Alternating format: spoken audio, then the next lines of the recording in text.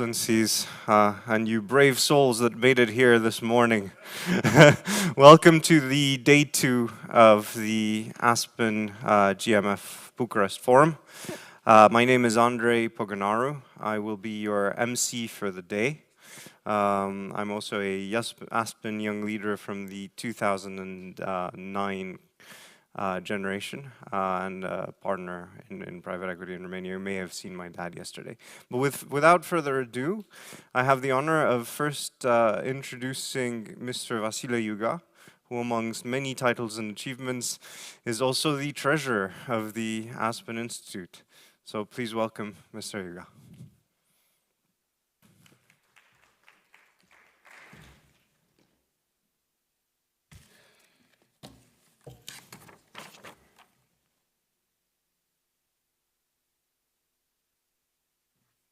Your Excellencies, distinguished guests, ladies and gentlemen, good morning. Mr. Spataru, welcome. It's my honor to welcome you to the second day of the 11th edition of the Aspen GMF Bucharest Forum, organized by Aspen Institute Romania in partnership with GMF of the United States. We had a very exciting day yesterday when, also benefiting from NATO's remarkable support, we are proud to have put together an outstanding lineup of speakers. After the inspiring opening of Jens Stoltenberg, NATO's Secretary General, we followed a thought-provoking high-level conversation between Mircea Joană, NATO Deputy Secretary General, and Edward Luce from the Financial Times. We were also privileged to welcome at our forum several key participants of the North Atlantic Council meeting, which is currently taking place in Bucharest for the first time, including ministers of NATO allies. Ladies and gentlemen, yesterday we enjoyed several interesting debates on how a comprehensive future European architecture should look like, and we are extremely grateful to all key personalities for their contribution to the debate. The forum also discussed societal resilience as a first line of defense, looking at various topical issues in our society, ranging from cyber defense to energy security, to accelerating innovation in the region. Looking forward to today's debates, we would like to thank everyone present for choosing to spend St. Andrew's Day at Aspen GMF Bucharest Forum, one of the most significant public platforms for strategic debates in our region. For our foreign friends, St. Andrew is the patron and the protector of Romania, and is celebrated on the 30th of November, the day before our National Day. We assure you that today's session will no doubt be equally interesting, as we will continue to look at key topics such as EU-NATO cooperation, innovation, supply chain, or the digital economy. We will start the day by analyzing systemic shocks and lessons learned from the war in Ukraine, which has contributed tremendously to a very challenging and increasingly tense geopolitical and geo-economic context. It is clear that in this critical regional context, the resilience of our societies must be constantly trained, strengthened, and improved, and key societal values such as democracy, rule of law, good governance, and transparency must be promoted. Ladies and gentlemen, Aspen Institute Romania has been constantly supporting the anchoring of these key values in the Romanian society and also in our region, providing support and know-how to all major stakeholders involved in decision-making at a strategic level through its leadership programs, public policy programs, and public events. We are fully committed to continuing this work beyond our borders, investing in the further development of high-density, high-level leadership and partnership networks outside Romania. In this context, on behalf of the Board of Trustees, it is my pleasure to announce that our institute will continue to strengthen its presence in the Republic of Moldova, a key partner and neighbor with which Romania shares long-lasting historical, cultural, economic, and political ties. We believe Aspen Institute Romania would be best suited to provide a regional platform for an informed and non-partisan dialogue related to strengthening societal resilience in Romania and in the Republic of Moldova, and to enhancing cooperation between our countries on a wide variety of topics, such as security, economic development and trade, or energy and sustainability. The Aspen method of bringing together key stakeholders from the public and private sector, academia and civil society, would bring added value to the multi-level dialogue and cooperation between our society's leaders. In the coming months, we will organize trademark Aspen activities in the Republic of Moldova, such as leadership seminars or Aspen dialogues. Based on a gradually increasing presence, we consider opening an office of the Institute in Chișinău in order to establish a permanent presence in the Republic of Moldova and work more consistently towards the goals I just described. Ladies and gentlemen, thank you again for taking part in the 11th edition of the Aspen GMF Bucharest Forum, and I'm happy to welcome you to another full day of high-level, high-quality debates. Thank you very much.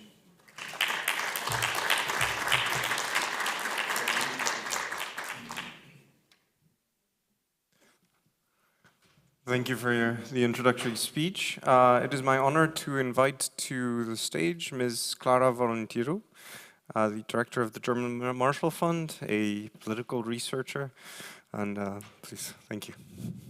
Andrei, it's wonderful to meet you here in Bucharest again. The last time we were in a panel together, we were at the Aspen Ideas Festival. And I'm very happy, and I'm sure you can confirm that the whole atmosphere that we find there, it's equally valuable here. And many, many thanks to all of you that are today and yesterday and throughout all these years here with us. And when I say us, I'm very happy to speak on behalf of two families. So I just finished my collaboration, my long-standing collaboration with the Aspen Institute, and I'm just starting my new mandate with the German Marshall Fund family.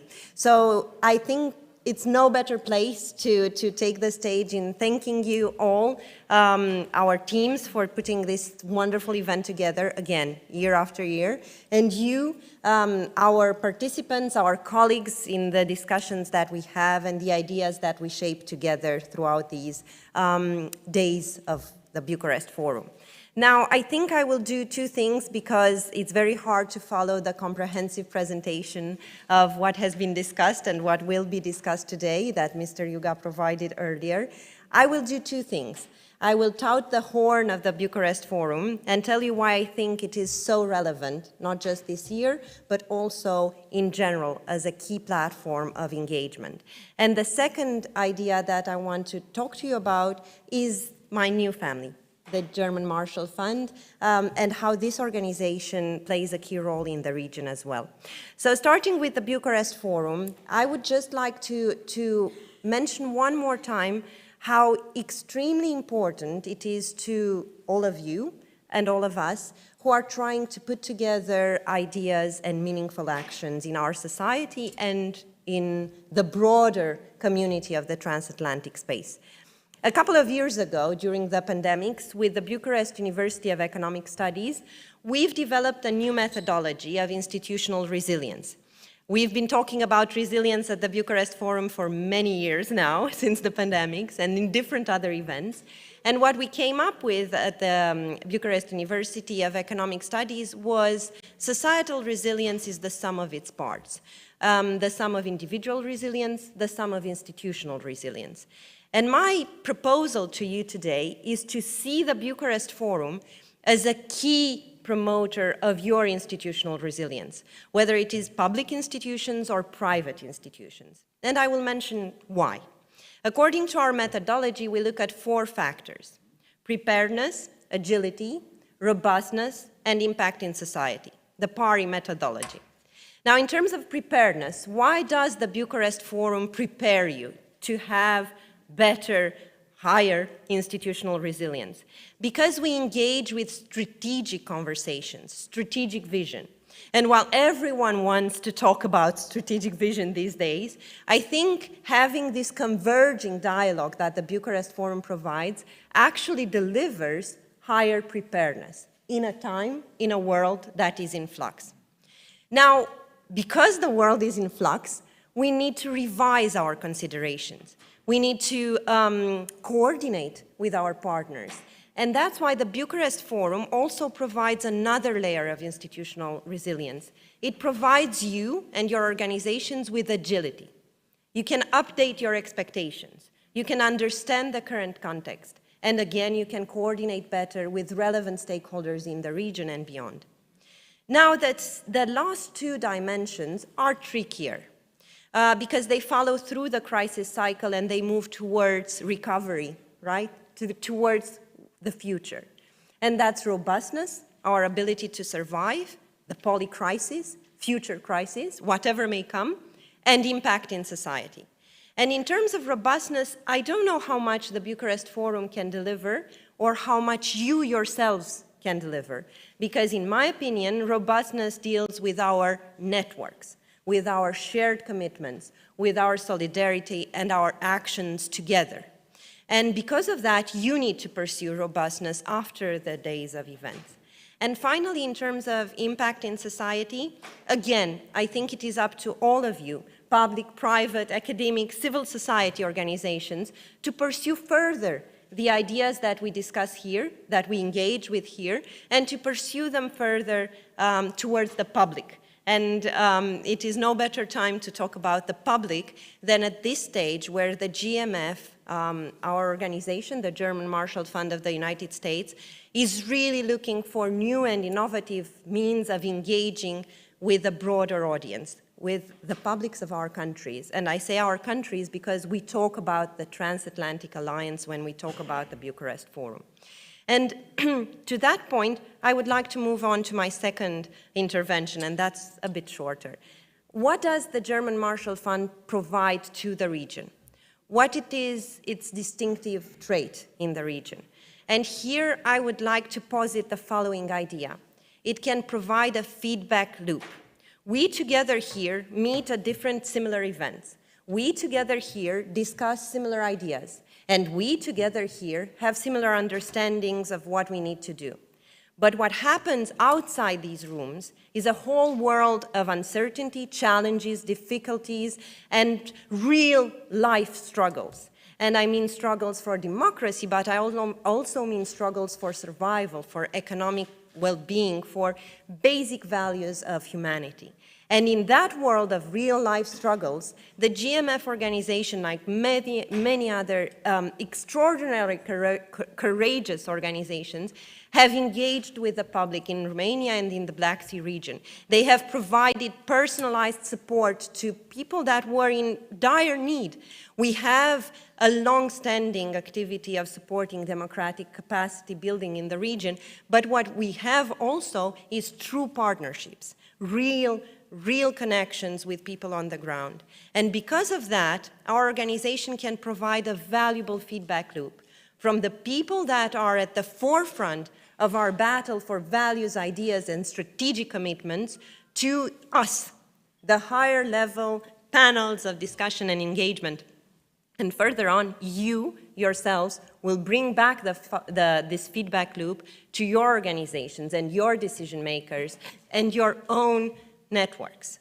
I would like to to mention that I am extremely humbled and privileged, and I have an extraordinary joy to share with you today this, let's say, pride in how this event has taken place over the past years, in how much we have built together, and in our shared understanding of what it is important for us and our societies. Thank you very much for being here with us, and I'm going to pass the floor to Andrei.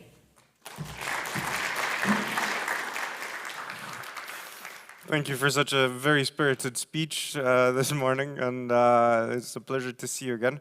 I think based on the first two speakers, we might soon have a Chisinau Forum, Aspen GMF Forum soon enough.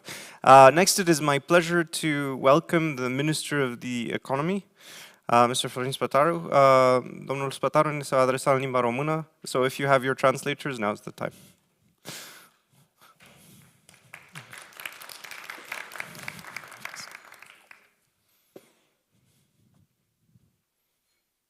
Good morning, everyone. Bună dimineața, la mulți ani, Andrei.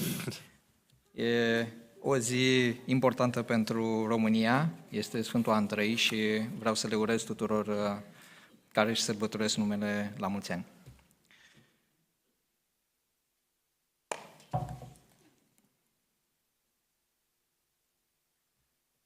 Mulțumesc pentru această invitație și pentru privilegiul de a mă adresa în această dimineață pe un subiect atât de important. În istoria nu foarte îndepărtată a umanității am mai avut exemple de crize suprapuse. Așa cum avem de peste 3 ani de zile un binom destructiv compus din pandemia COVID-19 și din februarie anul acesta agresiunea rusească neprovocată în Ucraina. Desigur, este o nuanță de discutat aici, pentru că în unele situații suprapunerea crizelor vine ca urmare a relației de cauzalitate dintre ele. Câteva din aceste exemple le putem enumera aici. Avem criza petrolului din 1973 și războiul din Yom Kippur, criza economică din 80-83, care a avut la bază criza energetică din 79, cauzată de căderea regimului Shahishahului Pahlavi și Revoluția Mulhalilor din Iran, recesiunea din 1991, care s-a suprapus cu invadarea Kuwaitului de către Irak și cu destrămarea blocului sovietic. Pandemia COVID a reprezentat, fără doar și poate, un punct de cotitură, un șoc major, cu efecte de anvergură asupra tuturor statelor, societăților și a cooperării la nivel internațional. Ieșirea din șocul generat de pandemie s-a suprapus cu intrarea într-un nou șoc, generat de agresiunea neprovocată a Rusiei împotriva Ucrainei. Efectele celor două șocuri exogene pentru economiile țărilor din regiune prezintă o serie interesantă de asemănări, dar și de deosebiri ce merită analizate. Ambele șocuri au determinat sincope pe partea ofertei, cu impact major la nivel economic și în ceea ce privește dinamica prețurilor. În cazul COVID-19, acest impact a fost mult generalizat, cuprinzând o gamă largă de materii prime, dar și de produse și servicii cu grad ridicat de complexitate. În cazul războiului din Ucraina, impactul se repercutează în special asupra aprovizionării cu materii prime pentru industria energetică și a combustibililor, dar și a lipsei produselor agroalimentare. În cazul COVID-19, pentru că cererea a fost afectată simultan cu oferta, sau chiar înaintea acesteia, impactul asupra prețurilor a fost întârziat, fiind resimțit în a doua parte a crizei, mai ales către final, când cererea a revenit puternic, dar oferta a continuat să fie afectată. În cazul conflictului din Ucraina și Rusia, oferta a fost prima afectată, în vreme ce efectele asupra cererii s-au propagat cu un decalaj și au crescut gradual pe măsură ce conflictul a devenit tot mai intens și mai îndelungat, iar așteptările de soluționare diplomatică nu s-au confirmat. În ambele cazuri, lecția învățată este cea a reducerii dependenței de surse externe de aprovizionare în cazul sectoarelor economice cu importanță strategică. Iar în cazul României, avantajul accesului la numeroase resurse naturale nu trebuie irosit, ci trebuie neapărat consolidat prin dezvoltarea unui sector industrial competitiv și a unei infrastructuri care să diminueze costurile de acces. Aceste șocuri combinate au relevat rolul extrem de important al inovației și al noilor tehnologii, inclusiv pe partea de comunicații, accesul la internet, securitatea transmisiilor de date și a canalelor de cooperare la distanță dintre echipe. În cazul COVID-19, accesul a fost pus pe tehnologiile asociate telemuncii, iar în cazul războiului pe capacitatea de a colecta, de a transmite și a analiza informații operative, precum și pe capacitatea de a transmite și recepționa în timp real instrucțiuni pentru coordonarea acțiunilor din teren. În acest context, lecția învățată pentru viitor este cu siguranță aceea că domeniul IT&C va rămâne de importanță strategică, iar adoptarea celor mai noi, eficiente și sigure dezvoltări în acest domeniu vor rămâne și în viitor de importanță vitală pentru succes. Asta înseamnă inclusiv demersuri pentru asigurarea securității sistemelor informatice și a canalelor de comunicații, pentru contracararea riscului cibernetic, dar și punerea accentului pe pregătirea la un nivel tot mai ridicat a resursei umane în utilizarea acestor sisteme. Educația și formarea profesională trebuie să se adapteze la utilizarea eficientă și competentă a acestor noi tehnologii, iar de aceasta va depinde foarte mult competitivitatea și reziliența tuturor statelor. Atât pandemia COVID-19, cât și agresiunea asupra Ucrainei, prin efectele lor directe și indirecte, au afectat și continuă să afecteze consumul și investițiile. Din această perspectivă, în cazul pandemiei, deteriorarea s-a manifestat relativ generalizat, la nivel global, în vreme ce în contextul războiului din Ucraina, ea este mult mai pregnantă în regiune, chiar dacă se resimte și la nivel global. Faptul că cele două șocuri s-au succedat aproape imediat complică foarte mult funcția de răspuns a autorităților fiscale și monetare din regiune. În special din perspectivă fiscală, faptul că războiul din Ucraina menține presiune negativă asupra economiei, resimțită și în pandemie, chiar dacă într-o manieră diferită, face necesară susținerea financiară economică prin programe guvernamentale în vederea diminuării costurilor sociale și a efectelor destructive asupra capacităților economice. Devine inevitabil menținerea unui rol important al statului în economie. De aceea, programele guvernamentale de sprijin trebuie atent calibrate, astfel încât să consolideze sectorul privat al economiei și să încurajeze inițiativa. Lecția învățată pentru viitor este că trebuie să facem tot posibilul pentru a menține finanțele publice într-o ordine cât mai bună tot timpul, dar mai ales atunci când situația economică este favorabilă și să ne îngrijim să avem un mediu concurențial sănătos, precum și un cadru legislativ și fiscal care să încurajeze inițiativa privată, pentru că de aici vin majoritatea locurilor de muncă, cât și partea cea mai consistentă a veniturilor bugetare. Ambele șocuri au diminuat atenția acordată unor riscuri pe termen lung la nivel global, care însă între timp nu s-au atenuat, ci dimpotrivă, au continuat să se acutizeze. Câteva dintre ele le pot aminti: creșterea inegalității atât în Occident cât și în lumea în curs de dezvoltare, deteriorarea mediului înconjurător și agravarea schimbărilor climatice, schimbarea demografică care duce la îmbătrânirea rapidă a populației în majoritatea țărilor din întreaga lume. Aceste probleme globale vor continua să persiste în viitor, mai ales în contextul tensiunilor geopolitice și a sancțiunilor economice, care se vor prelungi pe un viitor de timp mult mai îndelungat, indiferent de dinamica viitoare a conflictului militar din Ucraina. Tocmai în contextul deteriorării echilibrelor bugetare induse de măsurile guvernamentale luate ca reacție pentru atenuarea efectelor șocurilor, implementarea unor soluții la cele trei probleme globale amintite mai sus va fi cu atât mai dificilă, astfel că ne putem aștepta că oricare dintre acestea se vor agrava în viitorul apropiat, iar ceea ce este posibil să determine noi presiuni asupra sistemelor economice.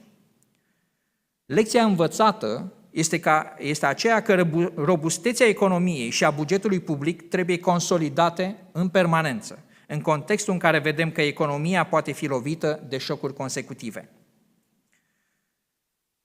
Realitățile crizelor pe care le traversăm au declanșat reconsiderarea a numeroase convingeri, cu potențiale efecte asupra alegerilor pe termen mediu și lung pentru societatea umană și pentru economia mondială. Așa cum ne-a arătat istoria, crizele majore i-au determinat pe oameni să depășească trecutul și să-și remodeleze lumea din nou.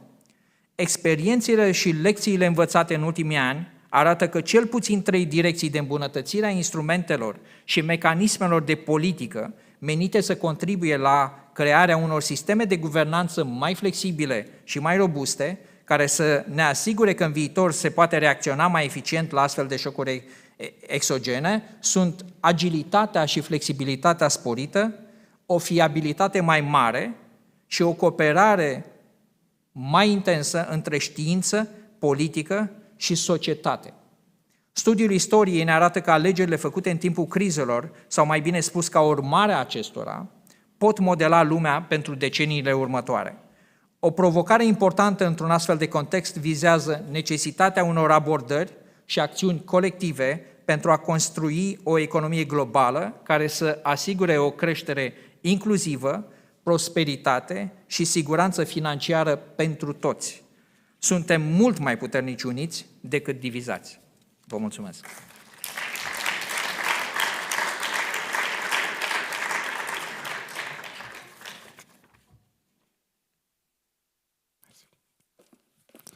Mulțumesc, domnul ministru.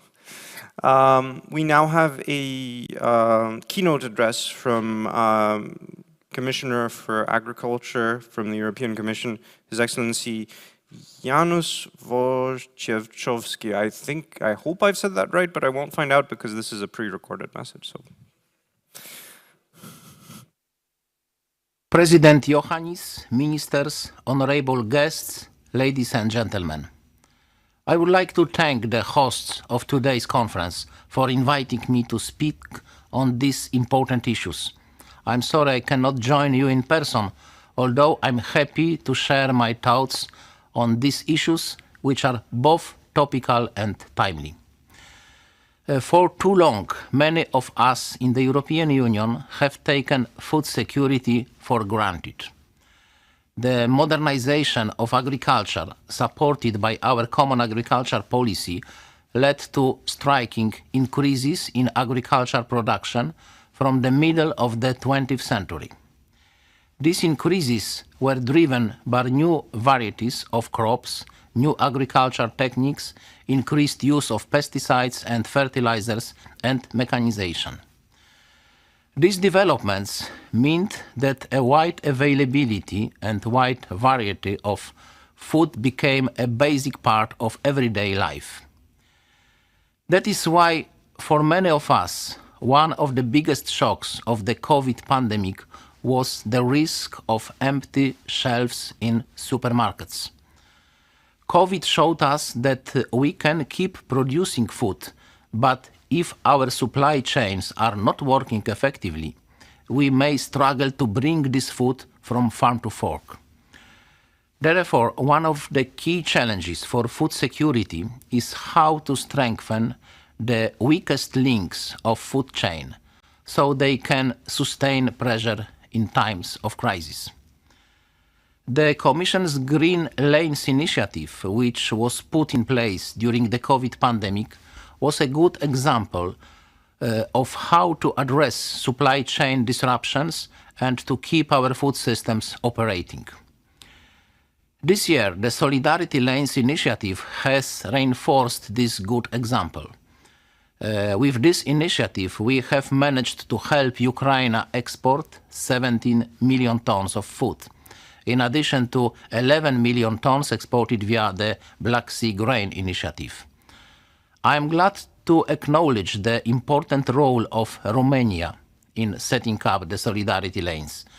The southern road via Romanian Danube ports and the port of Constanta account for more than 50% of Ukrainian grain exports through the Solidarity Lanes.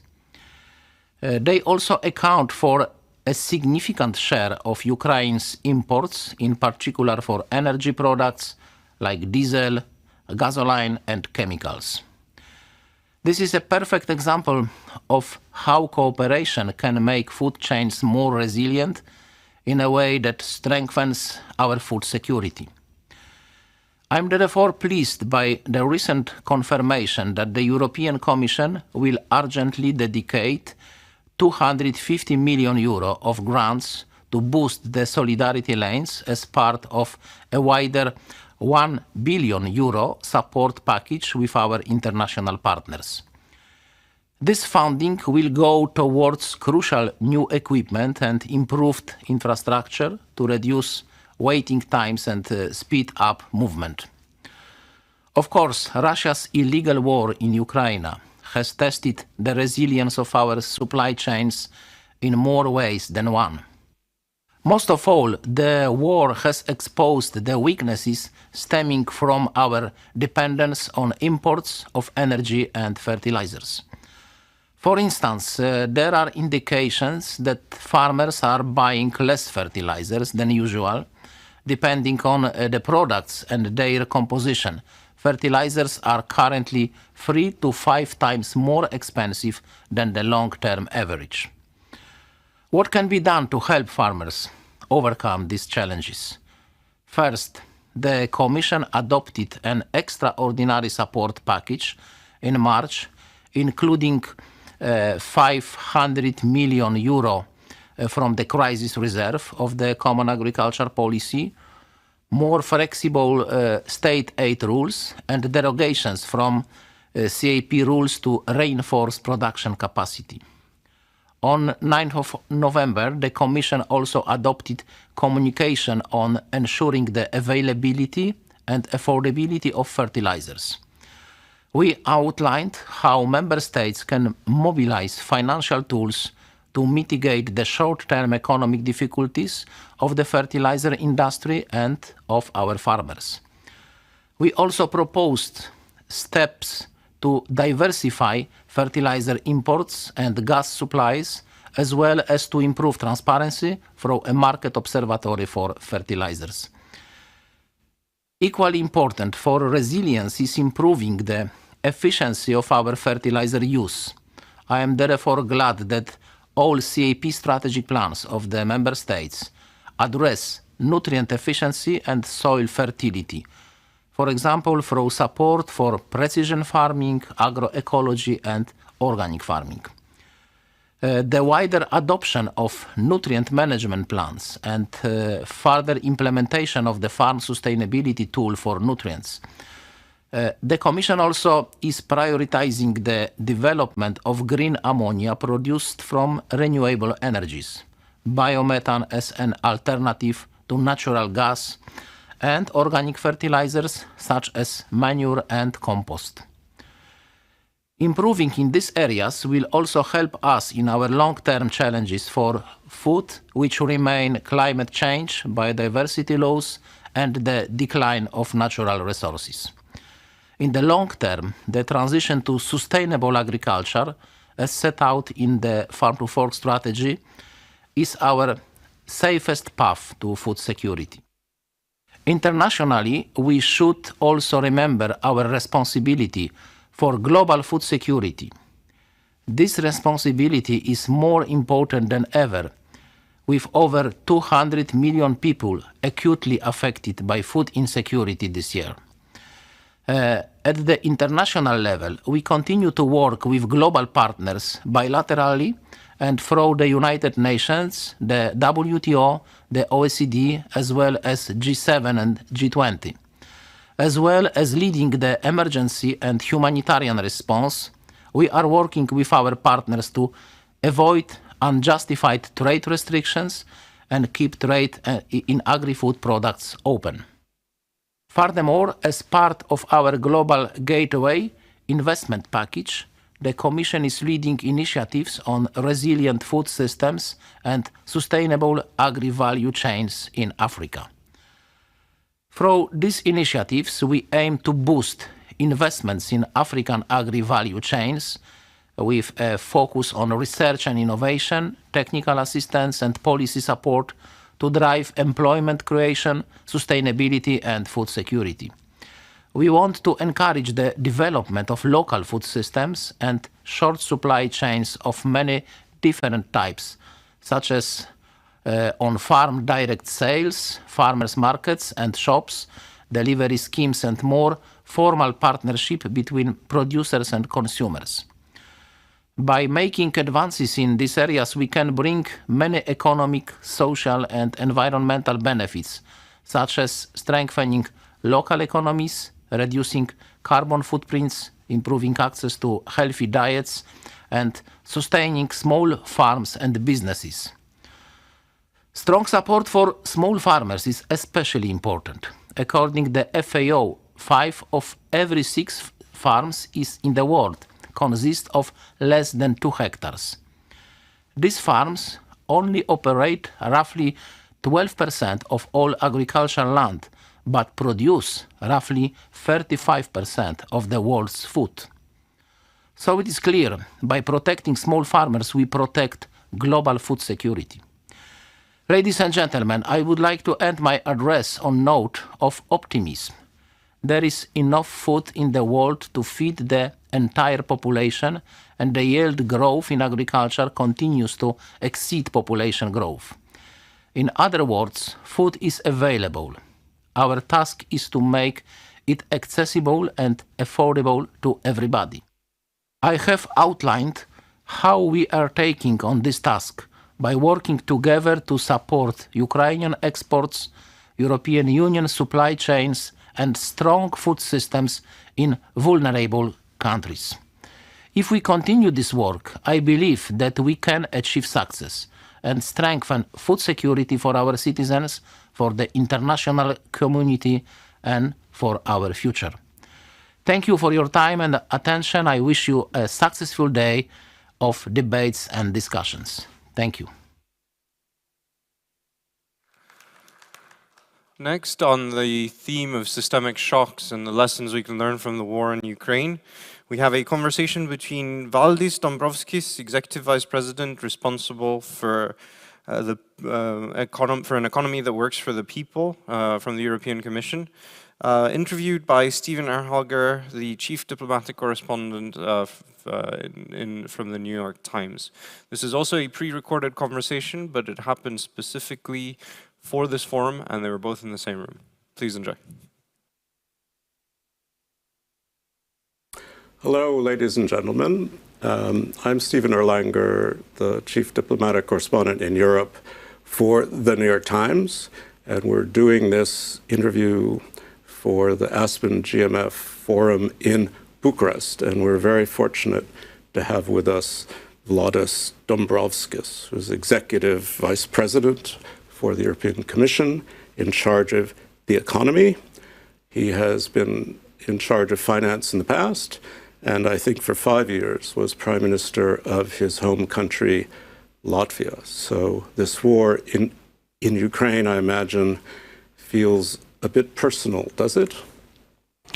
Well, first of all, good afternoon. And indeed, coming from Latvia, which is neighboring Russia, clearly it has more personal and kind of more immediate feel dealing with this Russia's aggression against Ukraine.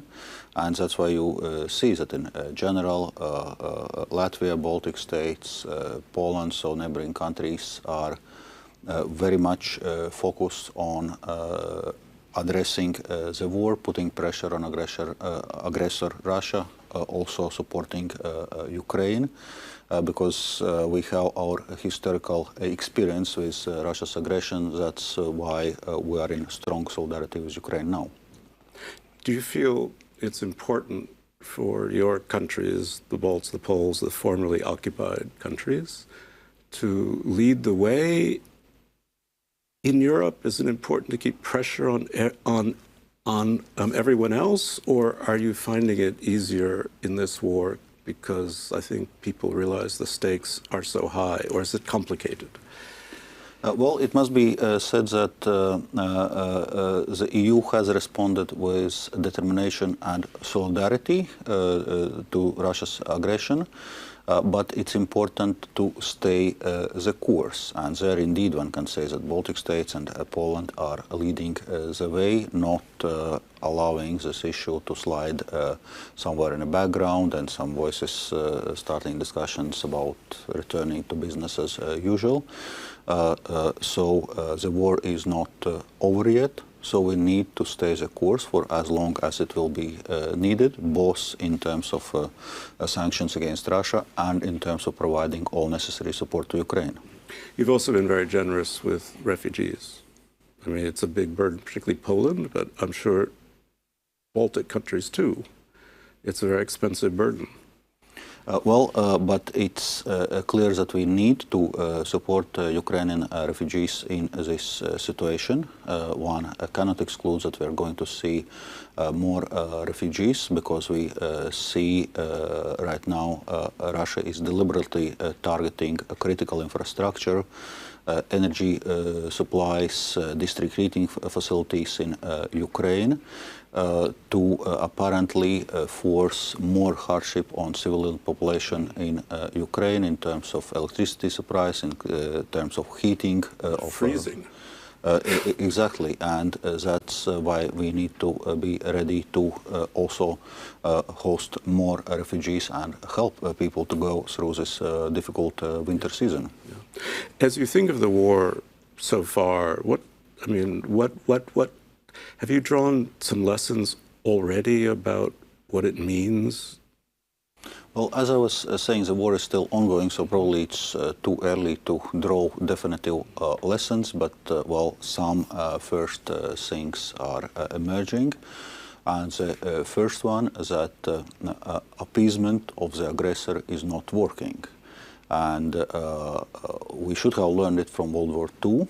But unfortunately, what we were seeing with Russia was more or less attempts to have the same appeasement. When Russia invaded Georgia in 2008 and occupied 20% of its territory, West did hardly anything. Yeah. When Russia invaded Crimea and parts of Donbass, there were some sanctions, but not too strong ones, and in a sense also reaction which was not strong enough. So, and most of those sanctions came after the Malaysian airliner was shot down, not because of the war. Well, but in any case, the point is that sanctions were not strong enough, yes, and the reaction of the West was not strong enough. So probably that's what Russia was expecting also now, starting this full-scale invasion of Ukraine, that there are going to be some sanctions, there are going to be some noise, but eventually things would calm down. Well, so that's, I think, the first lesson we need to learn, that we need to be firm with the aggressor and really put strong pressure on Russia in terms of sanctions and really provide necessary support to Ukraine. And probably second lesson, of course, it's important that Western democratic world stays united and coordinated in its response. And so far, it has also been the case. It's not only EU or US. We are coordinating among ourselves with other G7 countries, and one can say with a wider democratic world. I must say that has impressed me quite a lot.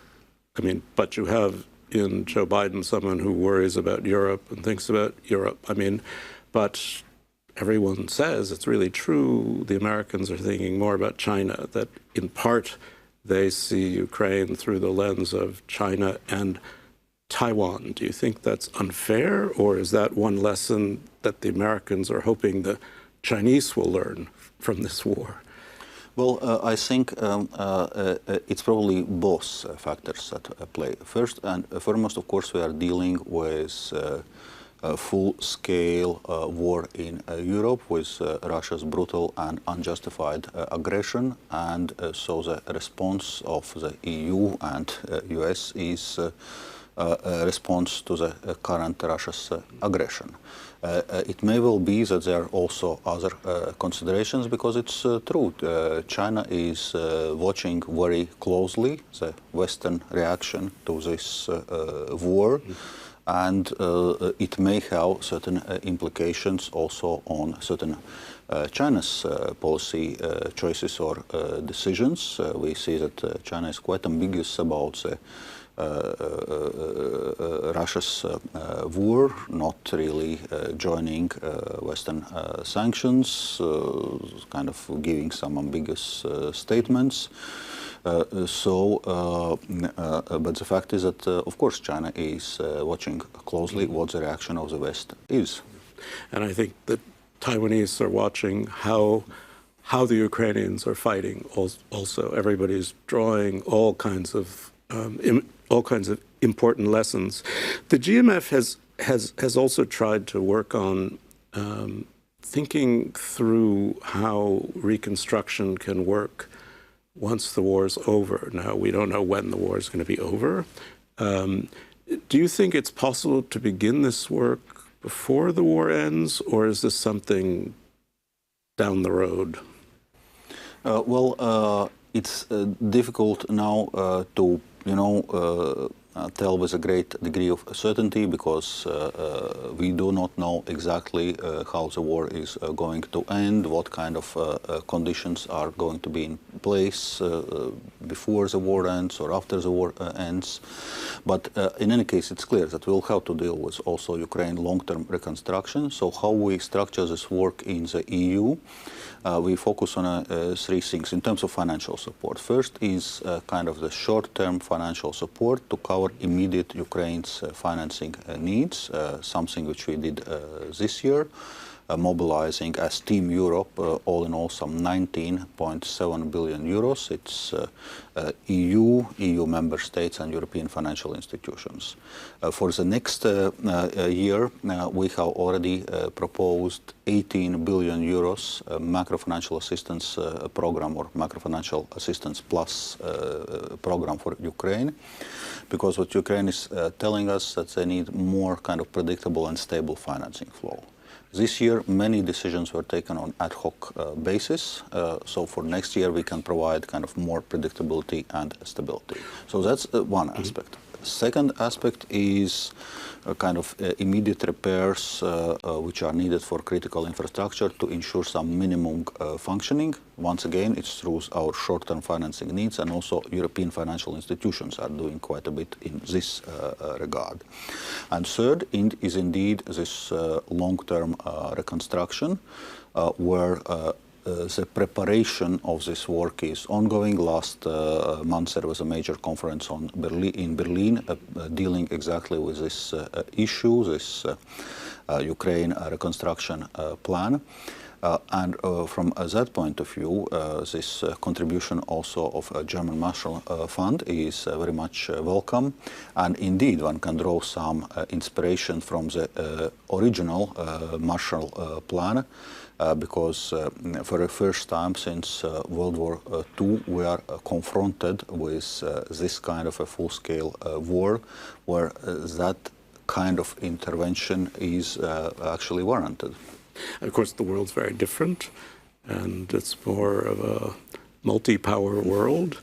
But what's intriguing to me is thinking about how, as now a candidate member of the EU, obviously the EU will feel a special responsibility, but how the EU balances its normal desire for oversight of every euro that gets spent with the huge needs that will be there, I think will be fascinating to see. But maybe that's for the future. In the meantime, sir, thank you for your time. And I wish all of us fortitude. I was in Paris on Armistice Day on Friday, on November 11th. And all I could think of was the slaughter of World War I, but also what was going on inside Ukraine. I covered the first Chechen war. I've watched the Russians fight. It's a very difficult thing Ukraine's going through. So I think all the support it gets must be very, very useful. And anyways, sir, best of luck and thank you. Thank you.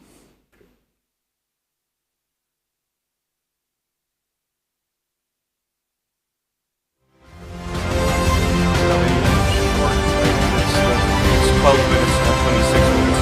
So at 10 we'll be back. We have panel 2, which is participants are connecting from Ukraine.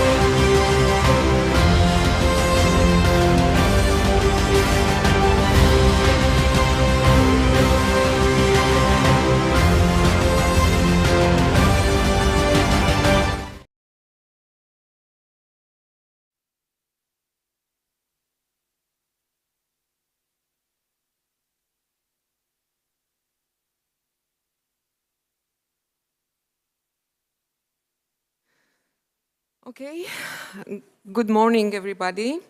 Welcome to our panel on designing Ukraine's recovery in the spirit of the Marshall Plan. My name is Ramona Avramescu. I am a news journalist for TVR, the national public TV station of Romania. And may I add a proud MMF of the very far year of 2008. I will be moderating the discussion today, which I hope will be both interesting and resourceful. So let me introduce our speakers. Mr. Thomas Kleine-Brockhoff, Vice President and Executive Director of the Berlin office of GMF. Welcome, Thomas. And also joining us live from Kyiv on video conference, we have Lesia Vasilenko, Ukrainian MP, and James Hope, USAID Mission Director for Ukraine. Okay, so let's begin. We all know what the original Marshall Plan is. To this day, it is considered one of the most successful examples of transatlantic cooperation, resilience, and reconstruction. It is quoted in almost any conversation about rebuilding a country or a nation, and obviously now regarding Ukraine. Now, the GMF has conducted a study on this, and I would like to ask Thomas to make a short presentation, and then we'll go from there. Thank you.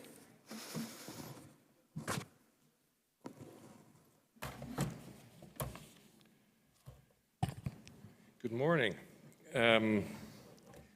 This war in Ukraine one day will end. And on the day after, we need a plan.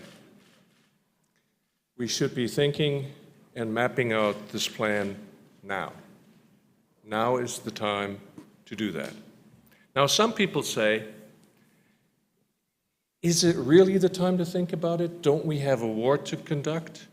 Isn't that a distraction from what we should be doing now? To that, I would say it is all true that we need to support Ukraine now, but you need to walk and chew gum at the same time. I want to remind folks that post-war planning during World War II started in 1943, and on the day after, people will ask, where's your plan? What have you been doing? So, indeed, people have started to think about it. In Lugano in July, the first international recovery conference took place. Ukraine presented its national recovery plan. The Western donor countries did not present a plan. In October in Berlin, the second such conference took place. Yet again, Western countries, donor countries, did not present a plan. There was white papers, there was negotiations, but we still don't have a plan. Now, there is one plan out there, a blueprint. It's not a government plan. It's a think tank plan that we have done at the German Marshall Plan, and it is this one. It is, I think, the first blueprint that tries to comprehensively look at the set of questions that need to be answered in the course of reconstruction. And it is a framework not for the rebuilding, but how Western countries can organize themselves to assist Ukraine in doing so. Some of the thorny questions we've tried to tackle in it. One of them is how to finance the whole endeavor, how to organize burden sharing, who shall lead, which institutions to use, when to start, now, later, after the war, how to enable private investment, what to do with Russia's frozen assets, how to ensure accountability and avoid corruption, and finally, how best to involve civil society in the effort. Now, it would be much too comprehensive to go into all of these, and we've agreed that I would just do a couple and leave the rest to our conversation. And the couple that I want to focus on is governance and finance, sort of the first steps on the way.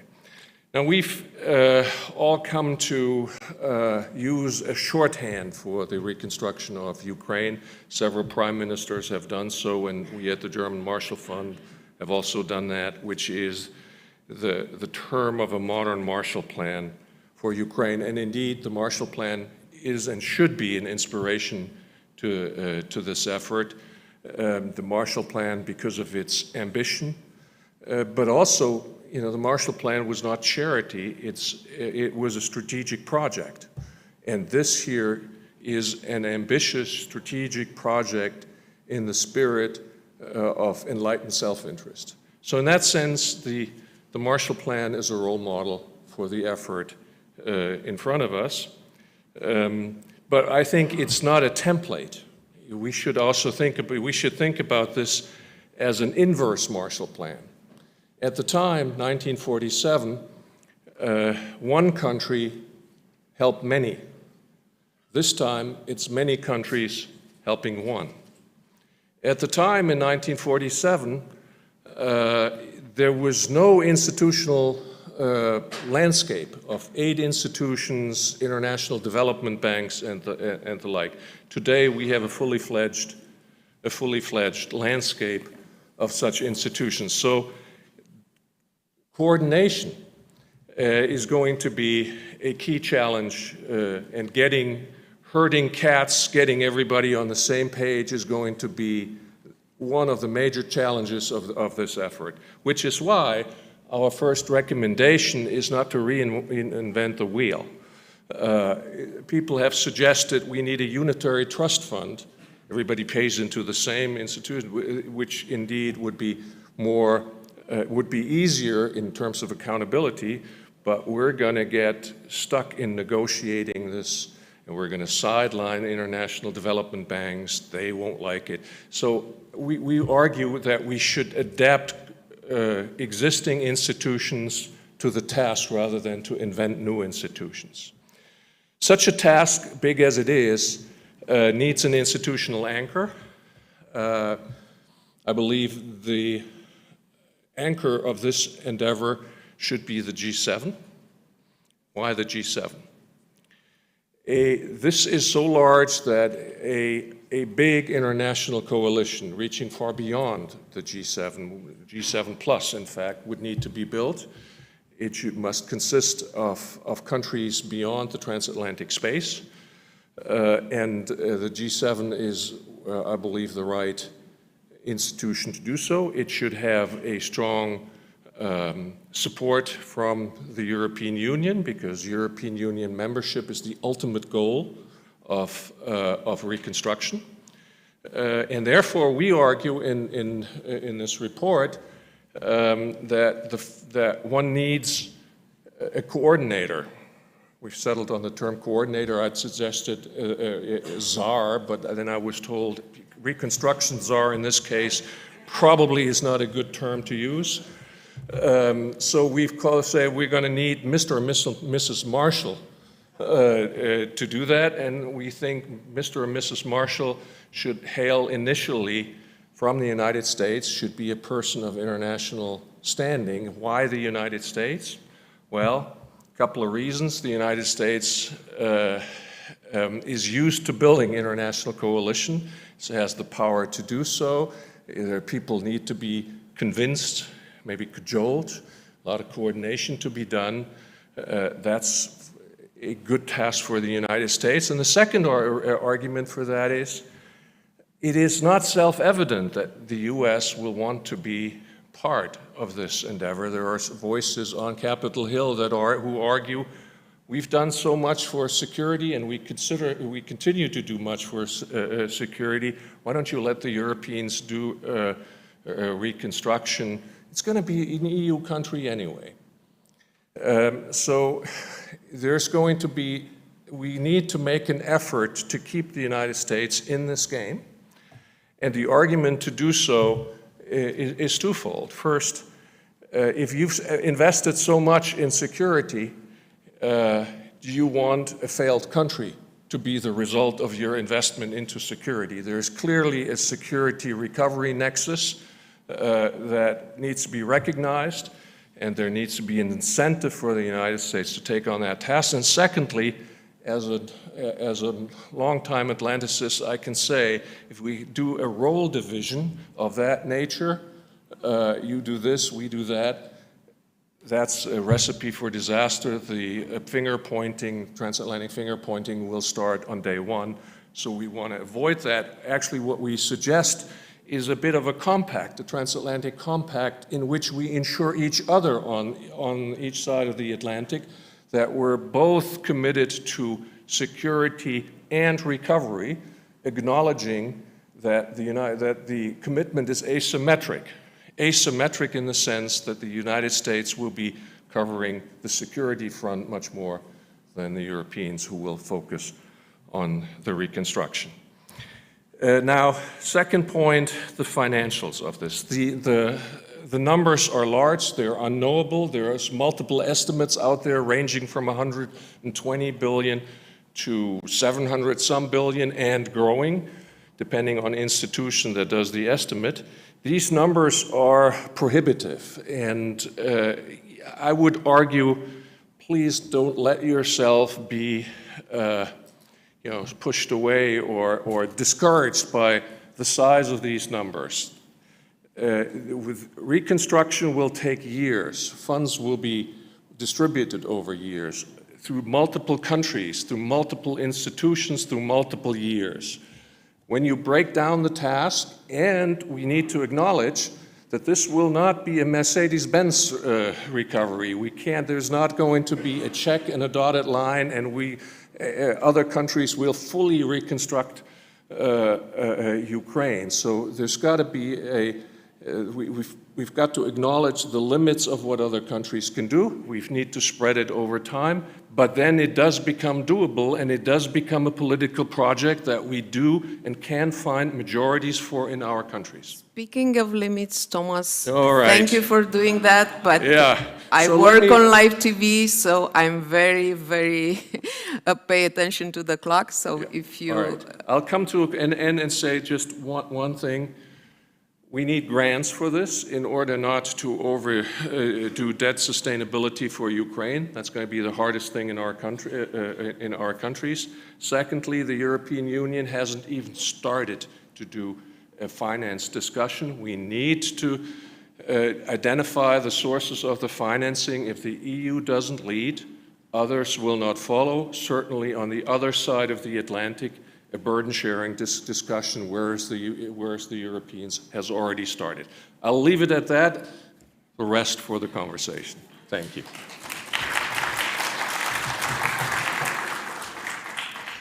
Thank you. Now I would like to start the conversation with your first point, the first question mark, which is when this process of reconstruction should begin. Is it even possible to begin now during the war, or should we wait until everything is settled, if that would be possible sooner than later? I want to welcome in our conversation our speakers from Kyiv, Lesia Vasilenko, Ukrainian MP, good morning and welcome, and James Hope, USAID Mission Director for Ukraine. Good morning to you also, James. So, Lesia, what are your thoughts on this theme? When do this reconstruction effort should begin, and when it's possible to begin? Hello, everyone. It is a pleasure to be with you, albeit online. And I very much welcome this conversation which has started, because as the opening remarks have been very loud and clear, this war will end, and we need to be prepared for what comes after. So I very much welcome any conversations and debates that we might be having on what comes after.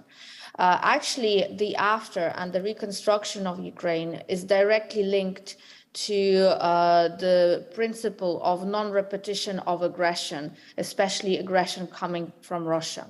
And this point, I never tire to underline and emphasize that when it comes to paying for all the damage and the harm caused, we should all be clear and on the same page that it is up to Russia to be paying those damages, because it is not the US or the UK or France or Belgium or any other country in that world that has caused the damage in Ukraine, that has caused the losses and the harms, but it is Russia. And it is Russia who should be paying.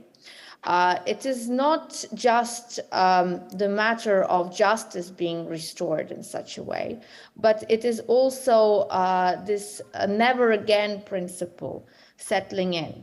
If we look at the theory of responsibility of states, there's for every wrongful act, for every international criminal act, there's a sanction.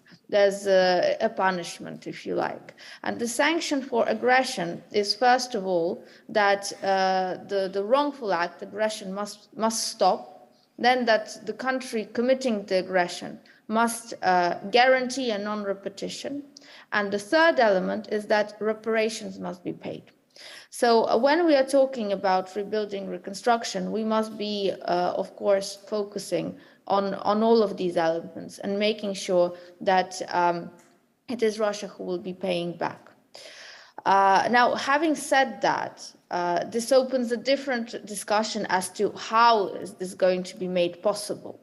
Now, in my opinion, it's that Ukraine will not be able to stand alone in this case. It should be also the collective push and political will of the international community, just like there is one right now to arm Ukraine and strengthen Ukraine and make sure that Ukraine wins, and with Ukraine's victory comes the victory for democracy. There must be a push to make sure that Russia never again is able to wage aggressive wars on Ukraine or any of its neighbors. Having said that, again, I realize that the rebuilding and the reconstruction needs to start much sooner than reparations will be coming from Russia and Russia's economy. And in this, having said this, I see that there needs to be stages of the reparation process. There's the short-term stage, which already needs to start now, because over the last 2 months, starting mid-October, Russia has been really targeting the energy infrastructure which is critical for the country to survive, to keep fighting, and for the people to keep living in the country. This rebuilding requires financial resources right here, right now. Now, these resources are already available. They sit in the central banks of many countries, the US, the Bank of England, Canada, and they are in the form of Russian state assets and state money, which has been frozen, but now needs to be seized and given up for covering of Ukraine's defense needs and Ukraine's immediate rebuilding needs, which are also Ukraine's defense needs. We are talking about $350 billion at this point. There's the midterm needs and there's the long-term needs. And I think when we're talking about the Marshall Plan, we're talking about the long-term needs. And when I'm talking about reparations, we're also talking about the long-term needs. I think that I can hear signs that my time is up. So I think that I will close with this and maybe have more comments and iterations when the discussion goes on. You've certainly made very interesting points, and we will elaborate on that immediately, but I want to welcome James Hope and hear his thoughts about our theme. James, good morning. Good morning. Greetings, everyone, from Kyiv, and thanks for the chance to join this panel today. I think it's a really timely and important discussion, and it's at a critical moment. As Lecia just noted, the increased attacks on civilian targets and critical energy infrastructure are wreaking havoc, essentially, and exacerbating an already dire situation for Ukraine's population. And at the same time, a fiscal crisis continues that threatens viability of the state and threatens the high level of national unity and social cohesion that has been so important as we enter this 9th month of war. But despite all of this unpredictability and difficulty, it's really essential to be doing what we're doing, which is thinking and planning for Ukraine's recovery and reconstruction. There's been a lot said already about security assistance and direct budget support and financial assistance. Those are important, but we have to think about the future. We can't win the war and lose the peace, so to speak. And so maybe just to start with that, the timing factor, I would argue that reconstruction and recovery is already happening. If you look at some parts of the country over the last 4 or 5 months, even places like Bucha or Peen, communities that were devastated in the spring, if you come back now today in the end of November, there's been a fair amount of recovery, early recovery, that's already taking place with services coming back online, initial repairs, things like that. If you look at the agriculture sector, getting the grain out, grain from Ukraine, farmers planting, this is also early recovery. And then lots of places throughout the country where there's some level of stability and opportunity for businesses to restart, to generate revenue, to create jobs. So this idea of should we wait till the end of the war, I think we're already beyond that. We're already in the initial phase of recovery and reconstruction. And certainly on the planning side, our colleagues in the government of Ukraine and Ukraine civil society are producing strategic thought pieces and planning documents already. And so there's a tremendous amount of leadership there that we need to coordinate with and harness so that we can come up with bold and creative and innovative ways to support recovery and reconstruction in the future in a coordinated way. I would just say before going back to the conversation, just to give a sense of some maybe 3 quick principles on an approach to recovery and reconstruction beyond timing and the need to coordinate. The first is this is an opportunity for, through recovery and reconstruction, for Ukraine to consolidate the reforms that it had been making prior to the war, and in fact an opportunity to accelerate those reforms, to make those hard decisions, to implement those hard decisions, to put in place through recovery and reconstruction a set of irreversible changes that will be important now and important for the future. This includes judicial and anti-corruption reforms, implementing those reforms, along with decentralization, digitalization, all of these other key reforms where there was some good progress being made.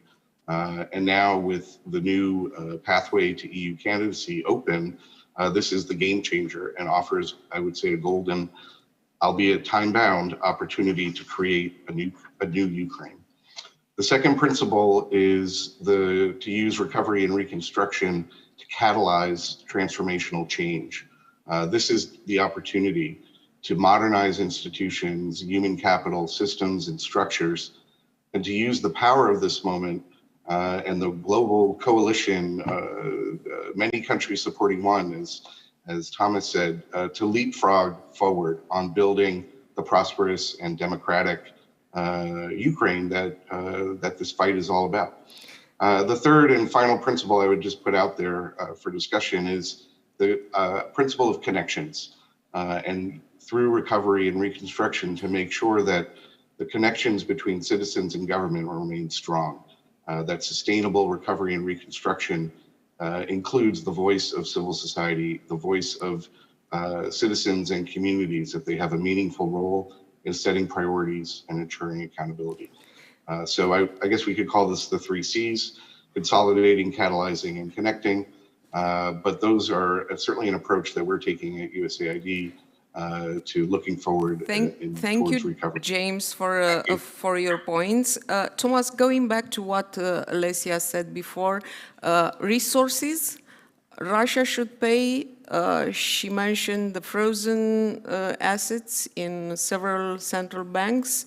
Is that even possible legally? Is there a political will to do that in Europe and the United States? Thank you. The answer to that is not at the moment. Now, Lesia makes a very good point as to the avoidance of impunity of the aggressor. The breach of international law by Russia needs an answer, and reparations is legally established for these cases. But there is not currently a legal road from that claim to moving from seizing, from frozen assets to seizing assets. A huge difference. There are two types of assets. One of there's private assets. Those are oligarchs, mostly rich Russians having assets in the West, about 30 billion, but we don't actually know. And then there's about 300 billion in central bank assets held in multiple countries. As to the private assets, there are strong privacy protections in most of our countries. Laws need to be changed. In some cases, constitutions need to be changed in order to get at these assets. Canada is the first country that has done that, has started down this road, and the Canadians are quite aware that they will, get at a legal nightmare because of all the challenges, the legal challenges to it. So this smaller part is probably you can get there, but it will take time and it will only be a partial success. So that we can't really calculate with these assets anytime soon. Now to the bigger pot, which is central bank assets. Here, the principle of state immunity stands in the way of seizing these assets. You need a rules change, a legal change. You need to create this as an exception to the rule, would be one version of doing it. There is legislation on the Hill in the United States to try to address that. But there's also strong resistance, especially in the United States, because this is a political argument. The precedent that would be set if assets were to be seized, this would endanger the U.S. primacy in the dollar system, the dollar-based system, because countries would no longer want to place central bank assets in other countries. So these are huge hurdles that need to be overcome. There is considerable political will to do that, but that's a hurdle. Let me say one final thing. In our paper, we argue that we should make clear to Vladimir Putin that he will never see these assets again, even if they only stay frozen. And that the only way for him to see any part of them again is to agree to a settlement. So these assets can become a bargaining chip in whatever settlement there is, maybe against sanctions relief or some other version to free them in order to help reconstruct Ukraine. But that presupposes some version of a settlement, and we don't even know whether we can get to a settlement or whether this turns into some frozen conflict. So there's many question marks. There is no question mark as to the moral claim on this, and there's also no question mark to the political will to actually get this done for practical and principal reason, but the hurdles are significant. Okay, thank you, Thomas. Going back to Kyiv now, I want to ask Lesia and James, because they both mentioned reforming while rebuilding. And Lesia, I want to ask you, what conditions would Ukraine be willing to accept to receive this financial aid, and who should oversee these benchmarks? Before I go into that, I just want to comment a bit on what has been said. So, you know, the devil is on in the detail, and actually that's something that concerns your question as well. So in principle, we all agree on who should pay and what is right and what is wrong. But it is true that these days we are stuck with a lot of legalistic, technical and political details to work out. In this aspect, this touches also on the reform. I understand that your question is dealing with the internal reforms in the country, yes. But actually Ukraine today is proposing some international reforms which are much needed. Our Ministry of Justice is currently working on a new framework international agreement to allow exactly that, the lifting of immunities of states who commit internationally wrongful acts such as the act of aggression. And our Ministry of Justice is putting up the principle of actually allowing other states to seize the assets, not just to freeze the assets. Now, this will be a new political coalition, an anti-Putin coalition building around this agreement, and the states who would be willing to sign such a new international agreement will be setting forth the stage for a new international world order. And again, it is of my opinion, and I think it can be shared by many, that the world order, the international world security frameworks which exist today, they have failed us. The UN has failed, the OSCE has failed, and many other international platforms have failed to prevent this very crime of aggression which is happening now. Russia sits on the UN Security Council and holds and abuses the veto power. Russia used this veto power 134 times. This is more than the other nations holding the same veto power combined. Now, this is something absolutely ridiculous. This is something which paralyzes our security framework, and this is something which needs to be looked at in depth and which needs to be reformed. Ukraine today is the locomotive pushing for this change to be happening. And over the last 9 months, I say that the unthinkable has become thinkable in the worst possible ways when it comes to what Russia is doing in Ukraine, but also in different ways when it comes to how the world is changing and how the world is reacting to all of these atrocities. And I think that we will be seeing more things happening that in the past we thought impossible. Thank you, Lesia. I just want to introduce James before we have a little time to take some questions. James, there's this talk about civil society getting involved in this process of reforming and rebuilding Ukraine. What are your thoughts on that? Sure. Well, I mean, civil society has always played an important role in the reform process in Ukraine.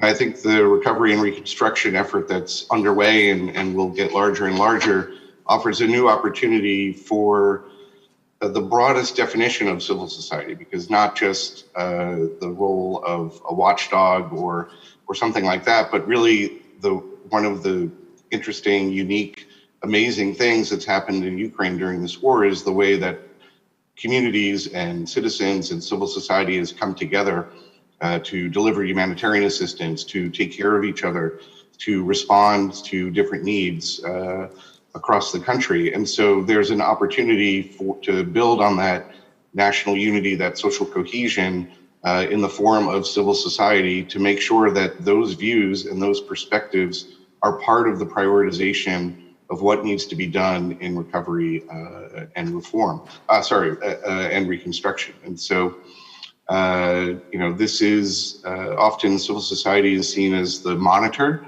but I think there's an opportunity for civil society to not only assist with oversight and transparency and efficiency of reconstruction, but also be participants in that reconstruction process, which is a slightly different role than in the past. Thank you. I think we have 10 more minutes for questions. There's a standing mic over there. If you would like to use it, just introduce yourself and make clear whom you are addressing the question to. I'm Doru Frunzulică. I'm chairman of the George Masha Center, Romanian Alumni Organization. I'm working with the Ministry of Economy. One British Prime Minister said at a certain time that the economy is the thing with which everything starts, everything ends. Mr. Vice President, it's very important to have this recovery and reconstruction plan for Ukraine. Following the example of the Marshall Plan that took for about 4 years, 115 billion invested. But don't you think so that this plan should have to expand also for other countries like the Republic of Moldova, Georgia, or Bosnia-Herzegovina, where the Russian investments were very high and they tried very much to influence all these countries. Look at the Republic of Moldova, where the energy, the electric energy came from the Transnistrian region, produced with gas by the Transnistrian without paying that gas. And now, the war in Ukraine affected very much other countries, and first of all affected economically and taking into consideration the refugees, the Republic of Moldova. This plan should have to be, in my opinion, and I would like to know your opinion as well, should have to be for all these countries, because other countries like the Republic of Moldova were very much influenced negatively by the war in Ukraine. Thank you. Thank you, Vasile Iuga, Treasurer of Aspen Institute. I'll be very brief. On the issue of frozen Russian assets. If we go back 100 years in history, before the First World War, Russia issued enormous amounts of bonds in the Western European markets to finance the development of the railway infrastructure and the industrialization of the Tsarist Russia. With the Bolshevik Revolution, the Soviet Union never recognized and admitted that they have a liability coming from those bonds. Romania, in the same First World War, placed in trust the Romanian state treasury to Russia. Soviet Union never returned the treasure. So, with all legal bases in place, I suggest that for once we treat the Russians the Russian way. Thank you.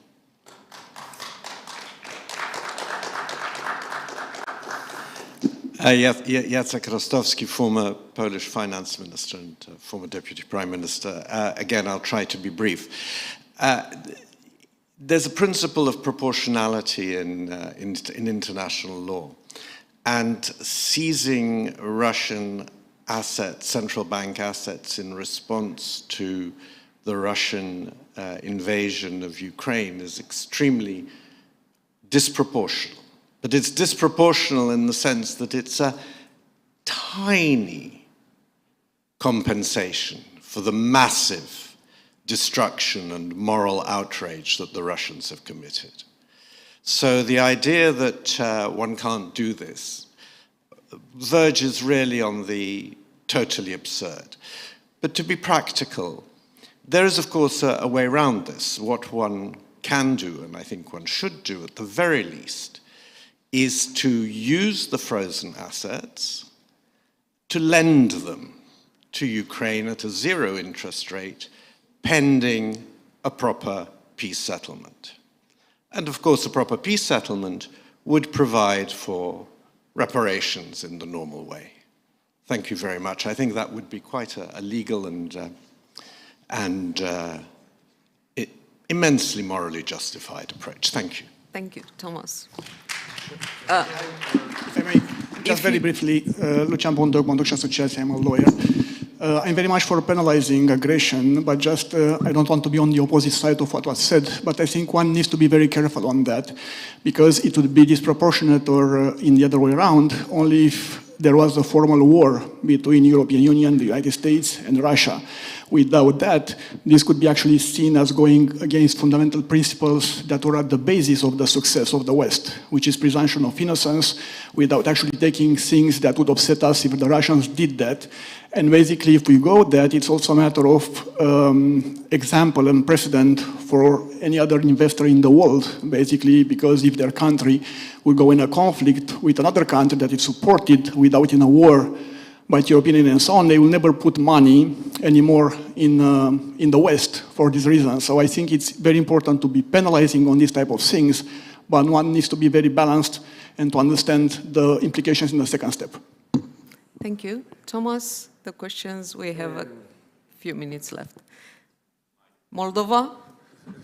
Yeah, well, let me start Georgia. with this last one. That's actually an idea that we've also tried to consider, which is, can you use the assets while they're frozen? Because the war is ongoing, time is a factor.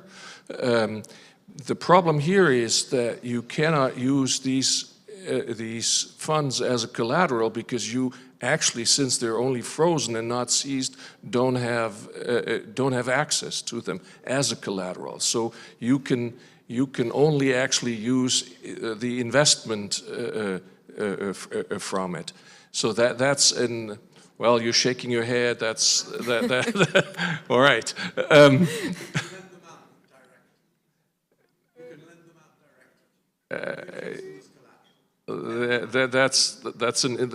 That gets into the technical issues of that. To what we've understood, that's hard to do.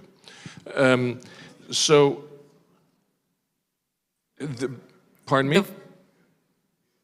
So the point is that avenues to use them while they're frozen should be explored, and that hasn't happened yet. It's one of the things on the to-do list that are actually needed. On the Moldova, Bosnia, Herzegovina, I mean, we should distinguish between the sort of the desirable and the realistic. One needs to make a distinction between war and not war. Here we're talking a war about wartime destruction. With regard to other countries in the region, they certainly are covered by this crisis, and they are affected by it in large ways. But with the Republic of Moldova and with Georgia, they are now on the verge of moving towards European integration. So there will be also European funds available, maybe not in the same way and not in the same way that would validate the term of a Marshall Plan, but it is clear that there needs to be a regional approach to this. Thank you, Thomas. I want to also thank James Hope and Lesia Vasilenko in Kyiv. I'm afraid our time is up. It's been a very interesting discussion. I thank you all for bearing with us.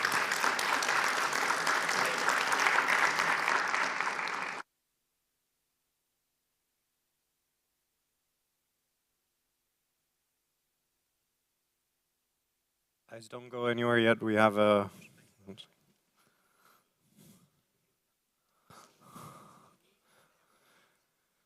That was extremely stimulating. Thank you so much.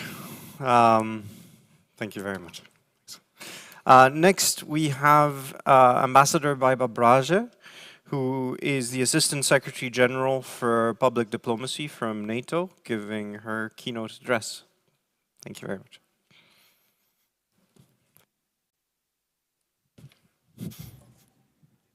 And good morning. I'm straight from the NATO Foreign Ministers meeting, so it's great actually to be here in the atmospheres that is not classified and where people, you know, scream from the hall and challenge each other, and that is, you know, I love these public events. So I would like to start by thanking the Aspen and GMF and all the partners who have enabled this meeting. And you all are an important part of what NATO is. You are part of the family.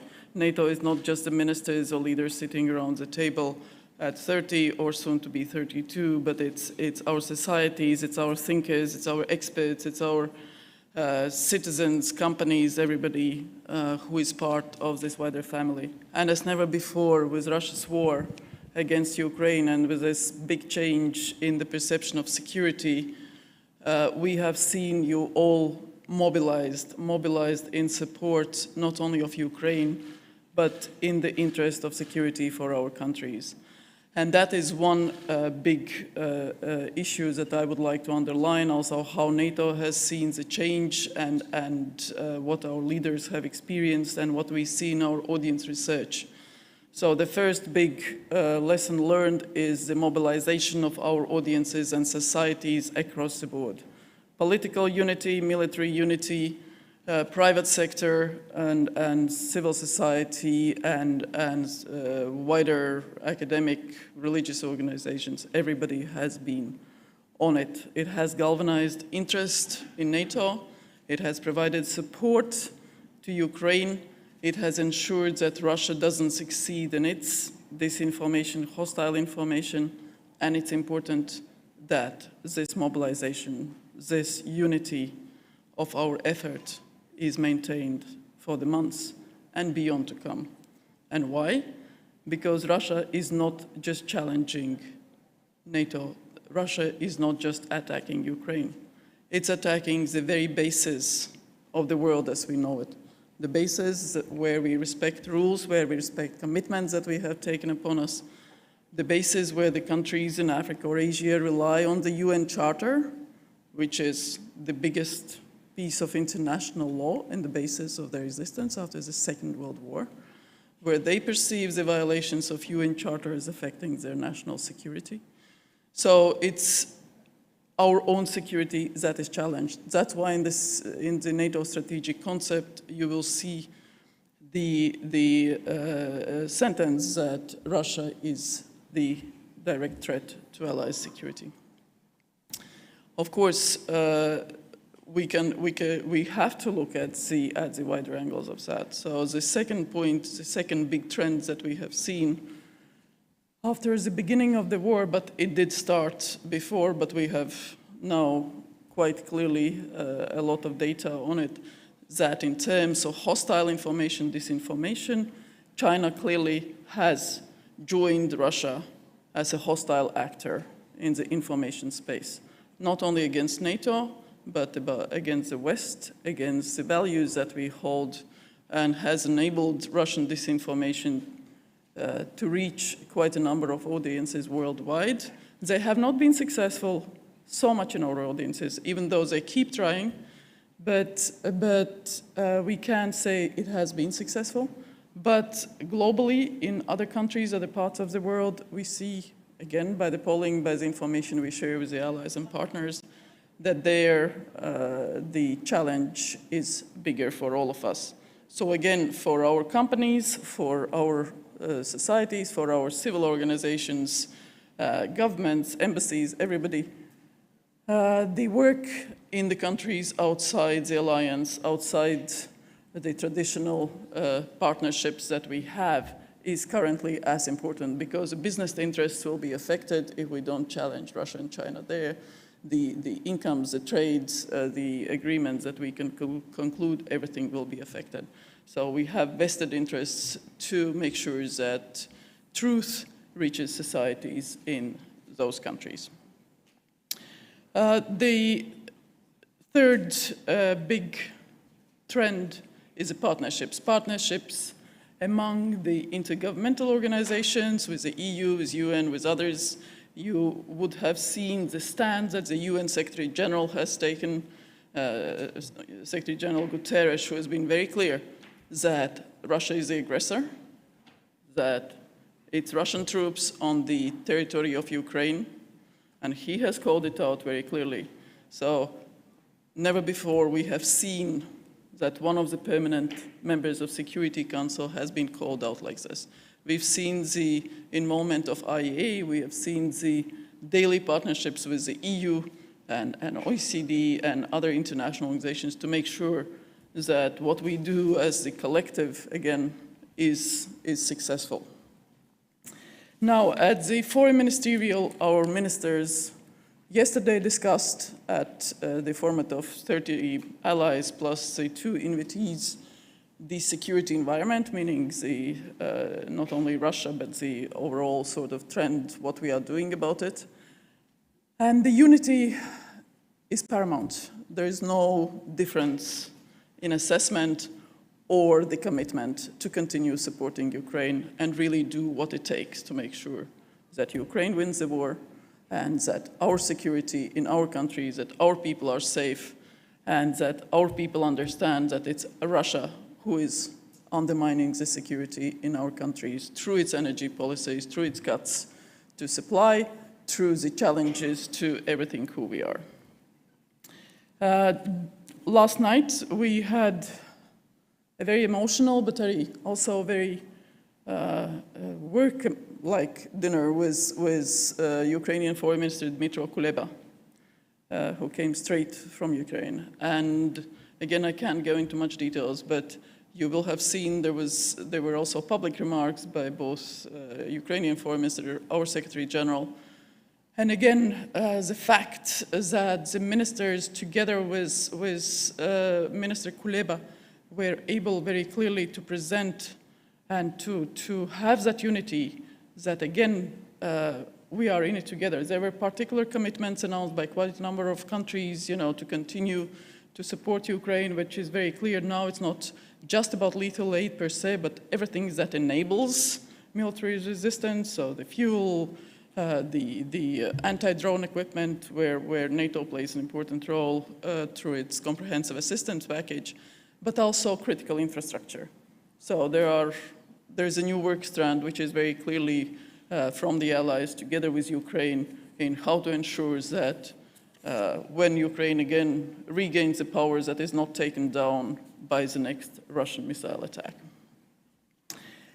Then today, now just as I left, ministers were discussing resilience, challenge posed by China, and the wider international aspect to that. And then later we have the discussion with partners. The first time the Minister of Moldova is joining, and the Minister of Bosnia-Herzegovina and Georgia will be there. So I cannot presume what will be the result of those discussions, but the very fact that they are there all together and that they have expressed interest in getting very particular assistance from NATO around resilience, around the critical infrastructure, around the defense capacity building, situation awareness, and so on and so forth, is already a sign that the countries indeed understand and want to strengthen their capability to deal with the challenges posed by the Russian war in Ukraine.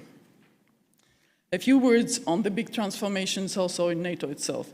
Secretary General and Deputy Secretary General Joanna yesterday spoke about it in part. There's a big transition that has taken place, as Secretary General said, since 2014. The war started in 2014. So what we have done in NATO, the transition, has been pretty comprehensive. It has created a really working intelligence enterprise where more than 70 civil military intelligence collectives from the allied countries work together on an everyday basis, sharing information, understanding of the threats, challenges, not only from Russia, but the wider world, terrorist groups, and so on and so forth. That has enabled that trust among the communities, which then allowed declassification of the intelligence. So not only reaching the common threat assessment, but the action around it, understanding that our publics, our audiences need to know the truth. And that, again, you saw in the months preceding the Russian kinetic action was what allowed both NATO but also the audiences really unite around the common understanding of that threat. So that has been, which was quite groundbreaking also for us in the communication field, in strategic communications, where we have encouraged our intelligence enterprises to continue that trend and clearly share with the wider society the understandings that they have. Then the other big transformation has been on the military side. And again, Russian aggression in 2014 prompted that, but it was already in the sort of works. And it came through the NATO military strategy in 2019, and now with the deterrence and defense concept in Euro-Atlantic area, and that change is very practical. The change means that there are higher readiness forces, which means that the way our forces train, the way they are organized, etc., is different from what it was before, because speed is of high relevance, and we are not looking at out-of-area operations, but we are looking at operations which is around collective defense, and for our militaries, that means a very big change in practice. The defense plans have changed, again, because of the very understanding what is a threat, what is a collective defense need. The command control has changed. In the current situation, you will have heard that SECURE, Supreme Allied Commander of NATO, has been given quite a number of troops under his direct command, so-called TOAD forces, or Transfer of Authority forces. So 40,000 plus minus, a bit more as we speak, across all domains. So you saw last week there was for the first time 5 aircraft carrier strike groups in Mediterranean under SECURE's command for the first time.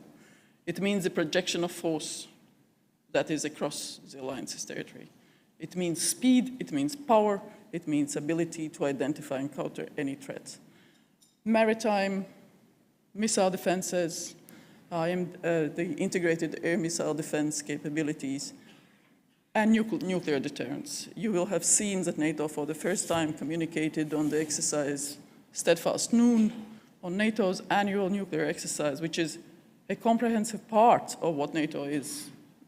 If we look at conventional, missile defense, nuclear deterrence, all the 3 parts are equally important. So that's why we told our audiences, we told our adversaries, yes, we exercise in a routine, annual manner, and that is to show that that deterrence is there. And then, of course, the big transformation through that military side of the house, because again, NATO is a peace project, but it's the only civil military organization of that nature that has guarded security and safety of our 1 billion citizens. That big military transformation is led by political leadership, obviously. So you will have read and seen how united our political leaders have been now, and we expect them to be also in the future.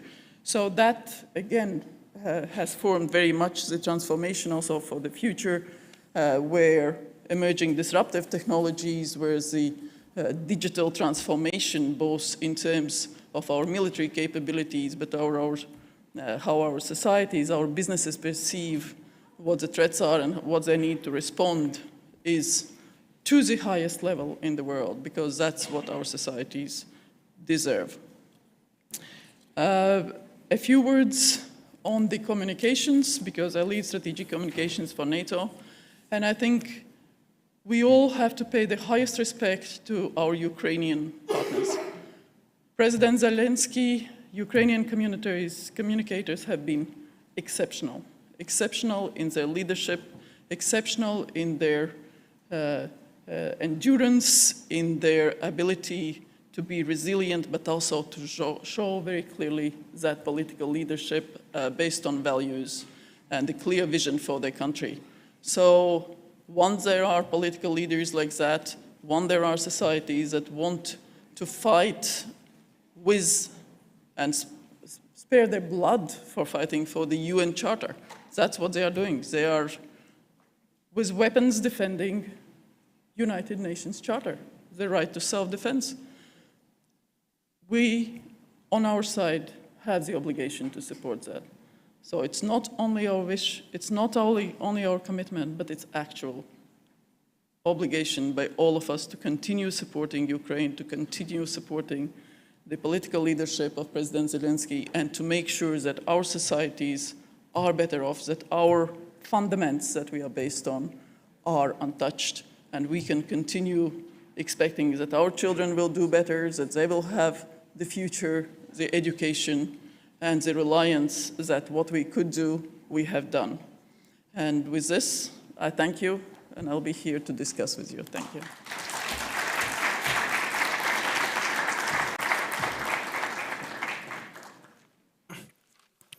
Thank you very much, Ambassador. Next, we have a panel discussion. That's Sebastian Burduja, Minister for Research and Innovation, co-director.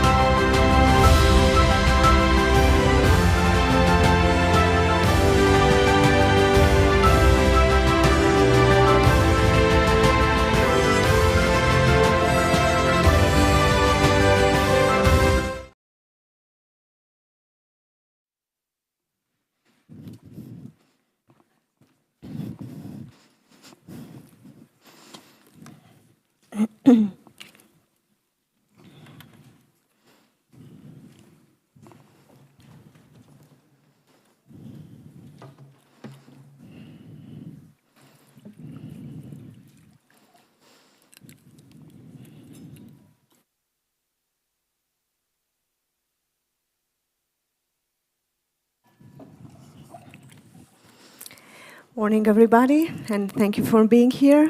My name is Sabina Iosub. I'm journalist at Antenna 3 CNN TV station in Romania, and it's my honor and pleasure to moderate this panel that is focusing on harnessing the power of innovation in the Euro-Atlantic area. You are seeing here part of our speakers, and we will also have one online. Sebastian Burduja, Minister of Research, Innovation and Digitalization, thank you. Deep Chaina, Co-Director of Institute for Security, Science and Technology, Imperial College London, and Chair Emerging and Disruptive Technologies Advisory Group, NATO, thank you. Igor Zgrablic, thank you so much. It's the Government Affairs and Public Policy Manager for Google, and also Ovidiu Tischler, Associate Partner, McKinsey & Company's Bucharest office. Online with us is Mihai Vașcu, CEO and co-founder of Modex. Thank you for joining us. We will start our discussion from the triple helix: governments, business, and academia. How do we put them together in order to work in our benefit? Mr. Burduja. Well, first of all, let me just say a big thank you to Aspen and to you all. And for many years, I've come to this event, and I've never spoken on the main stage, and it's a great honor. And so, especially when I look at all the people in the room and those who are watching us, there's a lot of value and a lot of responsibility on our shoulders. So, thank you. Innovation is a way to do things with new technologies and a way to leapfrog. And for Romania specifically, it is a way to catch up a lot faster than we would envision using traditional means. In the case of our ministry, it is the fluffiest of the components of my mandate, other than research, digitalization, telecommunications, space, cybersecurity, AI, blockchain, and I could go on. But essentially, they're all interlinked.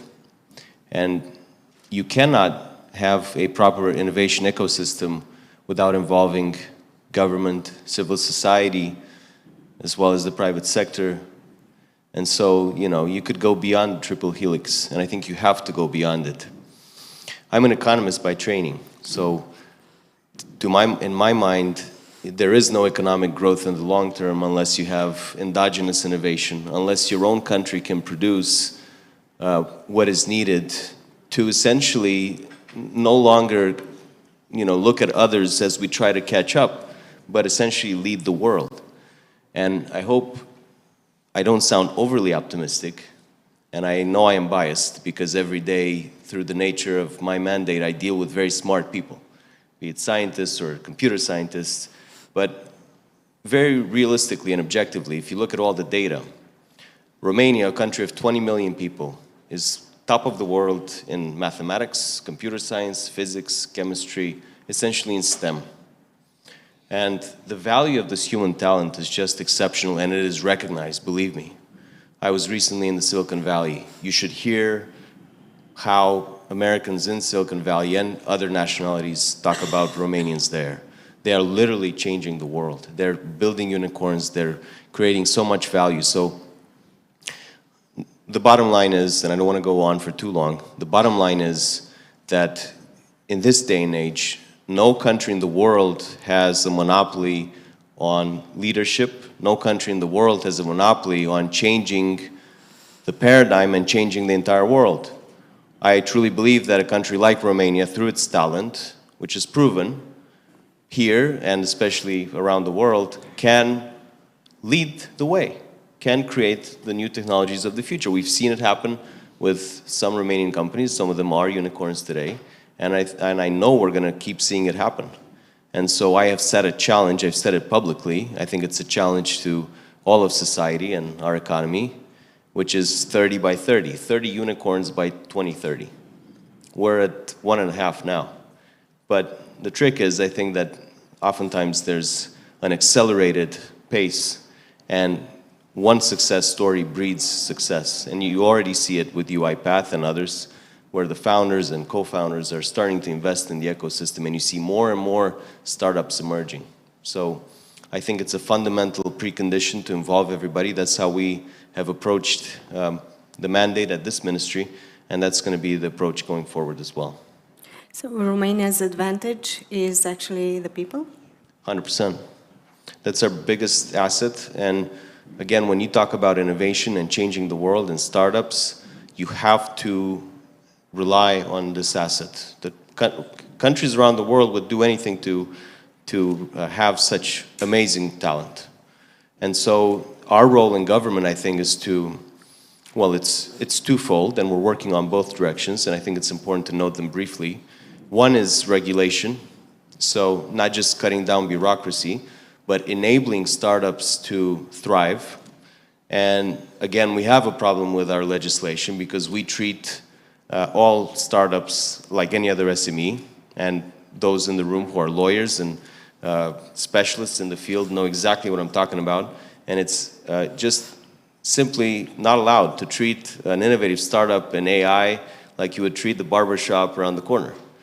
And so we're working very hard with the World Bank and the Trade Registry and others, Ministry of Justice, to design and implement a new type of commercial entity that's appropriate for startups, that allows for types of different equity holders, that allows for stock option plans that are a lot more flexible, a lot more easy to do, that allows for that flexibility that you need when you're starting out.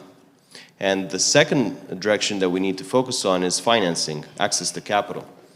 Especially in the early seed and pre-seed phases, we've seen time and again that startups fail because they lack that access to capital. And so I think it's our role to come in and essentially fund match, co-match the funding by private investors. We've seen it done in other countries that was quite successful. And we have the willingness to put together this Romanian Innovation Fund where the government would come in, delegate the selection to the private partners like angel investors, venture capitalists that are reputable, pre-selected, and then just come in with to fund, to co-match the investment in equity in that very early phase. So you can give startups a boost. And then, let's face it, they have plenty of options now. We have over €500 million through the Ministry of European Funds and the EU, National Recovery and Resilience Plan, and the upcoming operational program for competitiveness, over €500 million for startups once they are beyond that early growth phase. So that's where I think we need to come in. I'm encouraging the other panelists to intervene if they want to ask questions or to add something. Do you want? Yeah, I might quickly just comment on that. I mean, I think some really great points raised there. Certainly what we see, obviously I come from, I'm at Imperial College London and we are a talent engine, effectively. And really talent is absolutely key, right? Being able to create talent so that talent can land in industry, can land in government, and can land in academia, going back to your triple helix point. So we, of course, need to generate talent so that there is enough literacy around technology and innovation in those three domains. I think this is a huge problem, actually, because I don't think there is enough of that right now, and we can see around the corner that talent and the battle for talent in the future is going to be something which is very, very contested, more so than it is even now, particularly when we think about science and technology skills. You asked the question of why convene the triple helix, and okay, this is about producing talent to go into those domains. But we've also recognized, particularly when we think about problems in security or defense, that this is a problem space when you're trying to innovate, you really need to try and bring talent from all of those different sectors to the table to help you co-evolve the solutions. So it's not good enough to just have a group of academics working on a specific problem in security without them understanding what the government might be thinking and what the top thinkers in government might be needing to consider, or what's happening in industry. And so we've seen over the last few years a real power in being able to convene people at universities from that triple helix set. And as you said, probably you need to go beyond the triple helix, but let's use that as a facility for the moment. And really what you start seeing is an ability to be, first of all, much more agile to changes in what is kind of volatile world right now, and being able to pivot your innovation. But secondly, also you see an ability to accelerate a lot more efficiently, and also to error correct yourself, should you be going down, sort of the wrong pathway on innovation. So all of these things come together to create quite a powerful kind of cocktail of a brain trust, if you like, to try and drive innovation forward. And some of the work I've been doing with an excellent group of people, I'm very lucky to chair it through this NATO group that you discussed, has then manifested and led itself to this idea of Diana, which is the Defense Innovation Accelerator for the North Atlantic, and also a NATO Innovation Fund, which couples into what you were saying, which is that you've got talent and you've got ideas, but then the next thing you need is a pathway of investment and a pathway that innovators can see for growing their companies. And I just finish by saying that investment is not the only key thing here, right? I mean, it's easy just to say money is what you need. But actually for an innovator, and having worked as an entrepreneur for the last decade or so, the network and exposure to the opportunity is also just as important. And that's something very unique that the people who've been assembled over here for the last couple of days and across the Alliance can actually bring to our innovators, is that network and that exposure of opportunity, which they probably won't get anywhere else. I will come back to you with this idea of interconnectivity in a changing world. Mr. Burduja, are we adaptable enough right now? Because we are discussing about the change and how things appear every day. We've seen pandemic, we are seeing now war, the crisis, the energy crisis, the food crisis maybe. Are we adaptable enough to the new situations? I think so, and I think you've seen it time and again with the pandemic and now with the conflict, and I've seen Romania really stepping up to the role that it has to play on the global scene. And it's a wonderful pride and joy, really, to hear foreign diplomats and officials, and just talking earlier to Her Excellency the French Ambassador, and that's exactly what she said. It's unbelievable what you have done. And I hear it time and again. I heard it at the ITU, where 193 countries came here. We've heard it this week, and it's such a window of opportunity that Bucharest, that Romania generally are playing this key role in international diplomacy. And again, it's a recognition of our people. To basically, to respond in a way, I think that you're right on point that you do need a network. And I think also we're very well positioned. And I know I'm sounding like I'm selling Romania. I'm not trying to sell it because I don't think we need to be marketed necessarily. But we have such an amazing network of people in the diaspora. And what we're trying to do also is essentially open up a Romanian Office of Science and Technology in Silicon Valley, which other European countries have done and the EU has done a few months ago. And so the idea behind that is exactly to connect entrepreneurs here with entrepreneurs, researchers, academics at Stanford, at Berkeley, in Silicon Valley, people who've already succeeded, and I've visited many of them, and they are so willing to give back. It's unbelievable. Their time is amazingly precious, but they were there, they want to invest, they want to connect capital in America, around the world really, with startups in Romania. And when you have somebody who, founded Databricks or founded Opaque or is the top researcher at Stanford, like Sergiu Pașca, Raluca Adapopa, and many others, and they go to an investor there, to an angel or to a VC, and they talk about a startup at home, those people are going to listen. And so essentially connecting that bridge, and we already have a similar office in Brussels, which we need to capacitate more. And for the years to come, we're going to do something similar in Israel and South Korea and Japan. So, I think the network is important, and I'll add one last element because I've seen Marian Staș there and other experts on education in the room, and I think where we need to work on is this willingness to fail. I can't say this enough, the mentality, and to build it into our social fabric where our young people are willing to fail. They're willing to take that risk and be entrepreneurs. I think we have an amazing education, and that's why you see quite a number of Romanians succeeding internationally. But I think where we still lag behind a bit is this idea that it's okay to fail. You need to take the risk, get back up, try again. And learn what is to be learned, actually, from that moment.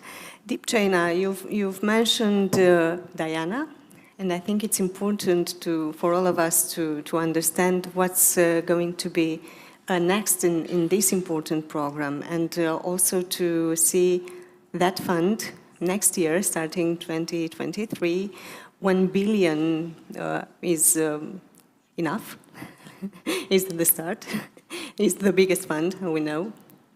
Yeah, look, it's been an extremely interesting couple of years, actually, and I guess it's just over 2 years since a lot of this discussion started. So actually one thing that has happened already is that it's proved that a large multinational organization can move at pace. This is something when we first started discussing it, people were a little bit skeptical about that, and we're now on the threshold of launch of these initiatives.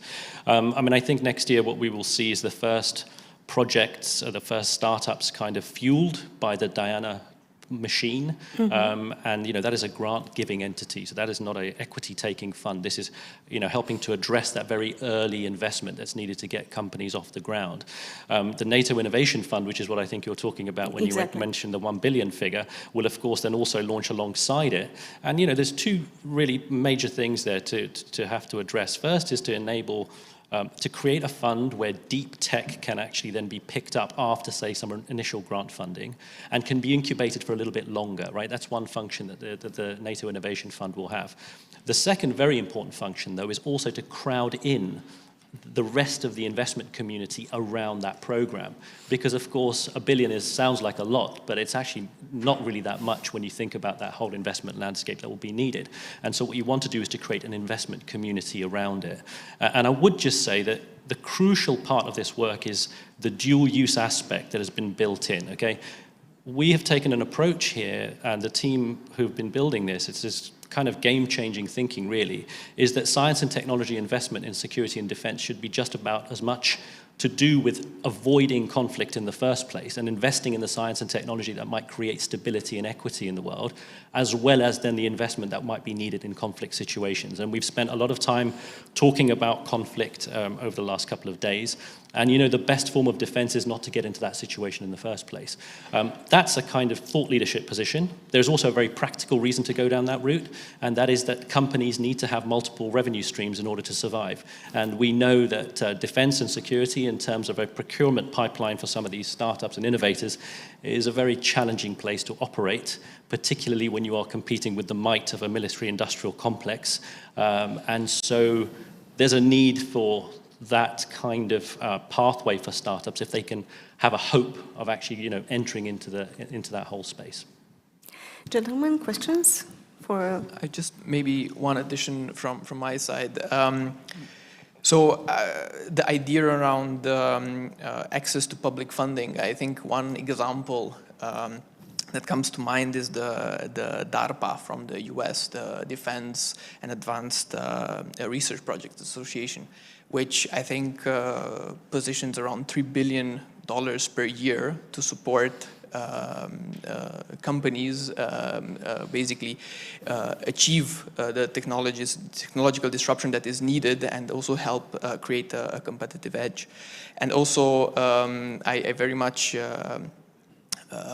relate to Mr. Burduja's perspective around, you know, Romania's opportunity here, also from a person that myself who has spent quite some time in the diaspora and has always looked towards Romania, trying to support Romania, and eventually returned to Romania. What I would like to do a little bit is take a step back and look at the broader picture, in the sense that what we're trying to achieve from a society point of view, I think, is to ensure sustainable and inclusive growth. Growth is critical for all countries in order to ensure prosperity, in order to achieve our objectives to increase the quality of life, and also for corporate growth is an absolute necessity in order to stay competitive. Now, growth in today's world is even more challenging. We're talking about the geopolitical situation, we're talking about the shortages in supply and the disruption of supply chains. We're talking also about the sanitary crisis that we have we're just finalizing and going through. And also the ramification that has on the economy. So we're faced with huge inflation, unprecedented inflation in recent years. We're faced also with an increased risk for an economic recession in the region. Now, not to mention the demographic situation, where we're having an aged already, not aging, but aged population, and in some countries even declining population. So achieving innovation and achieving sustainable growth is even more challenging today than ever. We know that looking into the next 2 decades, 70% of the value generated, of the additional value created in the economy, is going to be enabled by technology and by the digital channel. Now, we as McKinsey, we have identified 10 transversal technologies that will help boost and create this economic welfare. And they range from a future of automation, so we're talking about RPAs, somebody mentioned UiPath. This is clearly a market leader globally, However, when we're looking at Romania, the uptake of RPA is rather on the lower side, and this is a challenge that we need to address jointly. We're talking about connectivity and the adoption of 5G technologies. We're talking about deployment of cloud, where US has a very strong dominant role with Amazon Web Services, with Google Cloud, with Azure, and so on and so forth. Quantum computing is something that receives substantial amount of funding. We're talking about multiple billion of euros in China and the US, where Europe is not really at par with these investments. Artificial intelligence, machine learning, the same story. And I could go on and on. When we look at these transversal technologies, we see US playing a dominant role. We see China very much picking up in terms of investment, in terms of adoption, in terms of production of these technologies. And we see Europe as a whole lagging behind on all except for two, and those two are next generation materials and clean tech. So the additional spin I would bring to the story is that when we talk about technology, we're usually talking about a setup in which the winner takes most. When we looked at 12,000 companies and we performed an analysis of the biggest players worldwide, we realized that the top 10% of the companies generate 80% of the economic profits, whereas the laggards, the bottom 10%, actually destroy substantial amount of value. So the value at stake is absolutely substantial. For Europe, we are talking by 2040 at a value of 2 to 4 trillion euros per year. This is 6 times more than what is needed to achieve net zero by 2050. So, and as said, we are not, as Europeans, in a very privileged position. However, given the context, there's a great opportunity for Europe to up its game and close the gap. With this spin, I'm coming back to you, Mr. Chana. Can I just shortly? Yes, please. Yeah, so first, thanks for the invitation and happy St. Andrew's Day. For Andrea's happy name, I think it's also very symbolic. You know, St. Andrew was the apostle who was called to join Jesus, and you guys, instead of staying at home, you decided to also, you know, to respond to the call to come to Aspen today, which is not, you know, easy if you have family obligations and so on. So thanks for being here. Just to touch upon a few things which were mentioned here. I think what the minister mentioned is pretty critical. We are seeing in the region a lot of governments who have aspirations and ideas about digital transformation, but they are not showing commitment. What we've seen from the Romanian government with the Romanian Innovation Fund, which has been recently announced, the recent visit of Mr. Burduja to Silicon Valley, including Google, where he met Romanians working for Google, really high level, exactly, vice president executives from Romania. In addition, you know, to what we've seen here with the aspirations on the cloud technology, on the deployment of technologies that were mentioned by a colleague from McKinsey, we think Romania is definitely on a great path. Google has been present almost 12 years here. We are employing 400 people. And I would say the wearables that Mr. Burduja and I are wearing, that's Fitbit. The EMEA Research Center for Fitbit is actually located in Bucharest. So there's obviously a clear pool of talent here, a clear pool of people who, you know, are actually have the skills to help Romania digitally transform. But obviously, you know, there are challenges ahead. I would not deal with the diagnostics part for Romania, DESI index, and what the colleague mentioned, where Romania is standing. But I definitely think the opportunity is there, and it's not privatized by US, China. It's for everyone.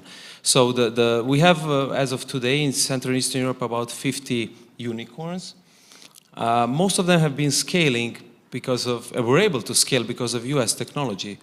And I'm sure that some of them, if there were some technologies from Europe, they will be also using European technology, but they were not present. So just to touch upon a bit what also the minister mentioned about regulation, I think one of the key things, and this is the narrative and spirit of this conference, is cooperation. And as a company, we are definitely endorsing the transatlantic partnership between the US and Europe.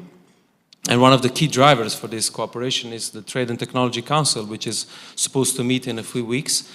And the key there is to actually define some common ideas about what is technological progress that you mentioned, like where are we heading in that space? What are the common standards that we want to operate on? And what are the common values that we discussed a bit in front? Like we have seen from this conflict, and that there is not too many other opportunities. But even if you want to be pragmatic, the transatlantic partnership is very economically lucrative. It's almost $7 trillion of economic relation per year. So it's not just about values, democracy, and things that we nurture, but it's also about we're the biggest economic partners, European Union and the United States. So I think just wanted to intervene a bit on what was said here and confirm most of the things that the panelists mentioned with a bit of a flavor from Google. And just another point, Google was obviously established by 2 PhD graduates. So that's to confirm that you have innovators, you have people who are can be amazing on the market, but knowledge is really something that is at the core of this company, and I think it's at the core of what you want to see here in Romania. Coming back to you, risks were mentioned. How do we find ways to reduce those risks? I guess it depends what kind of risks you're specifically talking about. I think there are some interesting things that we've discussed in the last few days, like things that people believe have emerged as risks, right? The interconnectivity of our energy infrastructures with wars and conflict and our financial systems. I have to tell you, these are not surprises. So people who say they are surprises were either half asleep for the last 2.5 decades as people analyzed this, or it was convenient to ignore them up until the point that something happens, right? And so we have to be a little bit honest about the sort of stuff that's going on here, right? I mean, we have issues with, in terms of us tapping into innovation that has an analysis that has already been done in decision making, and that is still a big risk, right? Because what you're actually seeing now is the manifestation of that risk. When you see decision makers tell you that they're surprised that energy and food security is fundamentally important to global resilience and economic security, you should be very concerned about that, because that's a really kind of terrible thing to admit right now. And we need to avoid that in the future. And that really means that we need to think more systemically about global risk. And we've talked a lot about, if you're in a war situation and when you get to points of conflict, of course there are certain layers. I think Mircea was mentioning it yesterday, the DSG was mentioning it yesterday from NATO, that there are certain layers at which a confrontation and an oppositional position is unavoidable. But then if we go to the layer of things like the Sustainable Development Goals, and if we look at a systemic risk facing the world today, which is climate change, which will create more wars in the future if we're not careful. That's exactly what will happen. There'll be water shortages, increased food shortages, there'll be migration pressures. It is unavoidable at that level for the best minds from Russia, Ukraine, China, Brazil, Britain, America. It is unavoidable for this talent to be brought together. That's actually how science and technology innovation works. And I'll just end by saying, most of you, well, all of you will have a mobile phone in your pocket.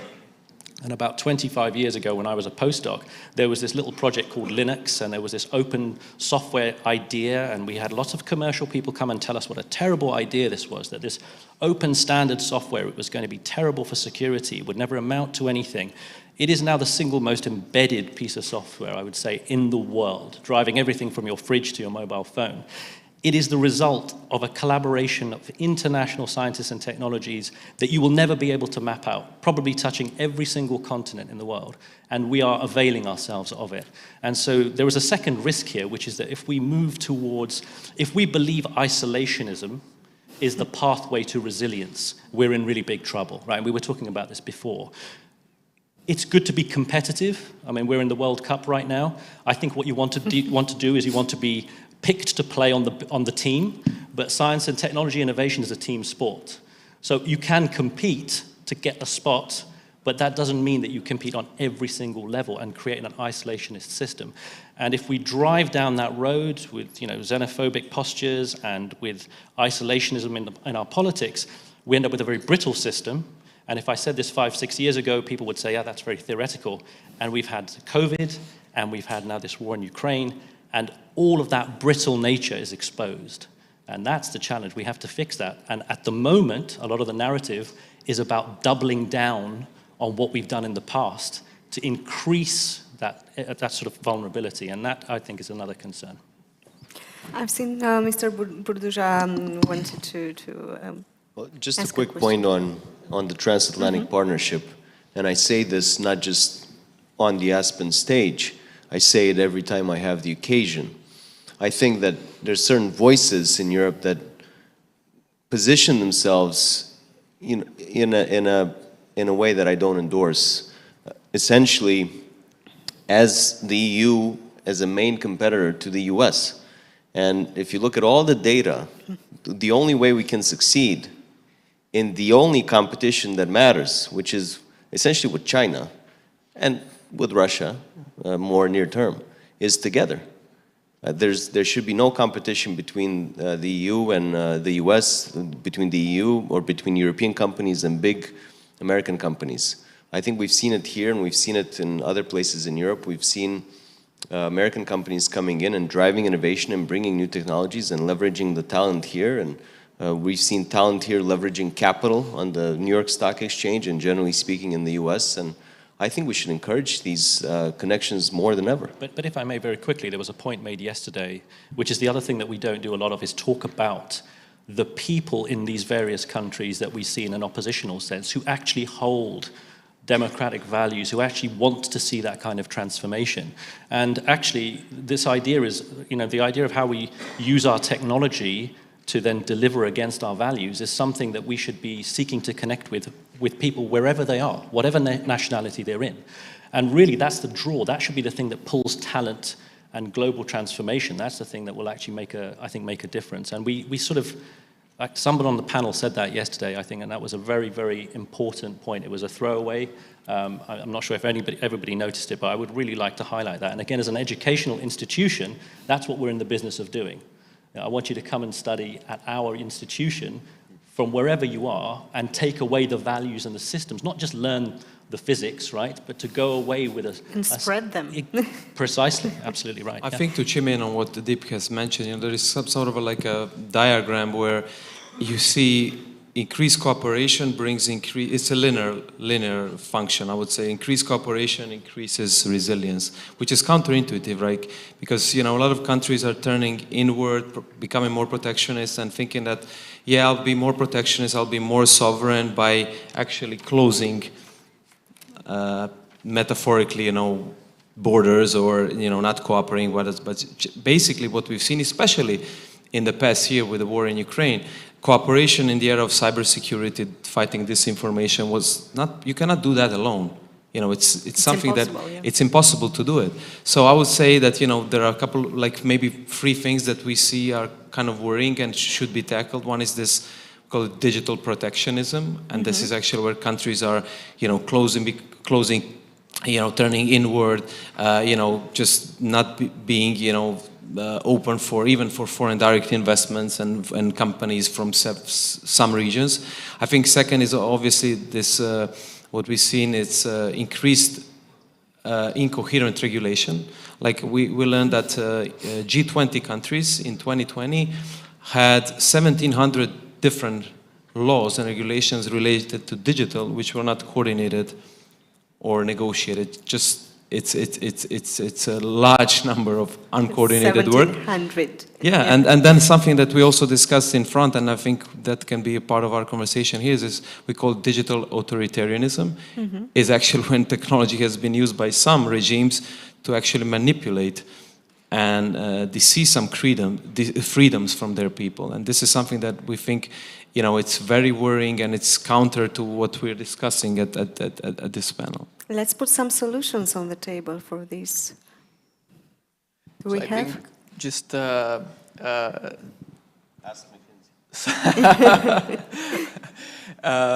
talking about solutions and really completely agreeing with what my co-panelists are saying around the collaboration.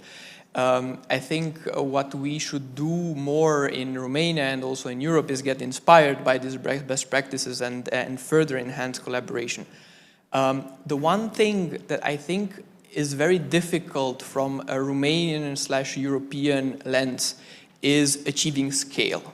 So I think when we talk about availability to talent, STEM graduates in Romania, I think we're doing very well. At European level, maybe we could do even more.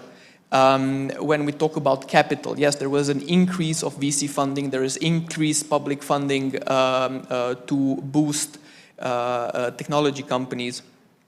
However, when we talk about actually achieving scale, this is something that European and Romanian companies are struggling, primarily because you do not have a vast level playing field, because you have a union with, which has 24 official languages, which has a non-harmonized regulatory framework.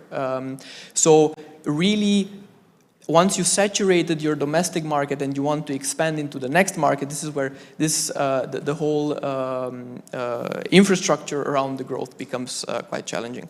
I don't know if some of my panelists would like to add on that. Allow me to introduce also Mihai Vașcu, CEO and co-founder of Modex, is live with us via internet. Hello, everyone. Thank you for the invitation. I'm sorry I'm not there with you. I would have loved to be there on stage. I want to congratulate Aspen, and I want to congratulate all my co-panelists for the great ideas. I think you're right on spot. Coming from the founder's perspective, managing 3 companies, building deep technologies and proprietary IP, I would like to emphasize the fact that IP is soft power. For Romania, for Central Eastern Europe, building proprietary IP is a form of soft power. Now, with the modern warfare, we talk too much about the hard power and diplomatic power, but the soft power comes from the IP that is built by all of our great engineers and all of our great minds here in Eastern Europe. Applied innovation is what is actually needed at this point. I would like to emphasize the fact that 90% of the world's data was produced over the last 24 months. And that triggers the modern warfare. We need rapid prototyping at the enterprise level. We need the rapid prototyping at the government level. And you can only achieve rapid prototyping when you have everything it takes to prepare for the next step of growth of a software company, or of a strategic vision when it comes to what Mr. Burduja is doing. I think it's great. It's the first time when we as private sector, as founders, see indeed proper actions being taken and indeed substance in all the actions. I think that's great, and I wanted to congratulate him. But on the other side, companies and innovation needs funding. And the proper funding applied exactly at those points where what is needed the most, that's when you see some areas of the world, like I'm not even talking about Israel, which is absolutely amazing in building soft power through software. The United States also, it's absolutely great. I think we need more of the innovative solutions like the NATO Innovation Fund. The US is doing a great job with the Defense Innovation Unit and the DARPA program. And, it's absolutely great. There is a company that is either created in Romania and incorporated in the US or in the UK. You can scale and we can have proper prototypes and working prototypes with some of the most, the highest level technologies out there. And I think for us as founders, it's important to also reach out to all of those innovation funds and bridge the gap between applied innovation and good ideas. Most of the times we just have good ideas or we have good concepts, but we don't see them in production. Seeing great technologies in production, that's when we are properly prepared to stay strong in front of modern warfare. Other countries who are very specialized in modern warfares, are extremely good in prototyping technologies and actually push them to market through private companies.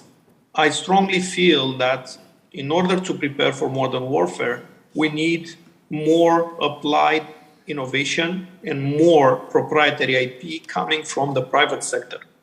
And the private sector needs 5 years, 7 years to build proper IP. You cannot go with a hackathon type of product and put it in production at the government level. It's just impossible. So you need a lot of time to do that. What I can tell you is that I could see the joy of some of our top engineers when actually they were piloting something that had the chance of being implemented at the government level. In our case, we provide data integrity. And in this case, our engineers were extremely happy to see that there is a chance that our technologies are being used at the government level to build trust in the current systems. So it's kind of like, I can tell you that for them, it's the highest challenge, actually, to see a software, a piece of code that is being implemented at that point, or being implemented as a part of a defense strategy of NATO, for example, or in the US. And I think we don't lack talent. What we lack is more applied innovation. For me, innovation is the ability of transforming an idea into an invoice. An invoice means quantifiable outcome in implementation. I think the more initiatives like this we see, the more talent we can attract at the private sector, and the more we can actually put on the table of governments or various entities the substance of the core IP that we've built. Romania has over 250,000 people working in IT. The only problem is that 98% of the IP is exported. And I would love to see more Romanian kind of like owned IP and not just exported. If we manage to transfer 10% of the workforce into proprietary IP that stays in Eastern Europe, I think that's a huge step forward in strengthening the substance that we have here in Eastern Europe. And I think we need to do that and need to collaborate. And I think the topic it's extremely good. The collaboration between the academia, because that's where we recruit our engineers from.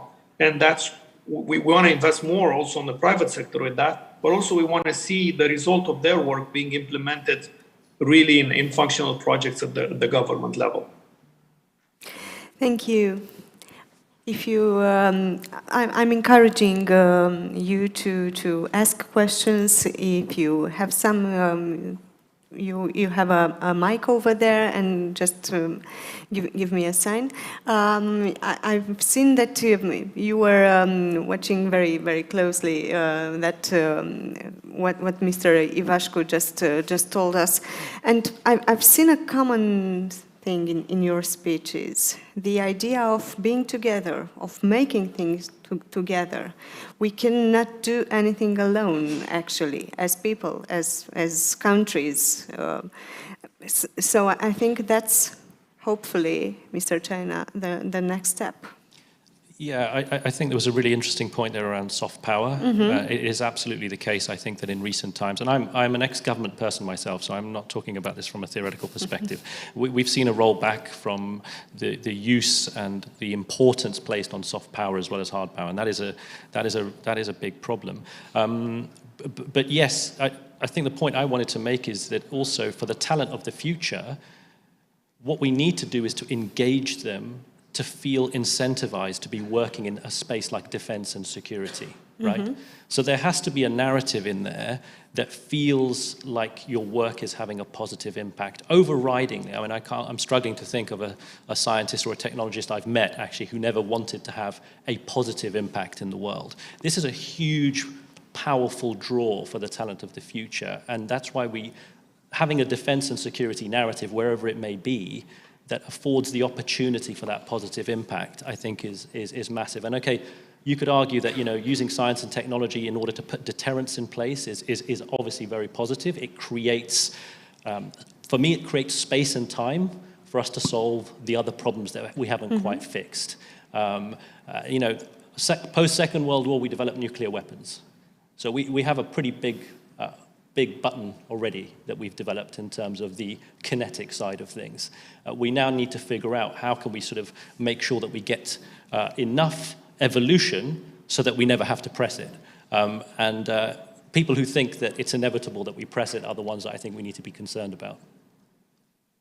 We are discussing a lot about this situation nowadays, unfortunately. Innovative technology, important impact on militaries, more efficient, resilient, cost-efficient, and sustainable. And I think those who are working in this area need to understand that this is the impact, actually, of their work, being more efficient, resilient, cost-efficient, and sustainable in terms of militaries. Yeah, the question. My name is Marian Stash, and as someone who has spent quite some time dealing with the education system here in the country, I decided to use this context, which is a high-profile one, to call on the possible vulnerability and disconnect between everything that you gentlemen have said here and the reality on the ground, and I mean especially the K-12 education system. And the second thing that I want is to just invite all of you to put all the pressure that you can get on the government to get a 21st century education law for the 21st century Romania. Rather, you may want to put some pressure to take a 22nd century education law for the 21st century Romania here. And thank you, Tianu, for doing everything that you do here. But again, I'm calling on the possible disconnect and the vulnerability of this society to have wonderful vision and goals for everything that we've done here, not to be supported as it should have by a K through 12 proper 21st century education system. Thank you. Just a short answer, please. If you want to comment or to... Sure, yeah. I guess I should take that. Yeah. Well, if you want one thought on that keeps me up at night is how do we make sure that nobody's left behind? The world is going through these massive changes, Romania included, and the biggest risk, I think, is this digital divide, right? The people who have the resources, the education, the money, the connections, they'll be fine. They will be competitive in the new world. They have access to those training programs and new technologies and supercomputers. But what about those who don't?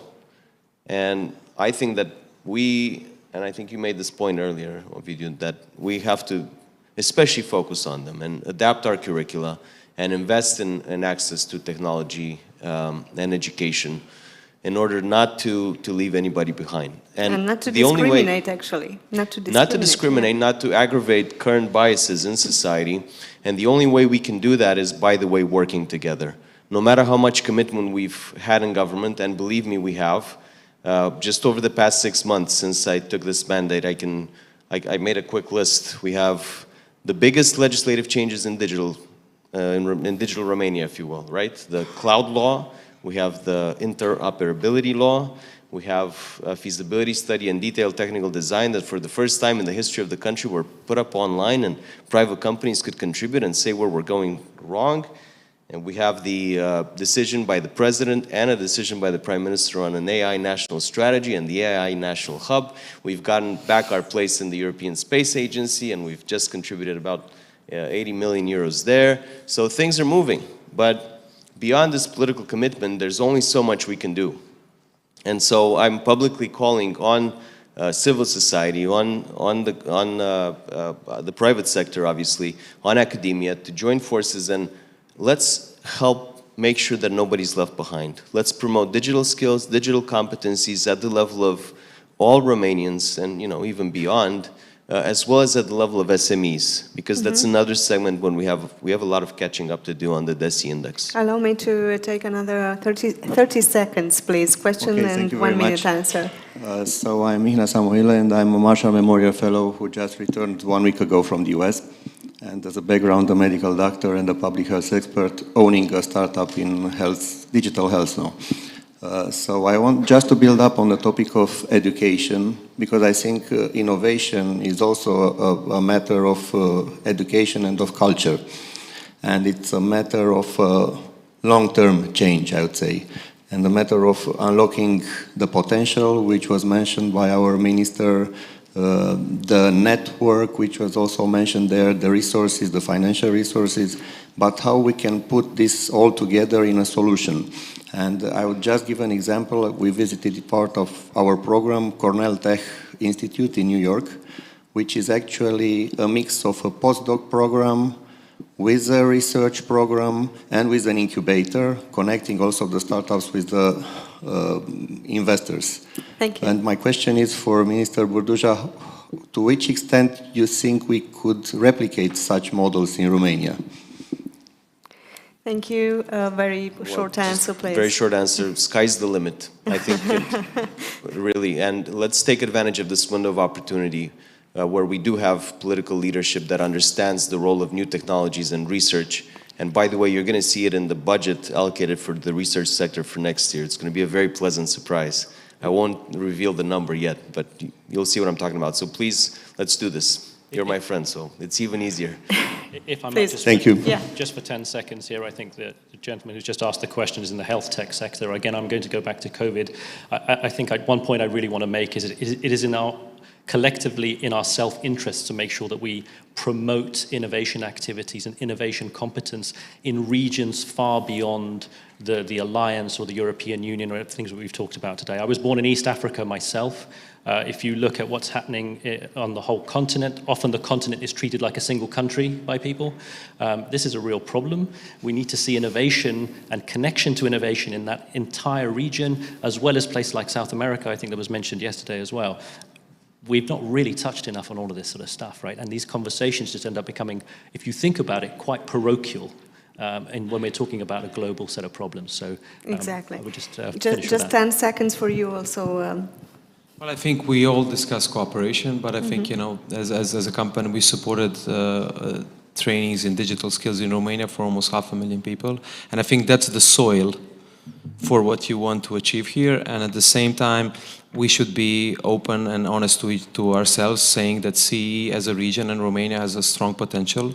But, you know, in the spirit of today's St. Andrew, it's not enough to say yes, but you have to work. And it's hard work. Thank you all for this great debate, and let's hope that we will meet again soon and discuss about what has been done. Thank you so much. Thank you.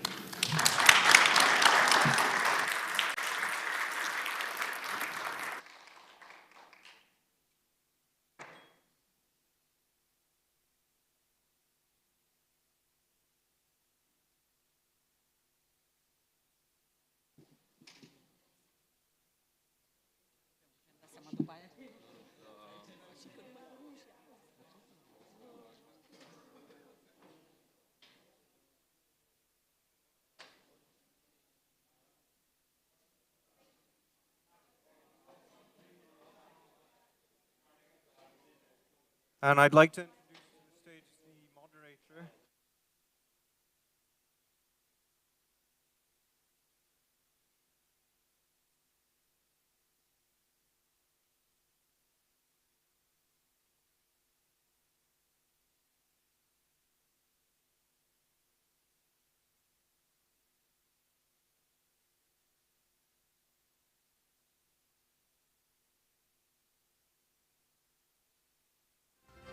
moderator.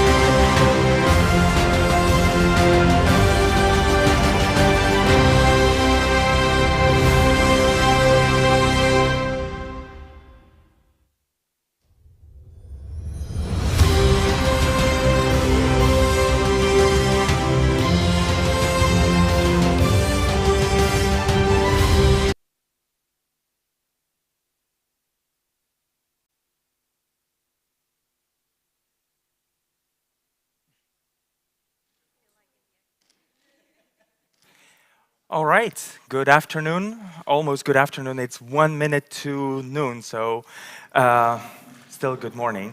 Anyway, my name is Andrew Robel, and I'm the founding partner at Emerging Europe, and this is my, I believe, 5th or 6th Bucharest Forum, so I have to say that I'm hugely delighted to be back. And this time, I am privileged to be moderating a session which is focused on the future of supply chains. And I have a fantastic panel with me. I am going to introduce all of them in a second, but before I do that, I will invite Mr. Andreas Treichel, President of the European Forum ALPAC and Chairman of the Erste Foundation, to deliver a pre-recorded message that will set the tone for our discussion about the future of supply chains.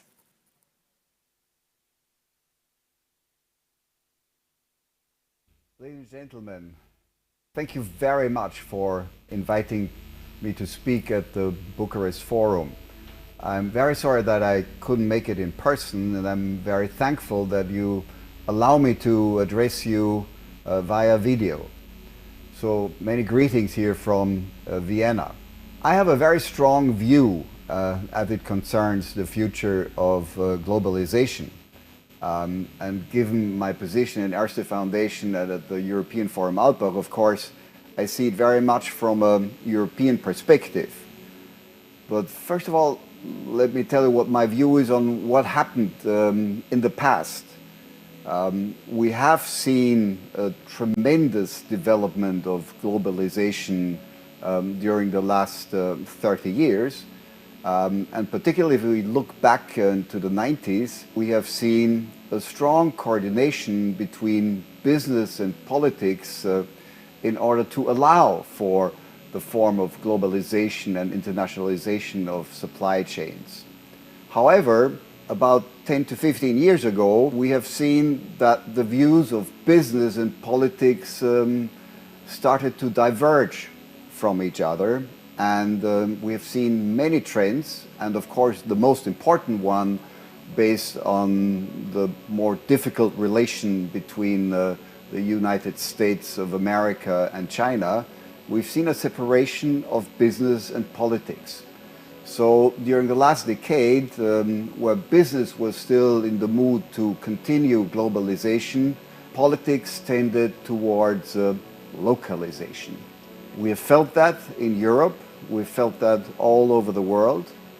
We have seen a lot of interferences in globalization through virtual and digital interferences of trying to disrupt supply chains. And we'll continue to see that in the future. Now, at the end of 2022, we've had two developments.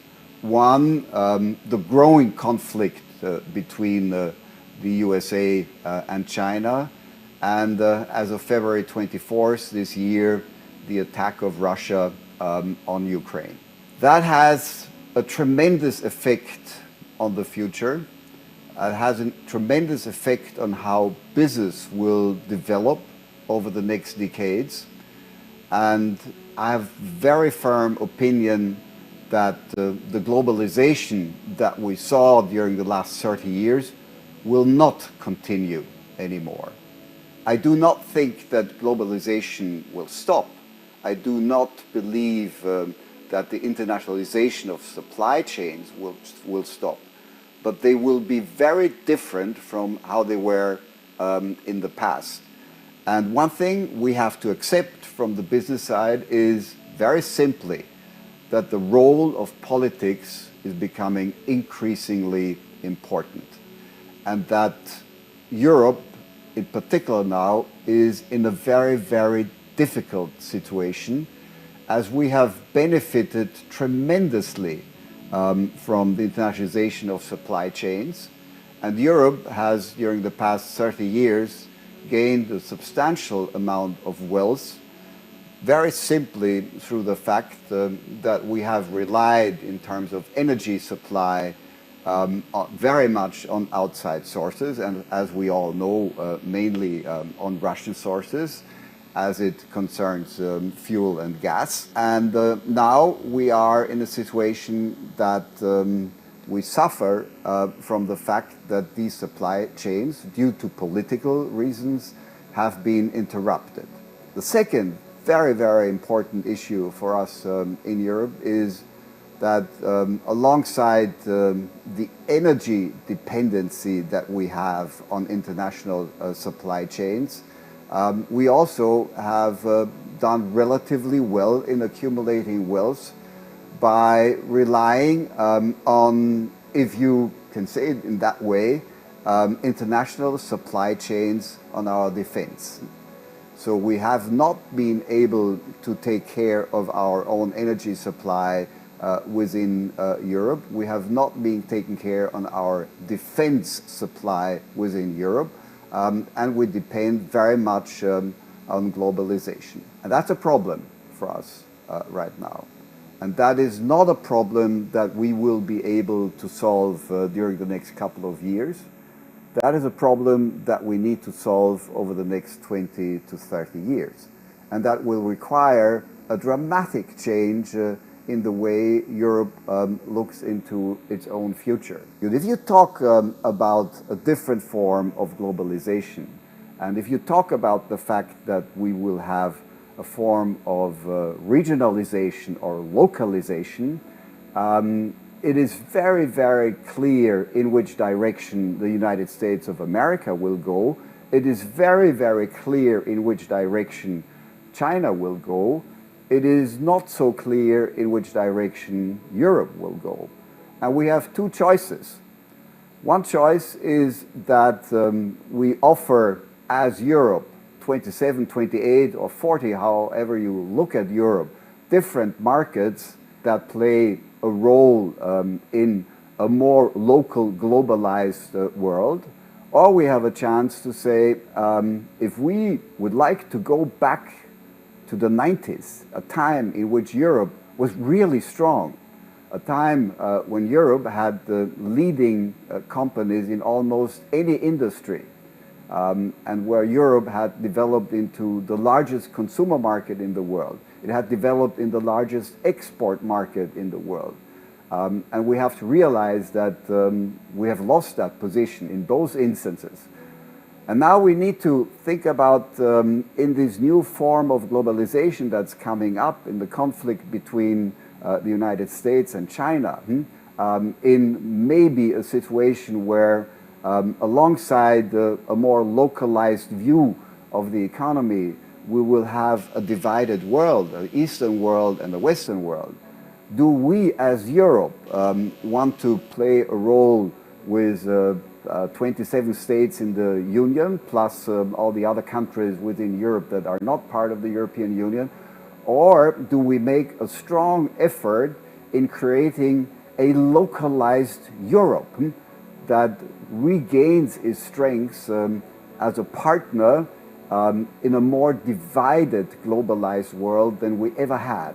And now I think it is truly important for us in Europe that we look into the future, and irrespective on how we look at the European Union as a political framework, start to work very hard on making up for deficiencies we have. We do not have an economic union as of now. Therefore, Europe is not in itself, and as Europe, a region that can play a role together in a more localized, globalized world. And we need to work on all the deficiencies that we have. We have a pretty good industrial union, but we do not have a defense industry union. We do not have a data union. We do not have a network union. We do not have a transportation union. We do not have a financial market union. We have parts of it. We do not have a capital market union. We have parts of it, but we don't have it. And we need all of that, and we need it with relatively high speed And if we want to develop all of that during the next 20 years, that means an enormous effort on part of the nation states to work together with the European Union to create all those unions that we need in Europe in order to be a strong partner and a true partner in a more localized, globalized world vis-à-vis China and vis-à-vis the United States of America. And I hope that we can develop that political understanding in Europe that our national independence is not based on the fact that we keep transportation systems within our country and networks within our country and capital markets within our country. We need to find an incredibly strong form of cooperation within Europe, an economic cooperation and a political form of cooperation within Europe that could make us a really strong partner in the new world that's coming up to us. We need to start working on that very, very soon. And one of the unfortunate things is that this can't be done by Berlin or by Paris. This has to be done within the Union, and what is very important is that we ask also those countries that are not in the European Union to participate in that effort. I don't want to use or utilize words from statements outside of Europe, but irrespective of what they said, we need to make Europe strong again. There is some food for thought from this statement, which we are going to echo in our discussion. But before we start the discussion, I would like to introduce all the panelists, and I will start with Clara Volintiro, who is you've probably seen her quite a few times, but I will still introduce her. Black Sea Trust, Director at Black Sea Trust and Bucharest Office, German Marshall Fund of the United States. Marek Dietl, who is an economic advisor to the President of the Republic of Poland, but also happens to be the CEO of the Warsaw Stock Exchange. We also have Patriciu Acimaș Cadariu, I hope I'm pronouncing the name correctly, Secretary at the Committee for Health and Family, Chamber of Deputies, Romanian Parliament. And the last but not the least one, Vasile Iuga, founder and partner, Volarim Business Advisors and treasurer at the Aspen Institute, Romania. Welcome. And let's start with the first question, which relates to what Andreas said in his statement. Our recent experiences show how quickly an external strategic dependence turns or can turn into a very real vulnerability. That vulnerability has been seen across various sectors, parts of the sectors. What are the lessons learned from that, and have we actually understood that something needs to be done, and to what extent? Thank you. I'll try to break the ice myself. I think that, as you said, the presentation by Andreas Streichel was very illuminating. And while listening to him, I thought that in the corporate world in the past, the globalization age he was referring to, supply chain was the Cinderella. And it was very low on the strategic agenda, no place on the strategic agenda. The focus was on stability of the supply chain and the efficiency, which meant cost control. And it was managed around the 20-80% principle, so focus on the top 20 suppliers, which represent 80% of the purchases. So it was all good. And then all of a sudden, the world has changed in a dramatic way. Yes, the COVID, yes, the geopolitical tension and other developments. And vulnerabilities which existed before were exposed to a much larger extent. And if you want, we have experienced and witnessed major disruptions. And the problem is, the problem is that disruptions came in a number of situations not from the high value items, but rather from the low value items. And then the focus, the risk was for businesses not to be able to deliver the products, which is different from making a profit or not. So businesses were not able to complete the products in order to sell them. Therefore, clearly, in the new world, additional focus should be, as far as the supply chains are concerned, on the buzzword or the word of the day: resilience first, second, agility, and third, sustainability, probably.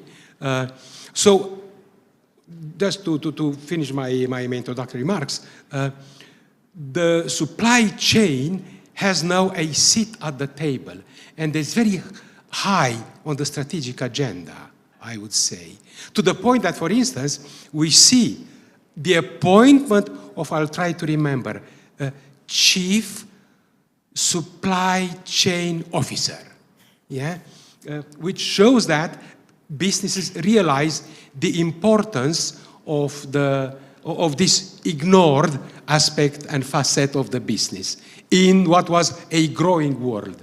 So it's not only the business world, but it's actually legislators as well who, and we are going to talk about that in a moment, have also realized that there has to be some new regulations introduced to make sure that we are tackling that issue.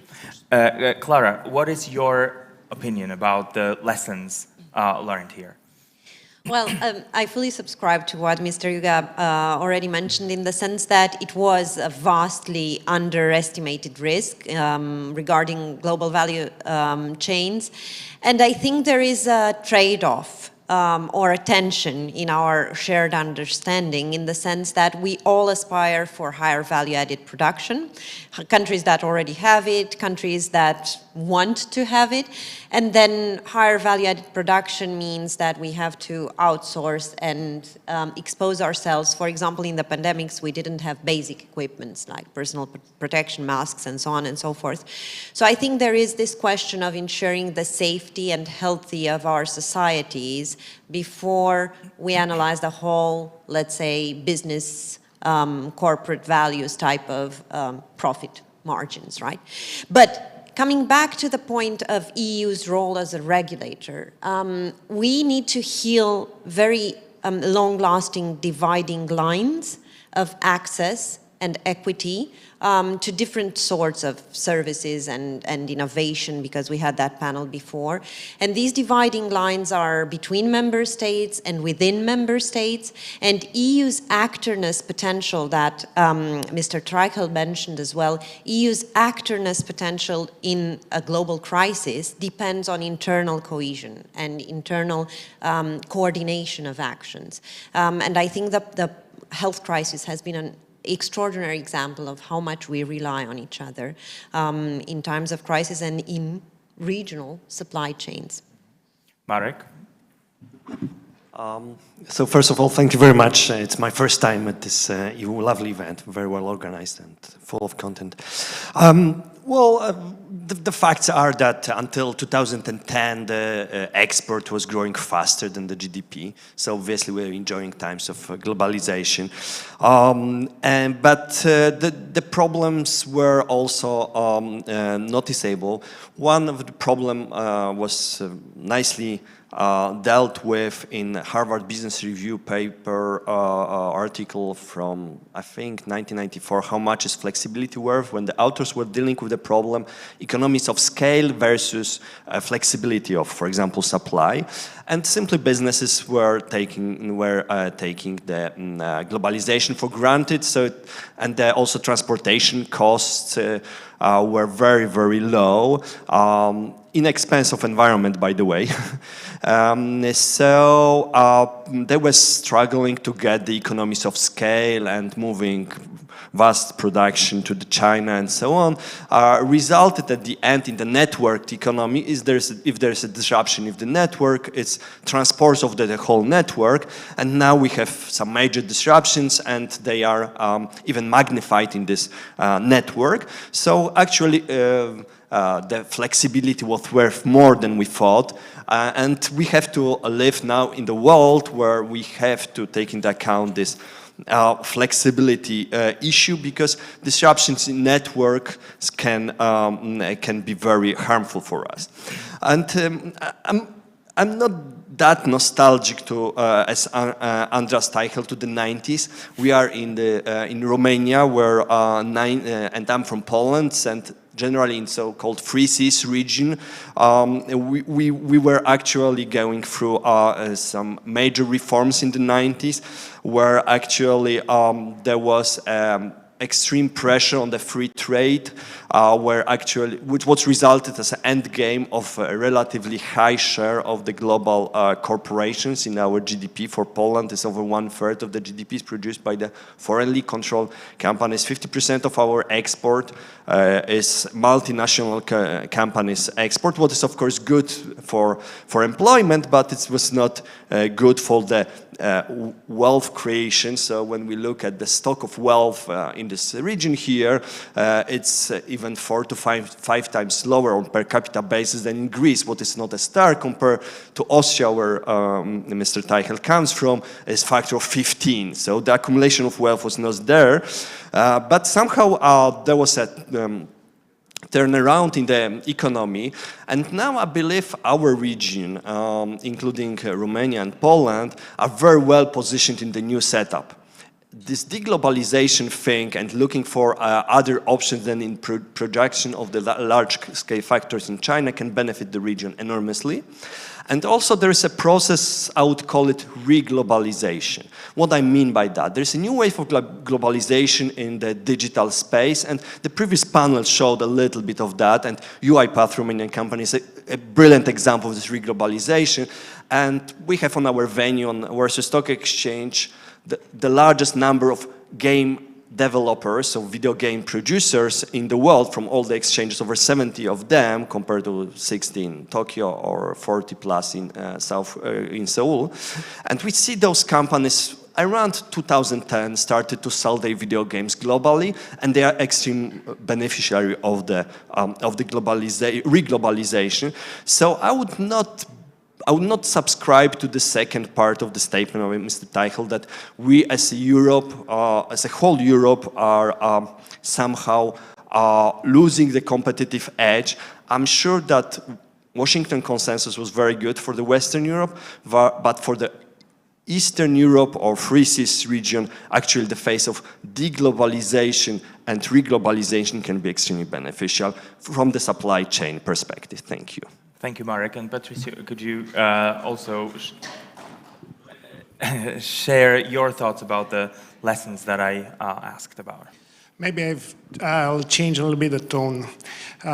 As a medical doctor, I'm a cancer surgeon. I don't come either from the dark side or the bright side, as we saw it. I come from the spending side. Of course, we see these days that no matter how much we spend on healthcare, at one point our curve will flatter.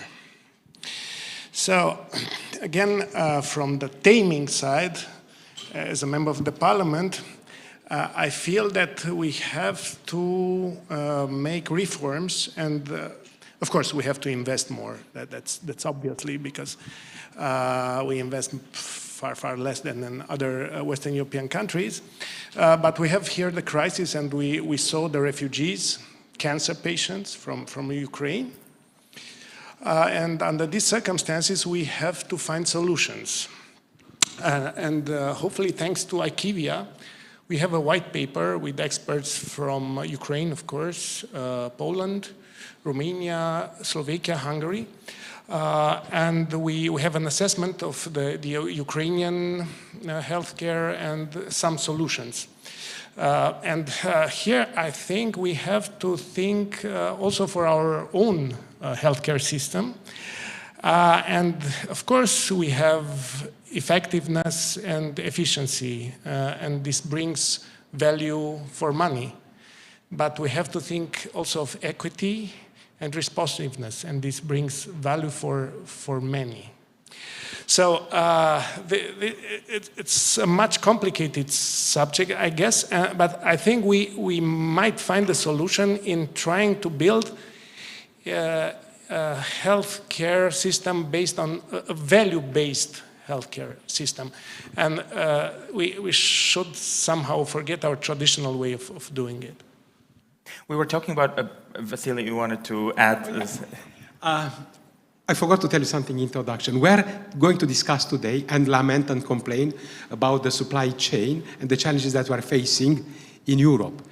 Can you imagine the challenges faced by the Russian supply chain specialists, given the sanctions, and how complex they were? I mean, for them to have imports, massive imports of washing machines, only to take away the chips in order to put those chips on their missiles. I mean, I think that there are big challenges in Russia around the supply chains these days. Yeah. Mm-hmm. We were talking about those regulations that are sort of on the way, both in the EU, but there are specific countries that are introducing various supply chains related laws even at the beginning of next year, like Germany, for example. How do you see the attempts to somehow manage the supply chains and the future of supply chains in the EU or in Europe in general? Yeah, I would like to build on the healthcare sector and also relate to, again, what I mentioned earlier, EU's actorness and the fact that there is a transition to be made that it is in the interest of our region. And all these things connect to the following transition of paradigm before we talk about regulation. We are currently transitioning from the Washington Consensus to the Wall Street Consensus. What the Wall Street Consensus means, or the Roundtable Declaration even before the pandemics, means that we need to all work together towards the same goals, societal goals. This means that we need to bring in public sector, private sector, academia, NGOs to work together towards tackling common solutions. Professor Akimash Kadariu mentioned working with civil society, academia from across the EU borders. We need to work in a multi-stakeholder environment within EU borders more. So I think national regulation in Germany, national regulation in Romania, however vanguard it might be in some areas like cancer, the National Plan for Fighting Cancer, these type of vanguard regulations at national level, they cannot amount to much impact in society unless we mobilize our collective forces and our collective resources. So my answer in terms of regulation is make it so that it brings forces together rather than the old regulatory state that just provides a framework and then everyone must follow. We need to be more in the co-design phase of the regulatory framework. But if we look at the European Union, for example, there's quite a few different instruments that are being sort of suggested at the moment. There's the Due Diligence Act, there's the SMI, I think, instrument, as far as I remember it correctly. So shouldn't we sort of focus on one thing to make sure that the result is actually what we are looking for? It's an open question, I have another question for this question. What are our collective priorities?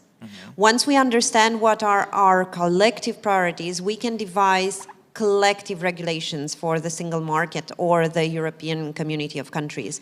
Otherwise, each one will fend for himself or itself. So I think in terms of our resilience in critical services and global value chains that deliver for those critical services, be it energy, healthcare, innovation maybe, these are elements that need to be addressed in a collective format with pre-established priorities before we move ahead to European and national legislation. I think that globalization has been blamed for a number of failures. Globalization was associated with deregulation.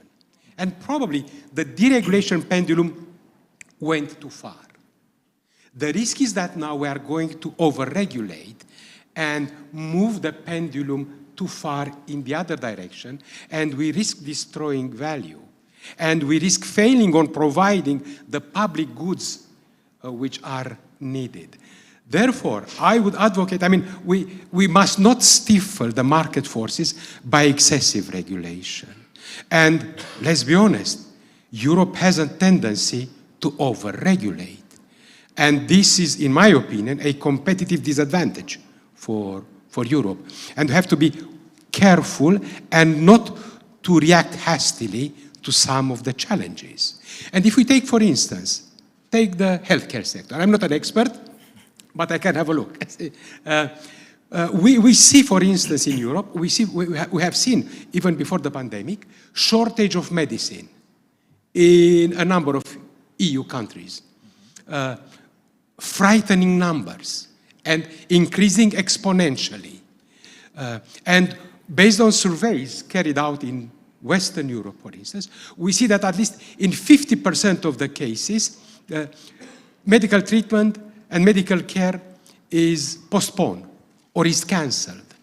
One survey, if I remember well, with the French oncologists, 2/3 of them were saying that the shortage of medicine is having a significant impact on the life expectancy of the cancer patients.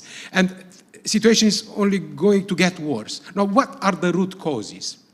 On very specialized, I mean, for instance, we developed excessive dependency on China and on India for what we call, and I have in front of us my friend Roberto Musnecho, who is an expert in the field, included in what are active pharmaceutical ingredients. And guess what? When the pandemic started, India had a list of 20 APIs which were banned from exports.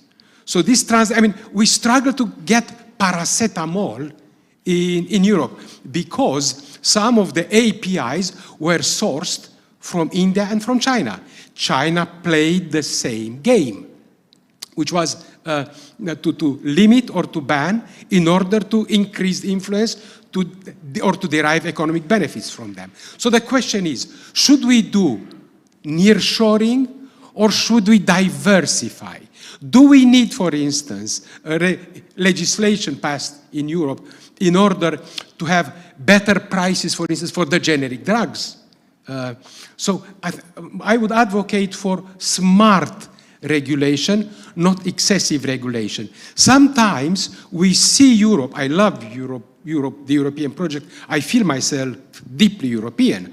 But for instance, I think that regulation, and by the way, my specialism is energy and financial services. I think the European Union or the Commission and the other bodies failed abysmally on the regulation of the energy well before the Russian crisis. But I'm not going to elaborate. So this is a very recent example of bad and poor regulation. So therefore, yes, regulation is needed in a coordinated way, not destroying value and addressing the needs. Thank you. Thank you. Let me humanize a little bit numbers, because we can look at numbers and yeah, Romania, like supportive, that oncological cancer is my example, of course. Oncological treatment for hundreds of Ukrainian cancer patients, and we performed hundreds of surgical interventions. But on the other hand, yesterday I performed a search. I perform it from time to time in the relevant medical databases, and search for, I put there cancer and war and psycho-oncology. There was nothing there. So of course it was war on cancer or psycho-oncology, but nothing in the latter year. Just some recommendation from the ASCO, this is the American Society of Cancer,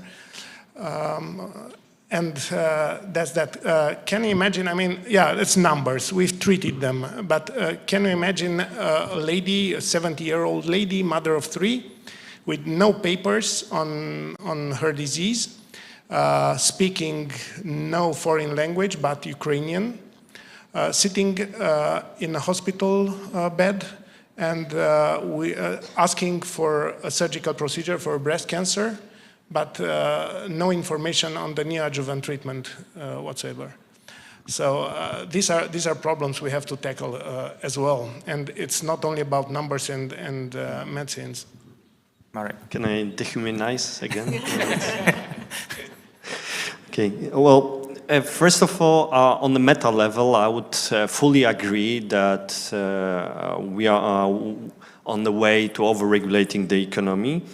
In the European Union and globally, America First by Donald Trump, extended to America First and Friends by Joe Biden, and so on, is a typical regulatory framework which actually create incentive for isolationistic isolationism. But when we go into the details and we want to avoid regulation, then we see security, very important thing. So maybe we should limit the cross-border M&A. So roughly 300 tech companies, very traditional industrial companies from Germany, were taken over by Chinese. So there's a new law in Germany which allows the antitrust office to block any merger, even post-merger. So they have some time to block the merger after the merger. So it's absolutely far-reaching and legislation. Okay, well, all the things related to the medical treatment, to the drugs development, of course, it's a security matter, life matter, and so on. Let us regulate. So everything you touch, actually, you can find a way. You can find a reason to regulate it again and again. But sometimes, sometimes we also do some regulation just for particular reason, and we have even problems within European Union. The brilliant example is a mobility package, which is actually restricting competition among transportation companies within European Union, what is actually harmful for the supply chain, what is today's topic. And it was approved with just one vote. Majority by the European Parliament, but limited competitiveness of the Romanian, Polish, and other logistic companies in favor of, let's say, Western European large logistic conglomerates. So even within the European Union, we have problem with globalization and free trade and free flow of services and so on. But what could be the solution? The one thing is this so-called enabling technologies. So we should be really aware which technologies are really those enablers and which can be outsourced. And the list of this enabling technologies should not be that long for nearshoring. And also there is something what is forgotten. My field of research in academia is our patents policy. So basically what is the recent change over the last decade or so is that the China become #1 in patenting. Of course, the quality of patents is quite low. They patent everything with goes, and the quality of patents you measure by the number of citations in a nutshell. So they are not widely cited and so on. But they block many roads for innovation and are against what was in the previous panel, this cooperative achievement like with vaccine for COVID or something, because everything is patented. So there is one Polish company listed on our venue in semiconductors industry, in the infrared detectors, actually world leader in this field. Artemis, every mission in space is equipped with their stuff. They have another approach, and I think European Union should advocate for that. They do not patent, but they publish everything, so no one else can patent that, so they can produce. So there is a forgotten concept in science and in scientific world collaboration, pre-competitive stage. And actually, my advice for the European Union would be that we should extend this competition and extend the collaboration instead of competition in research and in creating brain trust by advocating more at WTO and other organizations for this pre-competitive stage research. And this will, I'm sure, enable to use the global brain trust. And the global brain trust is the main benefit of globalization. Where we produce is less important. Thank you.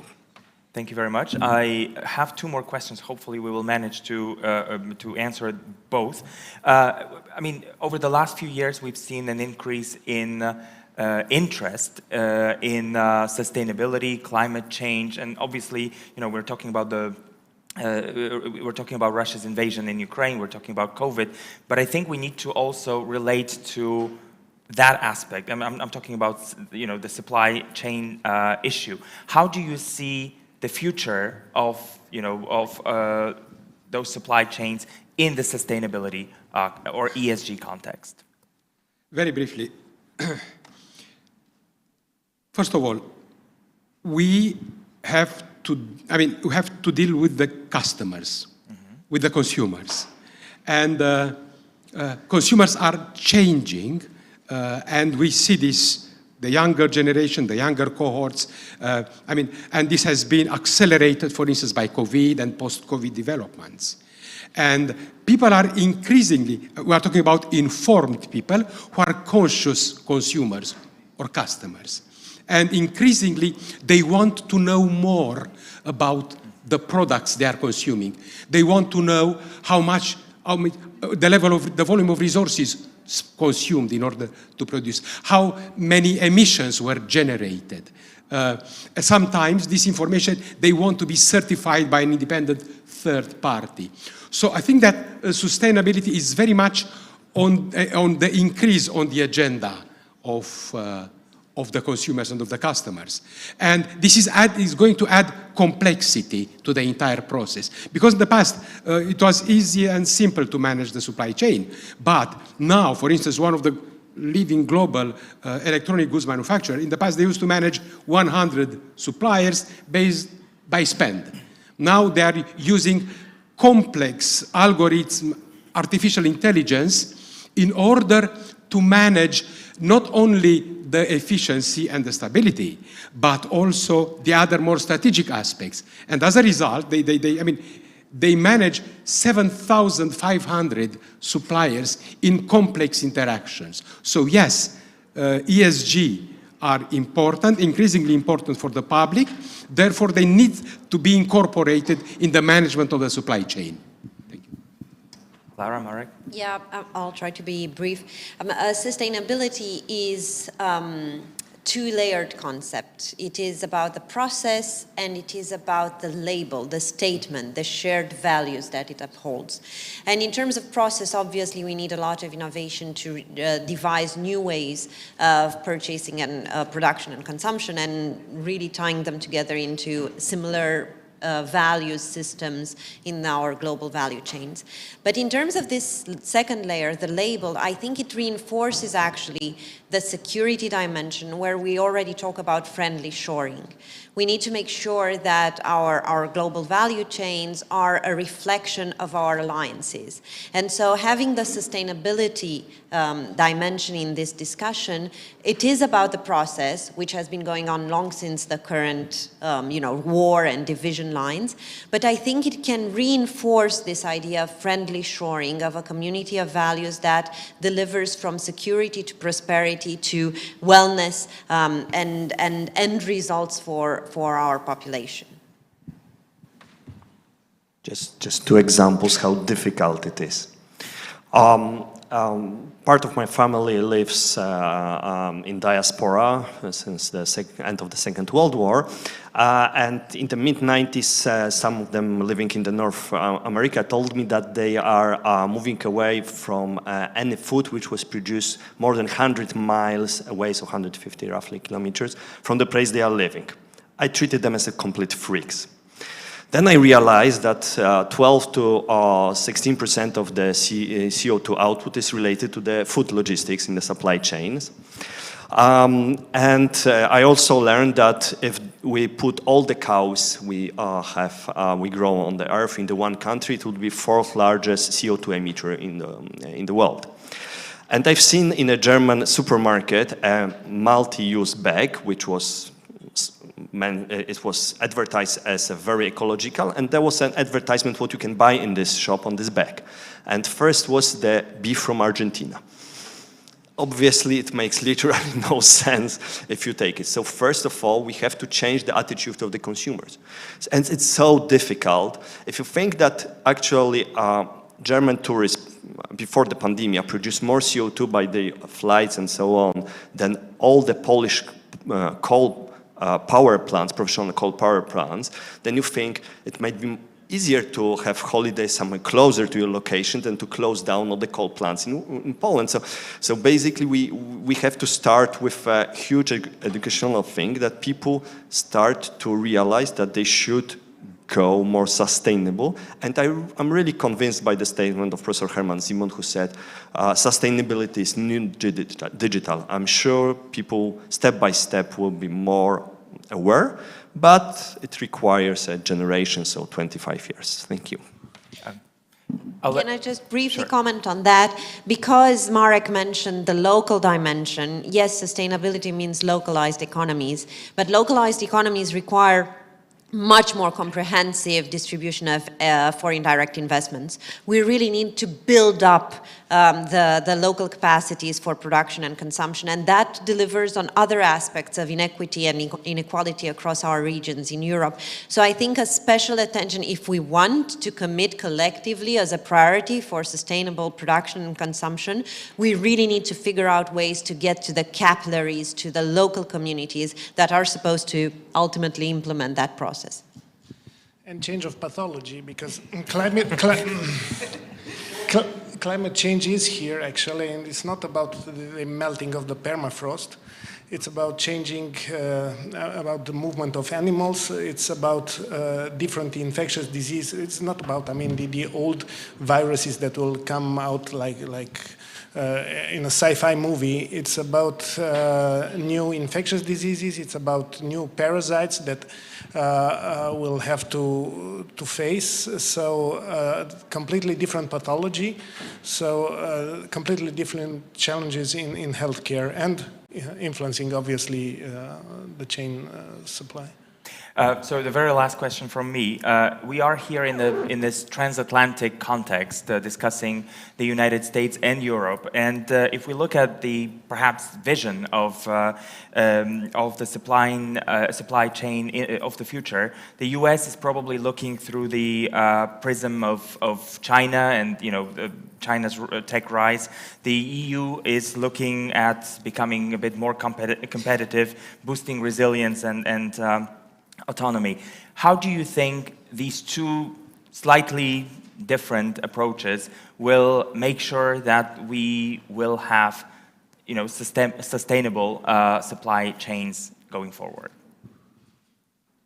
I, for one, would go back to the argument of cooperation. And with it, since the EU-USA summit, I think we've seen a very structured process in terms of coordination across the two shores of the Atlantic. And obviously, that process needs to be expanded in terms of a multi-level dialogue. It needs to be built up from top to the capillaries, to society, and then back up in the feedback loop.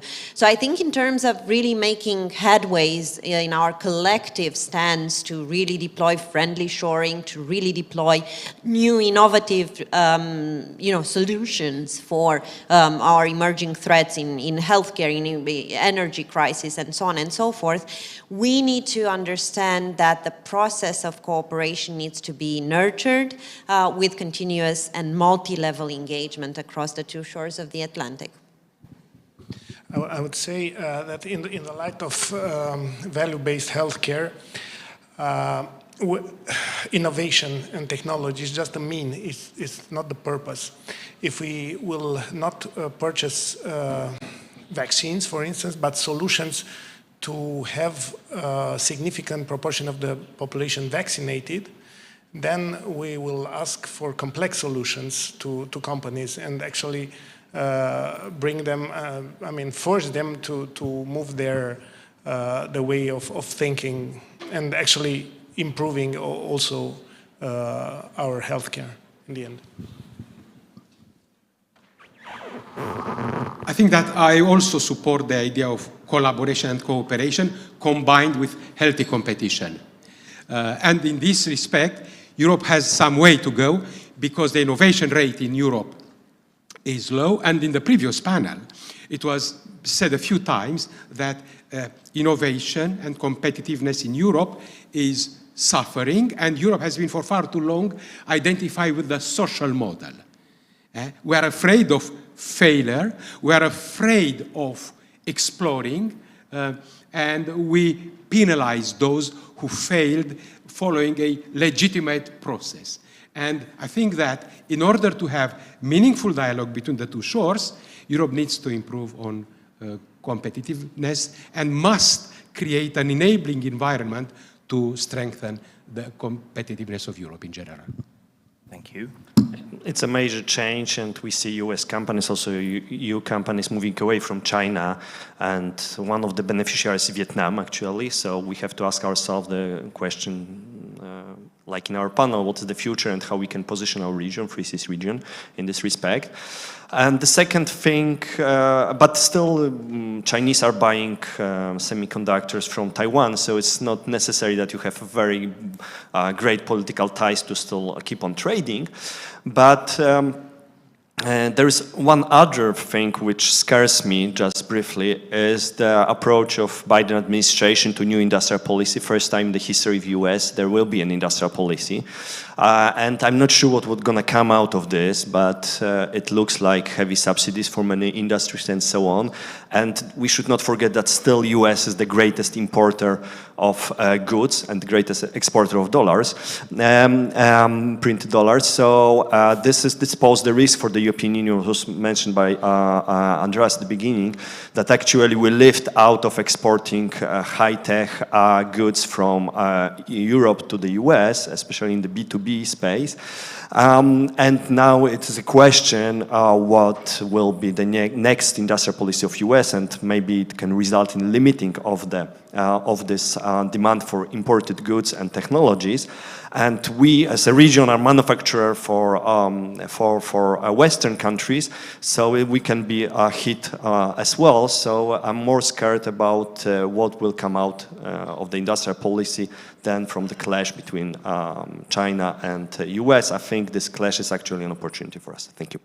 Thank you very much for this chat. I'm super happy that we managed to touch on the role of the emerging Europe region in that supply chain going forward, and also on that collaboration and healthy competition. I'm quite sure that we would be able to talk for quite some time still, but our time has run out. So thank you very much again. Thank you.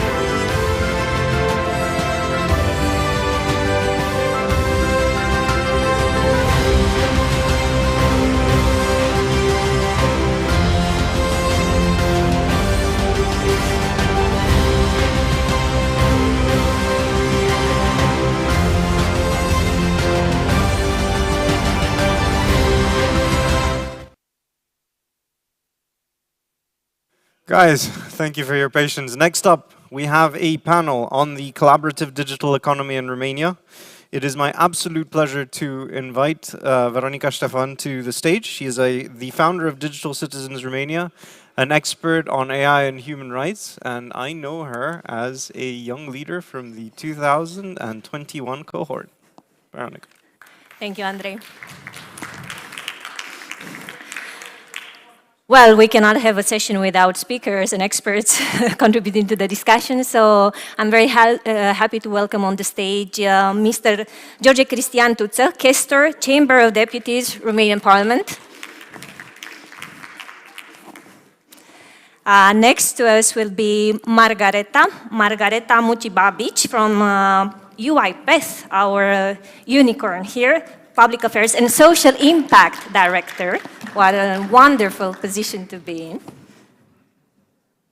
And last but definitely not least, Carol Șerban from Kearney, Management Consultant. Welcome, Carol.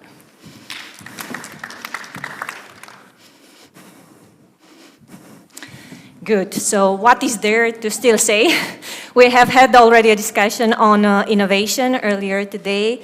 Economy is part of that. Digital economy is part of that.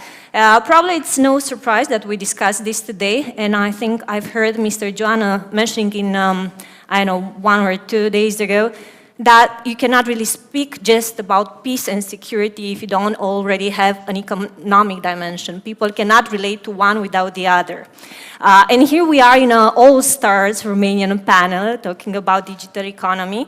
So it's also a good time to start from the realities. In the innovation panel, you heard about DESI, right? The Digital Economy and Society Index, which is a nice, interesting instrument. I don't know, about 6 years ago, if you had talked about it, not many people would refer to it. Well, fortunately or unfortunately, the situation in Romania hasn't changed much in the past 6 years, but there is progress. There are realities it's good to check once in a while, and the index provided by DESI, it's one of those, which shows the reality, right? Where does it rank Romania? I would say there is no surprise there. It is the last in the European Union. But also, DESI is not an instrument that is so easy to pinpoint what is inside. It's a bit of everything, because it really measures the health of society when you look both of economic dimension, people, citizens, society at large. And with this in mind, I think it's always good to see how we move forward, how we build on what we have and where we are. And we have 3 different stakeholders. I also call them digital champions, because there is another reality in these kind of events. Yeah, I don't say it lightly, but usually those who accept the challenge to join these debates are those who are already committed and at least passionate to do something about it, right? Okay, starting from this assumption, I would like for us to reflect on DESI. Why is it important? And if it is important, what can we do next to improve our current situation? What would be, I don't know, the number 2 things that Romania should look up to? George? First of all, thank you very much for this generous invitation. It's my first time when I'm speaking in Bucharest Forum, and I want to thank Aspen for organizing this kind of debate. First of all, a short background about myself. When I was very young, like 3 years old, I was very curious, and I broke all my father's watches to understand why the wheels are rotating. So the curiosity is defining me. That's why a few days ago, I was watching with my son, 3 years old boy, the World Championship. And he is in love with goals, and he celebrates all the goals. And I was curious how many goals the world champions had in the past. And I saw 30 years ago, in 1992, something happened, because before was amount of around 100 goals per tournament. After 92, in 94, starts with 140, something like 50% improving. This is not just a story. It was a change in this tournament in 92. They changed the rule of back passing, like the defender could pass the ball to the goalkeeper. And this change had a significant impact, because first of all, the goalkeeper has to improve his skills, his capabilities to play the ball with the foot. The defender has to innovate the way how they playing, because they couldn't pass the ball back to the goalkeeper. And this rule actually, at the end of the day, make more money for the entire industry of the football, because the drama has increased, number of goals increased as well, and more watchers was on TV. So the economy increased. Speaking about the DESI, the numbers are speaking by themselves, but I am choosing to be optimistic, and I'm seeing there's a way large amount of steps that we can go, because we have 26 steps in front of us. So we are not lost, we have 26 steps to advance. And this is not impossible. And considering as in this panel, two main stakeholders, the industry and the state. And I'm also wondering why, who should lead this transformation, the digital transformation. As in my example, the transformation should come from the state, from the rules. We have to work with the industry, understand their needs, and make this small change that has a huge impact. Otherwise, the innovation definition is make something new with a huge impact. And if we do this, if we apply this in the Romanian legislation and framework, for sure we'll advance in the DESI index. So in my opinion, if we're not having this debate in the parliament, we already have some steps with the unnecessary copies, with broadband internet connection all over the Romania, and more to come. But we need to stay at the same table and start the discussion, what is the thing that we have to change in order to improve the DESI for Romania. Thank you so much. Thank you for this metaphor of DESI as the World Cup championship. Looking forward to get at least in the top 3. Margareta, how is it seen from the private angle? Also with this international lens that you have, right? UiPath is a Romanian-born company, but also with this international strong advantage. Absolutely. Thank you so much for the question, and also wanted to say a big thanks for allowing this panel to happen. It's a great opportunity for me, and I'm really humbled to participate. With regards to DESI, I think first thing that comes in my mind as a public affairs professional, it's a really great and helpful instrument. It gives you a very good blueprint of what is the state of play in regards to these indexes that you are interested to learn more about. But at the same time, I think we need to couple the Digital Economy and Society Index with other forms of assessments, including qualitative assessments. And if we think about Romania, living here in Romania and working closely with other private sector entities, but also public sector entities, trade associations, and other participants to the community, I hear and I see other stories too that are much more positive. But probably the steps in order to measure real progress are not that visible yet. We still need some time until we reap the benefits of these alliances, these improvements in terms of legislation are going to be reflected in the Digital Economy and Society Index. But this is also a good thing because it makes us accountable and responsible. It's one thing to launch your intention to collaborate and do projects, pilot projects, and create this momentum, but you need also consistency. So I think DESI will be a very good reminder for us that we need consistency. Something else that I wanted to mention is that This step, in order to be real, consistent, impactful, I think it cannot happen without very strong collaboration. And I know that partnership has been, invoked a lot of times throughout these last few days, but this discussion makes no exception.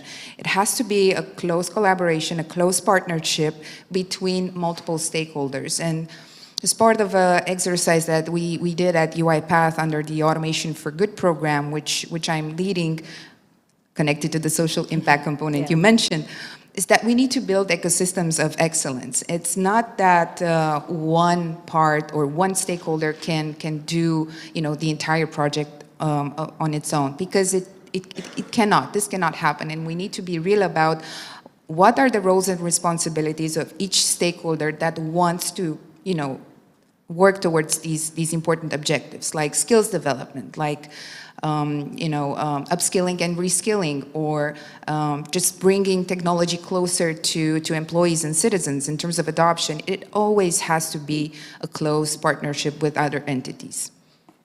Thank you, Margareta. Absolutely. But maybe also zooming out even more and getting to one of our knowledge partners in this event, Kearney.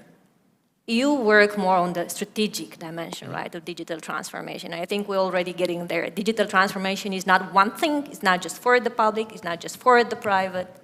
How is it from there? Where are the steps, the bigger steps that we can take? Thank you, Veronica. I'm very glad to be here with the panelists and with you guys. Thanks for joining us. Let me start with answering your initial question, how important is DESI? From my personal point of view, is very important. Going a step further and saying from a global management consulting firm for Kearney, it's essential. It's essential because when you start with the initial steps of trying to improve things or having actions, you start with a strategy. And you cannot have a strategy without measuring things. You cannot... beyond measuring, DESI is very important not only for the numbers that it gives and allows us to compare and allows our Ministry of Digitalization, Research and Innovation to see how well it's doing in its mandate or for the next 5 or 10 years, but also defines the important questions that you have to ask yourself and to see what you need to focus on, what matters most. Right? So you have now DESI defined some parameters and it tells us this is what you have to focus on and you're going to measure your progress on that. So this is extremely important from that point of view. That in the context of digital economy and in the macro sense, as you've invited me to present, economy is the sum of production, consumption and trade of goods and services. And digital economy is this context put now with the facilitation of this happening online. Through internet, through mobile devices and Internet of Things, SIM cards in robots, right? So this creates a hyperconnectivity, more fancy word, the interconnectedness of people, businesses and the government. And this is the world that we live in today. So the question is, how do you make a good digital economy? How can you create, deliver, share, capture value in a world that now, compared to the traditional model, is defined by algorithms and data, right? And we can dive deeper into this, but I think the way to think about it could be from an operational point of view, from an operational model, how do you need to do things, and from a business model, how does the world look in this context? Thank you. Well, I think we already spoke a lot about growing up, right? And about this cooperation, about measurement as well. And I think it's also just a good reminder for all of us to think what is DESI about, right? Because it does have 4 dimensions, and Romania doesn't rank so bad at all of them. Because we have human capital, which unfortunately it's not our strength, where we talk about digital competencies at large for everyday citizens, for specialized workforce. We talk about connectivity, one of our assets, because Romania, it is the place for those who want to be digital nomads, to start a business. Internet connection is still our strength. We have integration of technology, so how businesses take stock of the existing technology, and we have digital public services. So what is available for citizens and companies created by the government. And where I would like us to have another look is talking about measurements. Can we today speak about a stronger digital economy and a digital society in Romania before and after the pandemic? Do we see a progress? And I also make a side note, because I do check DESI, and for example, I noticed a bit of a strange situation where SMEs who sell online are decreasing in number, 2020 compared to 2021, either online or cross-border. And I don't want us to get just into this topic, but are we capable of taking stock of all that boost of energy where everyone was online, paying online, communicating and everything online? I don't want to take the state side in this discussion only because during the pandemic, Sabin Sărmaș, one of my colleagues in the parliament, he was the chief of the digital authority in Romania, and he initiated an initiative that make all the public services goes digital, because he said you can send it by email, because email was not an invention during the pandemic. We used to have email for ourselves, but never use in a public service with the citizens. And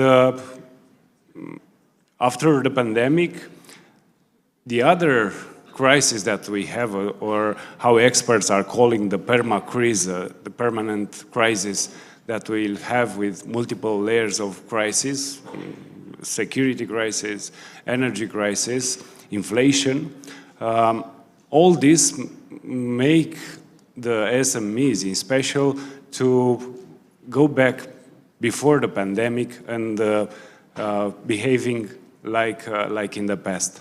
And forget about all the benefits that pandemic bring us to all. The emails, as I was presenting, even the authorities, the local authorities, and I was speaking with the disability authority from the Ilfov county that I'm representing in the parliament, because every morning was a line there. People are waiting in the line to put their folders, and the line is starting at 4 a.m. And I try to convince them why you don't get the folder email, check it, and schedule the citizen for the next schedule free to solve the problem face to face. And this is a game changing in the culture of our administration, because we have this culture in the Romanian public authorities that we need the proof, you know, we don't trust the citizens, so we need the proof, like a copy of your ID. If you give me a copy of your ID, that means I have the proof you was at the office and request for that public service. But we need to change this, and this is happening only by educate people. And how we can educate people in a quick time, because we don't have time. This is the most important thing that we have to understand, because the future is now. We're not seeing the digital economy in the future, we're seeing the digital economy today. So we need to understand that we need to educate those people, and for me, I'm fighting in the parliament to find the right solution to have the education team on the table, and in my opinion, access to people and expose them to the digital tools is the best way to teach something. It's coming from the swimming, right? Yeah. You cannot swim if you're not getting in the water. So we need to adopt technology, we need to train our decision makers in in the public administration to take that, to rely on technology. Thank you for pointing out. Thank you for bringing out the citizens already in this, because I already see Margareta and Carol ready to jump in. But then maybe I also leave you with the further thought, and we can come back. What are the bottlenecks in the government as well? So the citizens need to, right, be more active users. It's okay. You can take a second. They need to. But what can else we do, right? What can we do to support them? What can be there that can be improved as well? Or maybe, I don't know, there is no need. Already is at least set in motion. The right answer, I think, is depends. Depends. Okay, let's elaborate on that. Depends. Carol. That's the right answer most of the time. On the COVID situation and how it left us, going back to my two key ways of looking at things, business model and operation model. Let's all look back on the new business model and the key trends that have emerged after COVID, right? You have fintech, and look at how we have now digital banking, and Banca Transilvania is the largest company on our stock exchange. George is everywhere to any bar that you're going. You have e-commerce, and EMAG is adopting Amazon's model, which has becoming the largest disruptor in the world when it comes to business model and how you sell things.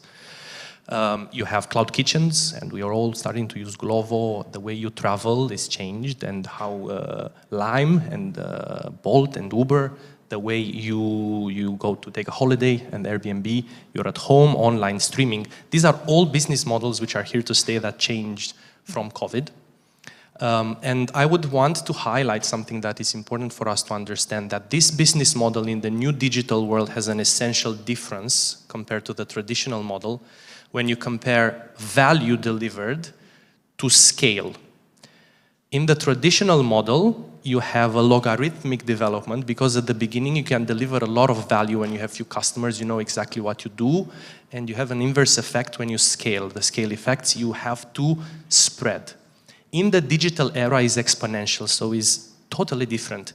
You start slow, you need data, you need learning effects, and you need network effects in your algorithms.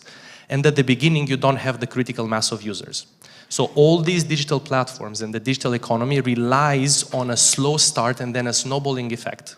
And this obviously creates some very important issues which we need to discuss when we come to data and data governance, and what is now called the splinternet. And this is related to other issues after COVID and now with the war, where when the government has to decide who owns this data.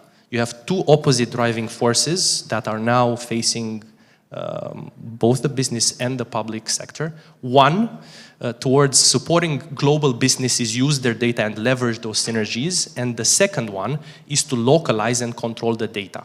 The first one, you see the US and the EU trying to have a net neutral world. The second one, you have China and India, which want internet sovereignty, but they are more secure. So do you promote and support business for less security?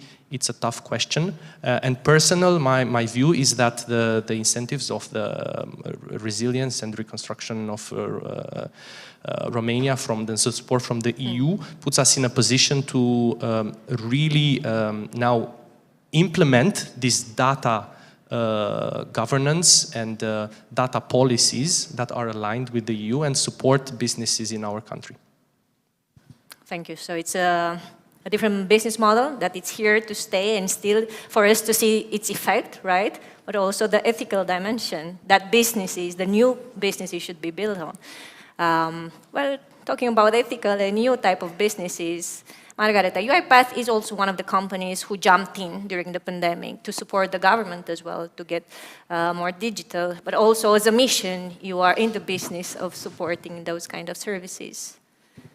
Yeah, and I think it's pretty much connected also to the e-commerce dimension that was mentioned earlier, because the way in which people started using technology during the pandemic has influenced their behavior also in terms of how they interact with public authorities. And we have witnessed that we also developed a study in order to understand how citizens perceived new technologies such as automation?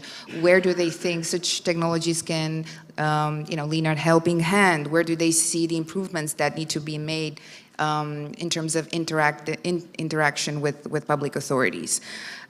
So this was something, a clear correlation that we have observed, that this push in using, mobile phone to do all sorts of, grocery shopping or traveling or you name it, has created the expectation that the public authorities would also offer similar types of digital channels. And you mentioned the fact that we as UiPath offered our support during the pandemic, especially for healthcare organizations or public authorities and nonprofits that were struggling with the impact of the pandemic. So what we have observed in terms of, again, public authorities was the fact that we needed to move very, very fast, right? And this is something that with automation, with the kind of technologies that are currently developed, is possible. But you need to have a common vision on what you want to achieve. And this is much more easy in the business side, right? For the public sector, and especially if you want to align an example that happens, for example, at the Ministry of Economy, with all sorts of other public services taking place in other entities within the government, it's not that easy to create a common vision and alignment. And I think now it's a very important momentum and opportunity for this kind of vision to take a really robust shape, because technology was a partner for public sector and private sector during the pandemic, and it's obviously a partner for the next developments and the next phases in terms of how we interact and collaborate. But the important opportunity, I think, at hand right now is, one, how do we standardize and how do we align the way digital public services are delivered? How do we take a look at them, because there are inventories being made right now, because there's also this priority to digitalize the life events mentioned by the European Union. By 2030, 100% need to be digitally available. So there are inventories being made, but how many of those public services have been recently assessed in terms of their processes, in terms of, how similar they are to each other? Are there overlaps? How many authorities are being involved for, a purpose that perhaps can be achieved in a leaner way? And once we do that, I think that needs to be coupled with technology. That needs to be coupled with skills development. That needs to be coupled with how do we increase adoption. But it has to be easy, because the easier the technology is made available to whoever is that it's using, it's going to be much more easier to increase adoption. But at the same time, it has to be easy in terms of interface and experience. That will also increase adoption, both at the citizen level and within the public servants. That's my humble opinion. Would you two like to build on this alignment and looking at the evidence, maybe? Sure. Very shortly, and I'm going to pass it over on the government and public services side. I think there, an essential part for me is to have digital procurement services within the government. Digital procurement would help with transparency, with reducing bureaucracy, with reducing fraud, having a more competitive landscape of how you deliver services. That's on the public services side of things. Yes, we do like numbers. Some overall numbers that are helping us in our research on this is how the digital economy fares with the traditional economy. So globally, digital economy is now 16% of the entire GDP globally. In Romania, is only 6%. So our activity in this sense is low compared to the rest of the world. And globally, the digital economy is growing 2.5 times faster than the traditional economy. So this percentage, the stake that the digital economy has in the world, is going to continue to increase. In Romania, we haven't seen this as much. It's more stagnant. But there are some sectors, obviously, like e-commerce, for example, and IT, that have been growing very fast. I think the paradigm that we have to understand is that, first of all, I've just returned in Romania for 3 months after 10 years in the UK. And Bucharest, compared to the rest of the country, is a very different story. And all the statistics are for the country. And secondly, within the country, you have different social layers. And we have to understand that the digital part is also reflected by our financial literacy and complete level of education, because they are coupled. And when now I'm going to talk about cybersecurity or AI or cloud, we are at a high level of understanding, and we have to do that. We have to set the strategic directions, but we also have to understand that this was mentioned in the previous panel. You have to apply this in practice. You have to apply this in schools. You want to have good education. And I think there we need a different set of measures, and we need a set of policies that highlight some strategic key areas of improvement at scale for the population, and not only in the capital or developed cities, that are key to create media and digital literacy. And this will help a lot with the future steps when you have media literacy. One more thing on numbers. We are on par on DESI with the EU on connectiveness compared to the other three, which are very low. So we're doing well with broadband penetration, we're doing well with broadband speeds, we're doing well with 5G. And this should allow us the critical infrastructure part of 4 pillars of one strategy. We have it in the ministry. The skills we need to develop, infrastructure is good, and then data governance is the 4th, which I've already mentioned that we have to look into. We are good on connectivity, if I can jump in the discussion, but we need to do more in order to not to keep this status quo. So today in Romania we have 3,000 buildings, school buildings, without internet connection, out of 29,000 of this kind of buildings. And this is not good after 1 year when the school was fully online. But I want to talk about other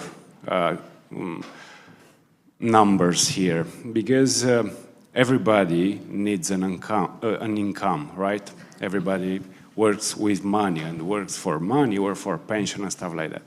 And as I told you in the beginning, I'm very curious. I was curious what people are doing with their bank accounts. So in Romania, we have something like 60% of Romania with a bank account. So 10, 11, 12 millions of Romanians has a bank account, but only 3 millions of Romanians are having more than 2 financial operation with their bank accounts. That means the other 7, 8 millions are taking the money out from ATMs. What this means in a digital economy? Not a good figure, right? So, in my opinion, I'm working this in the parliament to increase the financial inclusion as a key answer for the digital economy, for the lack of skills, digital skills, because if you can handling with the bank application on your mobile, for sure you'll be able to request a digital service from the, I don't know, city council website. So I'm considering financial literacy also a solving problem for digital literacy.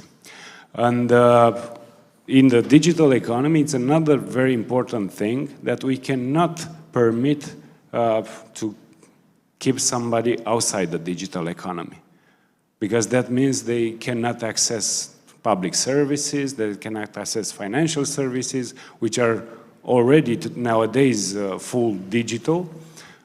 So we need to do something today. And the only thing that we can work is having all the sector, all the stakeholders involved. Banks, public authorities, civil society also, because we need the civil society to raise the digital awareness and demand for digital services.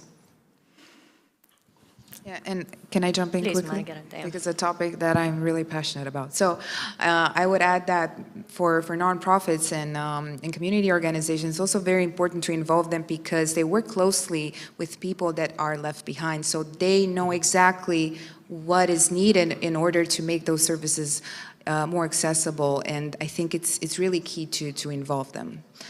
The European Fund minister had a program during the pandemic with some social cards that you can buy and that was like game changing in this kind of services, social services, because those people really benefit from the payment. They didn't take the money, I don't know, spending in the bar or something like that.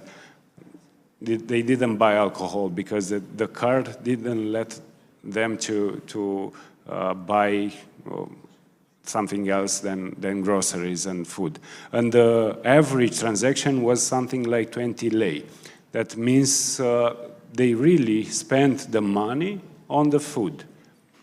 So these are some small concrete examples of what has been done, can be done, but even more on what can be done, because I got it right. Financial, media and digital literacy come as a package.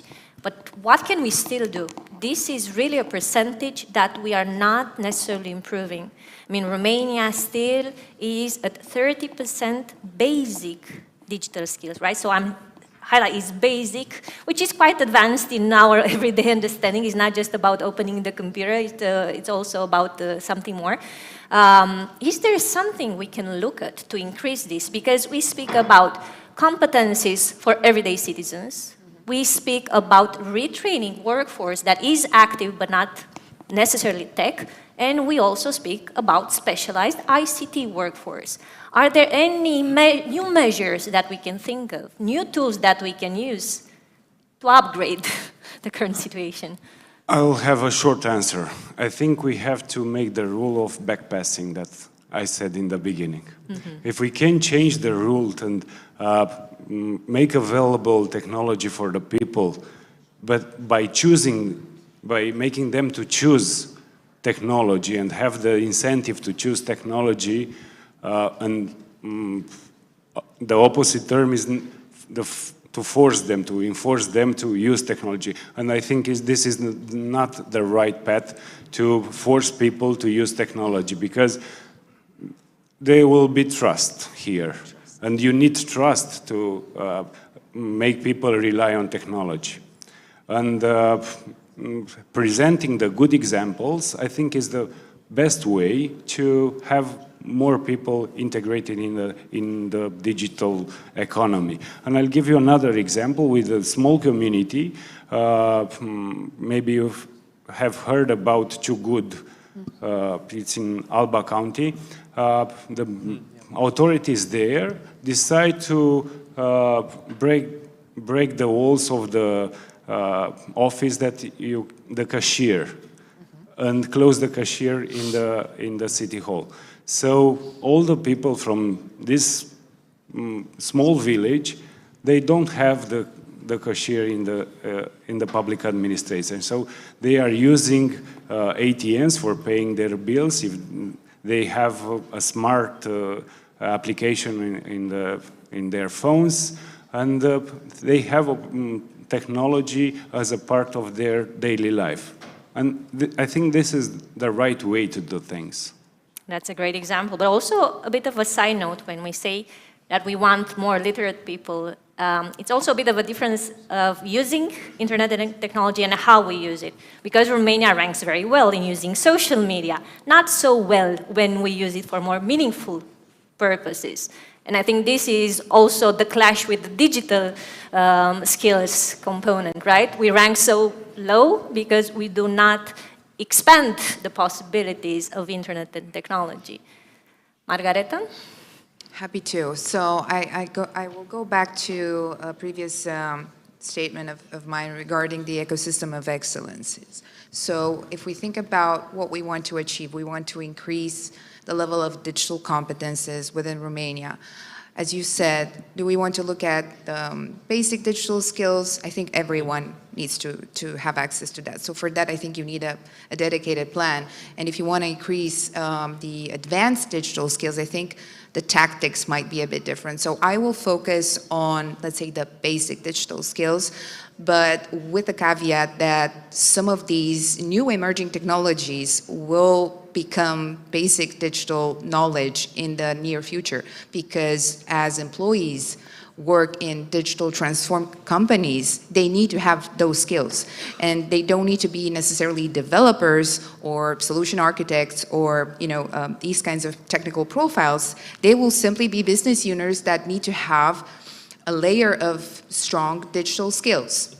So going back to that, I think, as a private sector, you can democratize who operates in a technology field. Obviously, you can democratize access to your own technology. You can create new opportunities for university collaborations with putting your learning and curricula available to the students so that they have access to it. And this is something that we're doing at UiPath with Academic Alliance. So we're working with technical universities, but also with business universities in teaching the students what automation is.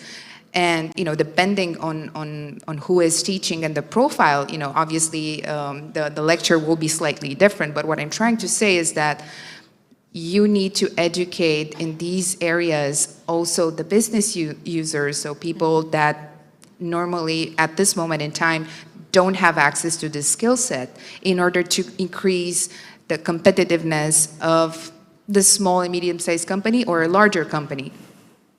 As a company, if you're a large enterprise, the chances that you have access to training and development courses is very high, because most companies have this kind of courses, and most companies have developed or have adopted partner solutions for training their workforce in digital skills. If you are a smaller company, that becomes a bit more difficult, because you have two challenges. You want to adopt technology, but you might not have the funding. And two, you want to implement the technology, but you don't have the skill set. So you're basically thinking, okay, what do I need to do next? Because I also want to keep an open shop. So maybe digital then becomes less of a priority, so you move even further from prioritizing the digital transformation strategy. And I think initiatives that we see now with the Recovery and Resilience Facility in Romania are really good examples for how to strengthen the digital capacity of small and medium-sized companies. Because under the Recovery and Resilience Facility, there will be thousands of small, medium-sized companies that will get training on various emerging technologies, new technologies, efforts that will be coupled with universities and training partners, so it will be kind of like a system of excellence to deliver that. But also adopting technology, you will have all sorts of funding available. So I think that's important progress, and maybe in the next few years we can see how that has impacted the DESI score and other kinds of indexes that we follow. That would be an important action. Continuing what you said, in the Parliament from the next week, I think so, we already have the number of the signatures that we need to start a special committee on automatization and future of work, because all these challenges that SMEs and enterprises has in Romania, we need to understand them, see where the legislation, the framework are blocking them to make the step forward in the digital path, and change that thing, and also having some policies for the government about the future of work, about what jobs are in danger, what will change, because the future, as I said, it's today.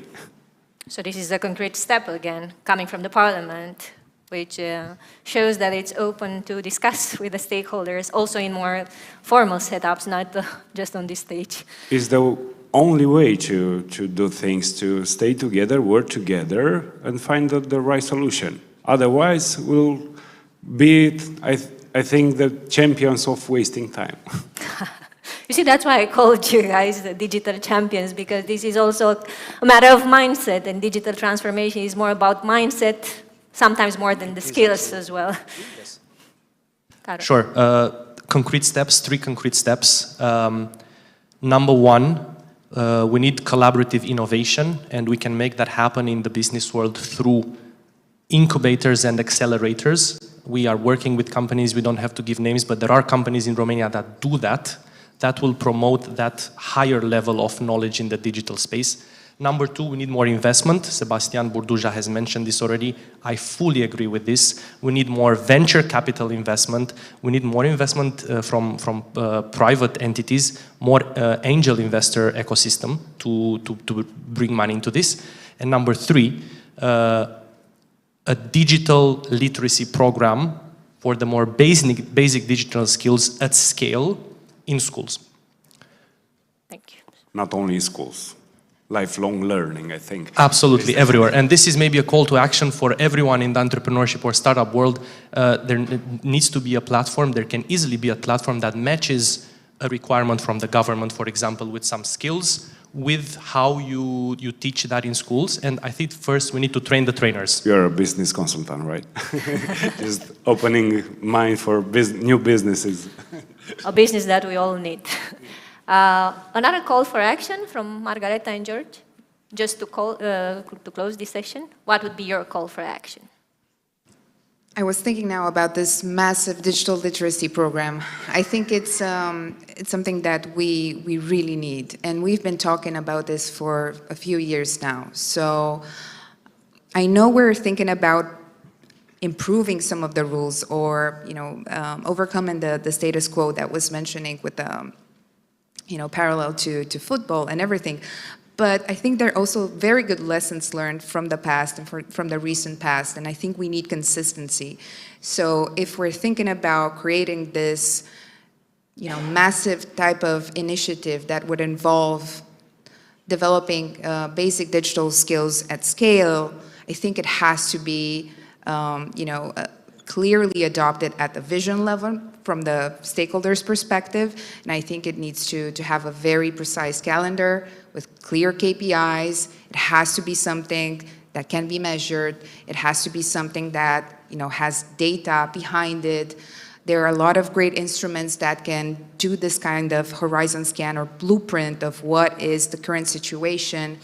There's an instrument developed by UiPath Foundation in partnership with Brio that aims to do this sort of both soft assessment and hard assessment of skills, digital skills for students in high school. So efforts like these are needed in order to give us the real feel of what's happening and put a clear benchmark of where we want to go and what we want to achieve. So I would focus also on consistency and a bit of data-driven type of initiative. And also I would like to add the transformation concept of this, because we heard it from a lot of politicians, not like me, but in a position like me, speaking of Romania has to be #1, a regional hub for diverse issues. In my opinion, I think we have 2 important tools. DESI is one of it, and the other one is the European Innovation Board, scoreboard. And those 2 tools, I think, is the most important for the Romanian economy. To take them, breaking in parts, and decide to increase with 1% or 1 place for the next years, and see what that means for the authorities, for the enterprises, and for society. And if we do this right, in my opinion, we can achieve those goals. Otherwise, if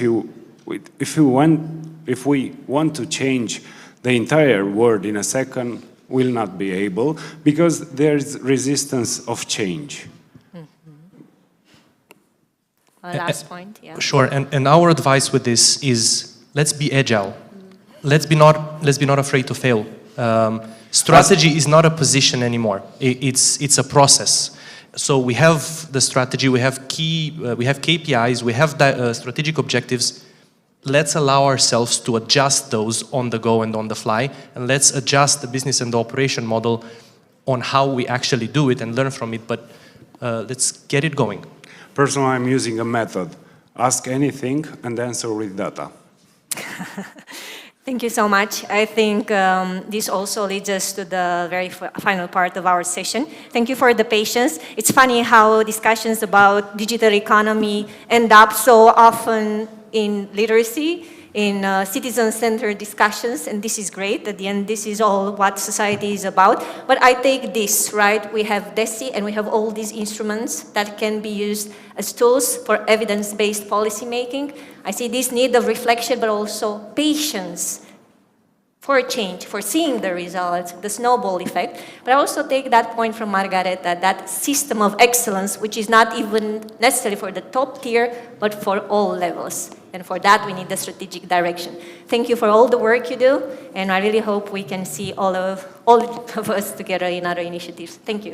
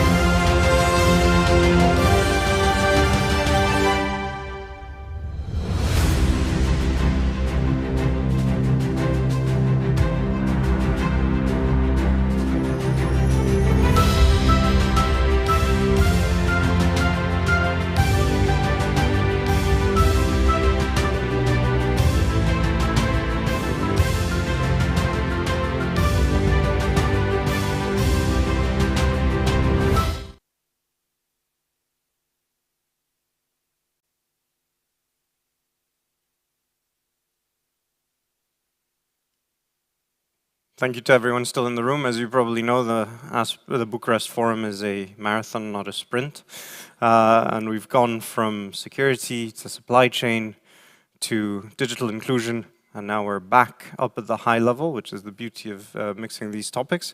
It is my honor to introduce the next topic, which is the next panel, which is on NATO and the EU, complementarities, synergies, and divergences. And my honor to introduce to the stage Mr. Robert Lupitsu, the editor-in-chief of Calea Europeană. Thank you.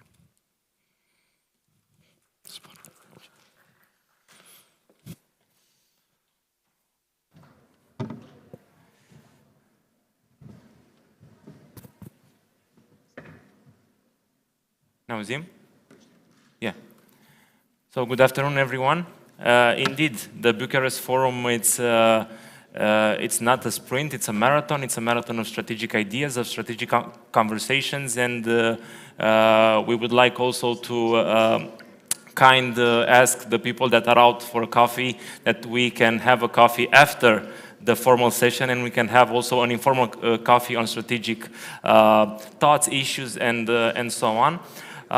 It is a pleasure for me and an honor to moderate once again within the Bucharest Forum that takes place this year in a very special circumstance, because we have also a NATO Foreign Ministerial meeting here in Bucharest, and just few hundred meters away. And we also had the Munich leaders meeting here in Bucharest, and it says a lot about the strategic importance that Romania held within the European Union and NATO. We have a very special topic today that we will discuss together with our speakers, two that are together with us on stage and two online, on NATO-EU cooperation and providing for a renewed European and global architecture. We have together with us here on the stage Mrs. Ana Cătăuță, member of the NATO Parliamentary Assembly, Chamber of Deputies, Romanian Parliament. Thank you for being with us. Thank you so much, and thank you for having me, and most especially also an Aspen Fellow since 2010. I'm very proud of that. So. Thank you, Ana. We have also Mr. Christopher Scaluba, who is Director for Transatlantic Security Initiative at the Scowcroft Center for Strategic and Security Atlantic Council. Thank you for being with us. Thanks, Robert. It's wonderful to be here. And together with us online, we have Mr. Dan Hamilton, President of the Transatlantic Leadership Network and Senior Fellow with the Johns Hopkins University. I hope he can hear us. No, thank you.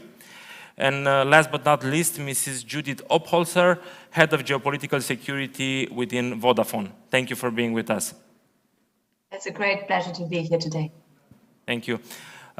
If it was for one subject missing here at the NATO Foreign Ministerial meeting, was the NATO-EU cooperation. We had a very important and very, let's say, tough agenda, but the NATO-EU cooperation, although it's very important, for several years now, the topic has not that been addressed at the decision makers level. Besides the fact that we all have to know that we are one coin with two sides. And it's very important for us also being a member of NATO and being a member of the European Union. And here in Bucharest and on the eastern flank, we understand very well this idea. I will propose to you to have very brief remarks from 3 to 5 minutes for every speaker, and then we will open the floor for questions within the audience. And I would like, first of all, Mr. Dan Hamilton, President of Transatlantic Leadership Network, to give his brief remarks on the matter and how can NATO and EU further deepen their cooperation. Thank you so much. It's a pleasure to be with you. I used to be the Deputy Director of the Aspen Institute in Berlin when the wall was there and it was this encircled city. So I'm also proud of that Aspen connection. You said two sides of one coin. Unfortunately, these institutions have been in the same city in Brussels, and yet they think they live on different planets. And that's been a big problem. And I think instead of getting back into institutional problems, we should understand we are composed of nations, and those institutions are simply vehicles by which our countries advance their interests. And instead of getting lost in the institutional arcane details, I think we need to focus on the issue at hand, which is, of course, the war. And what the war says to us about how we have to use our instruments, our institutions, because we're facing EU and NATO common challenge here, and we have to harness the potential of both. I think the war, in my view, is sort of the headline evidence that Europe in particular has moved out of the post-Cold War era into what I call an age of disruption. Putin is using all the tools he can to disrupt societies, not only in Ukraine, but all through Eastern and Central Europe, all of Europe, frankly. And it's not just about Putin or even great power competition. China has similar tactics in other areas. It's about the nature of our world. Technologies, the flows that are connecting our societies now are vulnerable to this disruption, either by state or non-state actors. And so security cuts across the institutional silos we have, because much of it is much about civil security, human security, societal security, as it is about conventional military threats. And so, our challenge is not to get lost in the luxury of figuring out, things on an organizational chart, EU, NATO, but focus on what we need to do now. Because Ukraine is facing a change in the nature of the war. The barrage of missiles and drone attacks that Putin has unleashed is really signaling an escalation of this multi-front war and it's changing the nature of the war, in which the challenges off the battlefield could erase all the frontline gains the Ukrainians have made. And it's horrific. You know, Russian forces are committing genocide, war crimes, crimes against humanity. They've killed thousands of civilians. They're trafficking in children. And bombing, as we know, hospitals, schools. And so has led President Zelensky to say, you know, this is a war in his of strength and resilience. And I think that notion of building resilience to disruption, if disruption is that, then resilience has to be part of our answer. And that's, again, we're both to step up, because the danger of a humanitarian disaster is very real. You know, 6 million Ukrainians displaced in their country, another almost 8 have sought refuge elsewhere, including Romania and poor Moldova. It's the largest displacement of people since World War. And what I see is people on the television screens and places like this often asking the question, and it's a natural question. I think we'd be better off by asking, how will this continue? It's going to get worse before it gets better. Putin is not giving up, he's doubling down, he's escalating the conflict by to all sorts of other flows that connect Ukraine with the rest of Europe, and the flows that connect European society. Maybe we can try to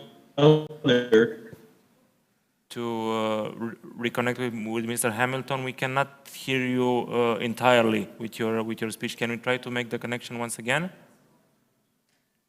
And we understand one interesting idea, that even we are on the same page somehow. Mr. Hamilton. Can you hear me now? Yes, yes, we can hear you. Please continue. I'm not sure where you left, where you stopped hearing me. Could you say what you last heard? You mentioned about Russia's aggression and being the biggest challenge since the World War II. Yes, okay. I say people tend to, in these fora and elsewhere on television and so on, ask the question, how will this end? It's a natural question. We should ask instead, how will this continue?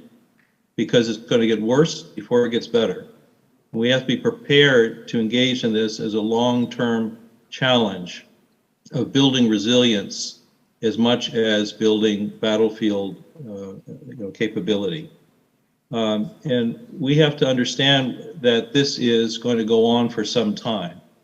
So that's the first issue. I think the second is, the second question, how do we stop this from spreading, both inside Ukraine, but also beyond Ukraine, to countries like Romania and Moldova, and in fact, the rest of Europe, frankly. So there is a military answer to help the Ukrainian forces on the ground. NATO is going to do a lot of that, but arms transfers that the European Union can provide is also useful. That's the sword, as the Estonian foreign minister has said. But the Ukrainians need a shield now. They need an integrated air and missile defense system, which we can provide through all of our means, NATO, EU, you have it. It's our countries that need to do that and step up what we're already providing so that they have more of that. I think the second urgent need is that we have to move from what has basically been a 9-month scramble to supply humanitarian assistance and patch infrastructure for the Ukrainians to something that's more sustained. We need basically the equivalent of the Ramstein Defense Contact Group for resilience, a resilience support coordination mechanism that would pool together both NATO and EU efforts as well as those of individual countries, so that we're coordinated and we're thinking about the long term. We can't keep patching things. We have to start to think about how to reposition ourselves for this. And here is where, NATO is doing this. The US has set up a security assistance group, Ukraine. The EU is providing military assistance, arms transfers through the European Peace Facility, but it's almost exhausted all of the funds of that facility, which were intended to be global and were intended to last through 2027. So either the fund needs to be replenished by the EU or a dedicated Ukraine support fund needs to be established because the EU's money is run out. So this is quite critical in terms of the EU side, but we have to understand that, you know, ad hocery, kind of throwing things to help the Ukrainians isn't going to help them over the long term, and it's going to drain our resources, as we can see. Last point I would make is that we have to understand that we have to stop the conflict beyond Ukraine's borders. This is not just an assault on Ukraine, it is an assault on Europe and everything it stands for. And it's impossible to stop the spillover from what's going on in Ukraine into other societies, as we can see. Energy, we see the effects of that. The refugee flows, another 3 million refugees perhaps this winter, that will again swamp European societies. Putin is disrupting food and commodities to countries around the world. He's using Ukraine as a testing ground for cyber warfare capabilities. If it works there, he takes it on the road. The NotPetya attacks in Ukraine were the precursor to the solar winds attack in the United States. The attacks the Russians made on Ukrainian command and control in February disabled tens of thousands of European communication terminals all over the continent. So what happens in Ukraine doesn't stay in Ukraine, which means that resilience begins at home, but in the kind of Europe we're in, no country's home alone. And no institution can deal with this on its own, which means that the EU and NATO need to focus on resilience building, which is frankly actually the leading edge of their cooperation. For all the talk about PESCO and strategic autonomy, resilience has been the leading edge of NATO-EU cooperation. So we have to think about that in terms of two things. That's my last point. One is we have to move away from country by country baseline requirements, which make no sense to me, since in Europe it doesn't matter how resilient you are if your neighbor isn't, to a shared resilience paradigm. At the Madrid summit, NATO leaders moved to that notion of alliance-wide resilience metrics, but they have to implement that. But Ukraine has shown us we have to go even further than that and move away not just from country by country to shared resilience, but to the notion that we don't only need forward defense within NATO, we need forward resilience beyond NATO. We need to be able to project resilience forward to countries like Ukraine, Moldova, Georgia, others who are weak and fragile and susceptible to these disruptive elements that flow back into the rest of European society. That's a tough challenge, but that is where it seems to me the urgent need for NATO and the EU to align exists. Thank you. Thank you very much, Mr. Hamilton. Indeed, we have, all of us, a lot of lessons learned, and one is that not only resilience is important, resilience starts at home, and we have a benefit from this because we have a larger home, both NATO and the EU. I would like to move forward to Mrs. Anna Cătăuță. We would like to hear your thoughts on the EU-NATO cooperation, considering the fact that well, we hope to have a new NATO-EU declaration soon, maybe next year. Please. Thank you so much. And indeed, resilience is one of the things that does unite the European Union and NATO.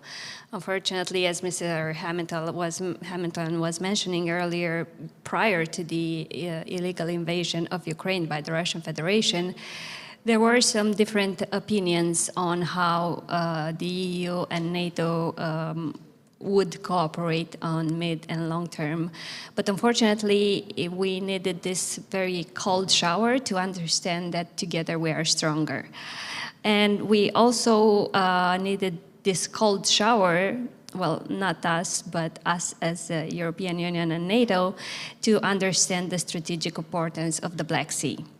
And also the need to balance the eastern flank, because one good thing, if we can say that something good came out of this brutal war in Ukraine, is the fact that the leaders of NATO understood that there has to be, on one side, a balanced deterrence and defense on the whole eastern flank.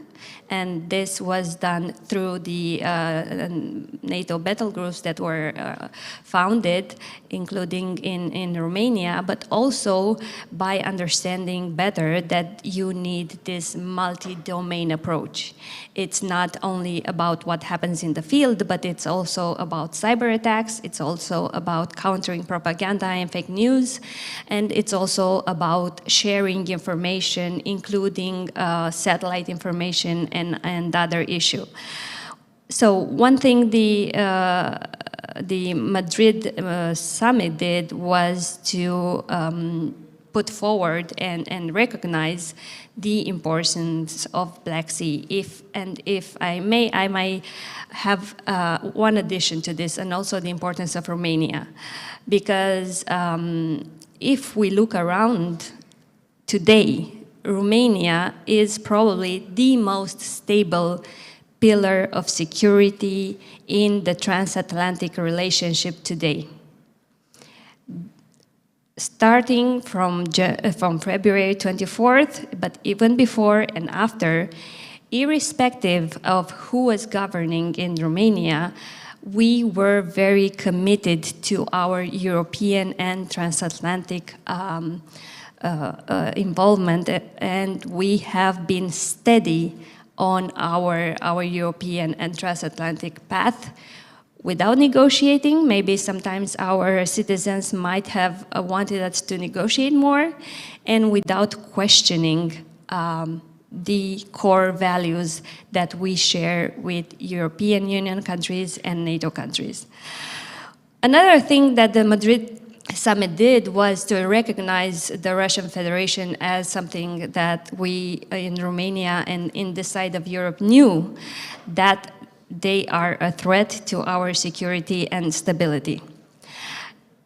They might pretend for economic and pragmatic reasons that they have understood and embraced some sort of values, of Western values, democratic values, but in the end, we have to see and take the Russian Federation and Putin's regime as it is. They have not forgotten their imperialistic tendencies, and when given the opportunity, they will try again to recreate this idea of a larger Russian empire. And if we also have to mention China, because China is now considered a challenge and a competitor. I do believe that we need to have a conversation with countries that do not exactly share our system of values. Dialogue is necessary, but we have to be very attentive and we have to be very determined to take the right decisions. And I think that, for instance, Romania's decision not to have Chinese companies when it comes to 5G, but also to replace the components for 3G and 4G is a clear statement that we know and understand that in these times we are living, we have to be very careful with whom we, on one side, do business, but on the other side, share important information. And if there is, let's say, thing that we should build on is the defense industry. I think that for a country like Romania, who has a tradition, especially in the aviation field, this is a great, let's call it opportunity, to build on this tradition and develop some capabilities that will help us to be more competitive on the international stage, but also to be ready to better defend ourselves. Thank you very much, Anna, because You mentioned in your last ideas something very, very important, the fact that this synergy between NATO and the EU, we should also have it in an integrated or a more integrated defense industry, because we have a lot of projects also within PESCO, and also the military mobility is a very important project. Once in a time it was the flagship project of the EU-NATO cooperation before the war started. I would like to move on to Mrs. Judith Obholzer, and I want to see your view on, we all know the challenges, we all know the threats. For instance, one of the threats and challenges are protecting our critical infrastructure, which from a point of view of regulation is more regarded by the EU, but when it comes to defense, we tend to go on a NATO side to discuss. The idea of the pipelines, for instance, was discussed also within NATO when we had the issues with the pipelines in the North Sea and in the Baltic Sea. And how could NATO and the EU galvanize this moment of challenges and threats and transform it into opportunities for deepen the cooperation? Thank you very much, and it's a great pleasure to be with you here today at the Aspen Security Conference. I'm here and I'm providing a little bit of the private sector perspective on these very important topics. I'm the global head of geopolitics from Vodafone, and just by way of context for this forum, Vodafone is one of the largest pan-European communications providers. We operate in 21 countries globally and have partner markets in 47 countries and over 300 million mobile customers. What is quite important in the debate that we are having today is that as a telecoms provider, and that links to your question, we are a provider of critical infrastructure.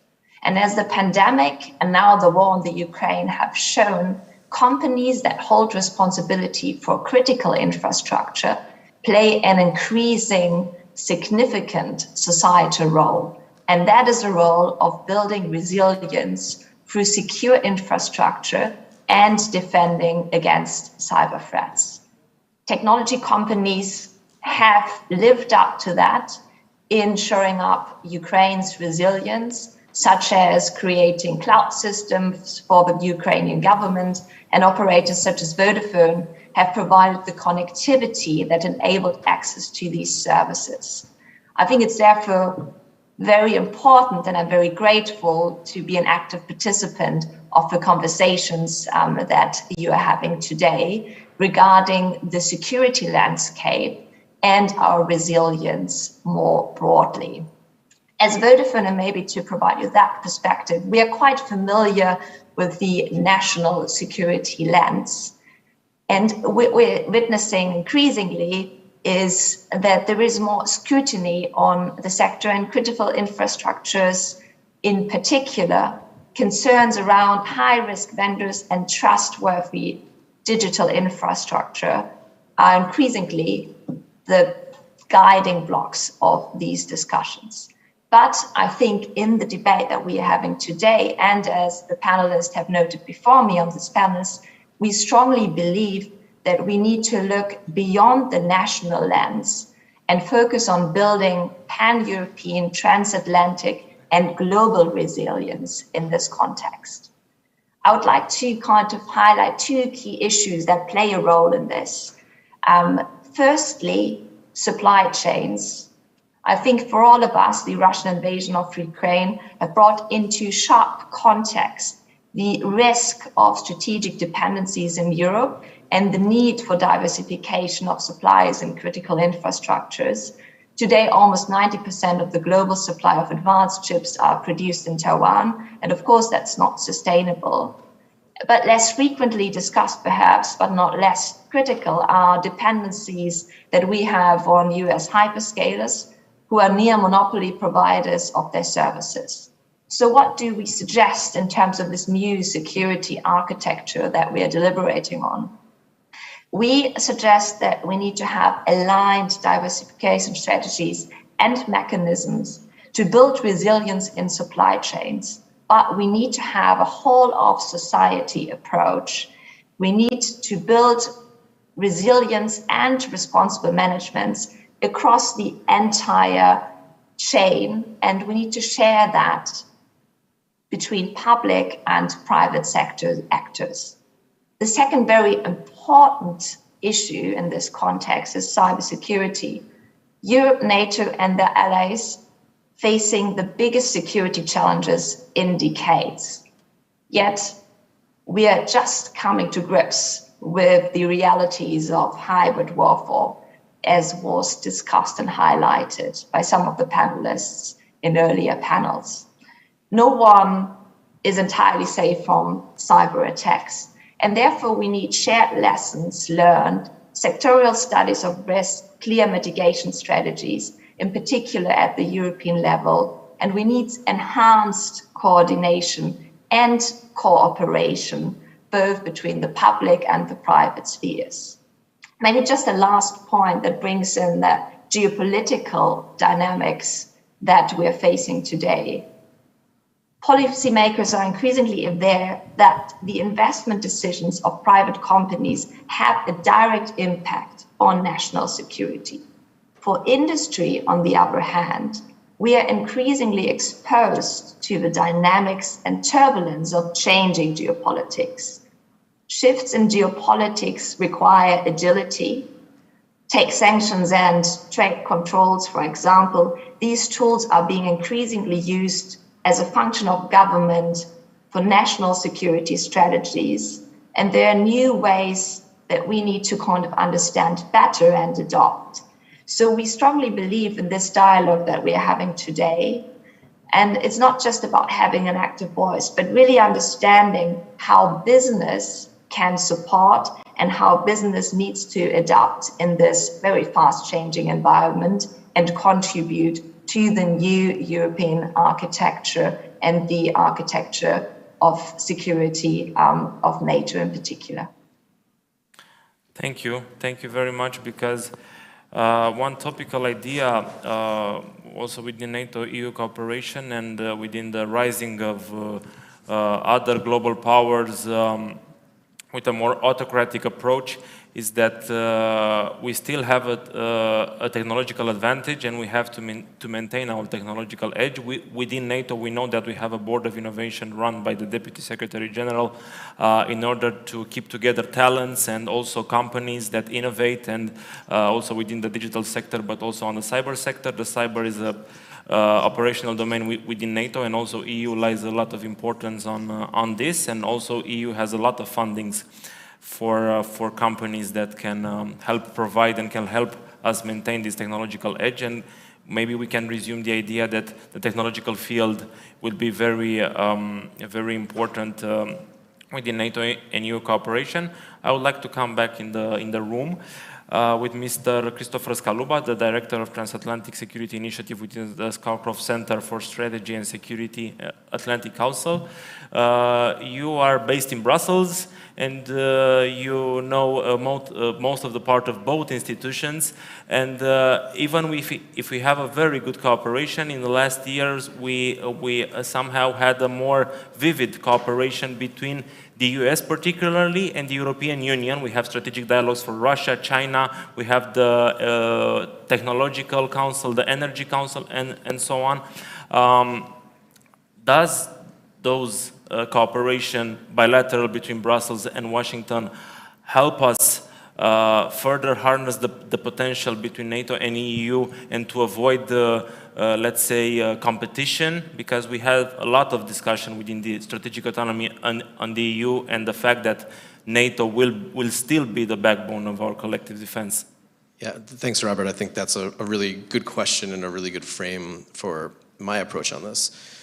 I was kidding you before the panel, this is my least favorite topic to talk about, because cooperation on NATO and EU defense is one of these things that I feel like we're pulling our hair out about for decades. And even though we have joint declarations and joint summits and our leaders, the leaders of each institution going to each other's meetings, we have common measures, we have joint mission areas.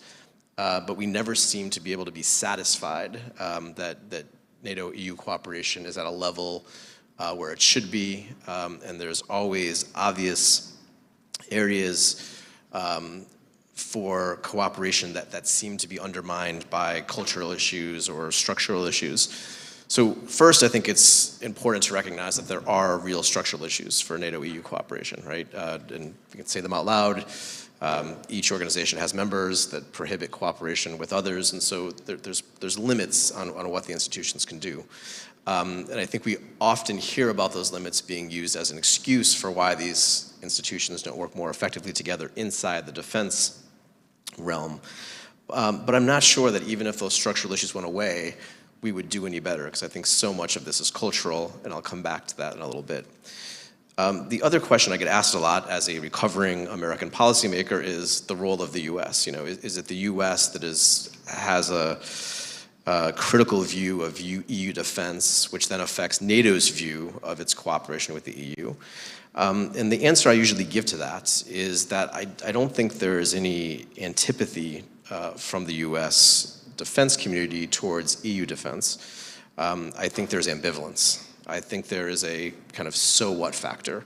What value is this adding to the transatlantic security missions, architecture that we want to have? And I think that's the real question for busy US policymakers. People like Dan, people like myself, who do this every day, I think understand, but if you're the Secretary of Defense or the Undersecretary of Defense for Policy, where the EU fits into all of this is a question that doesn't always have a good answer.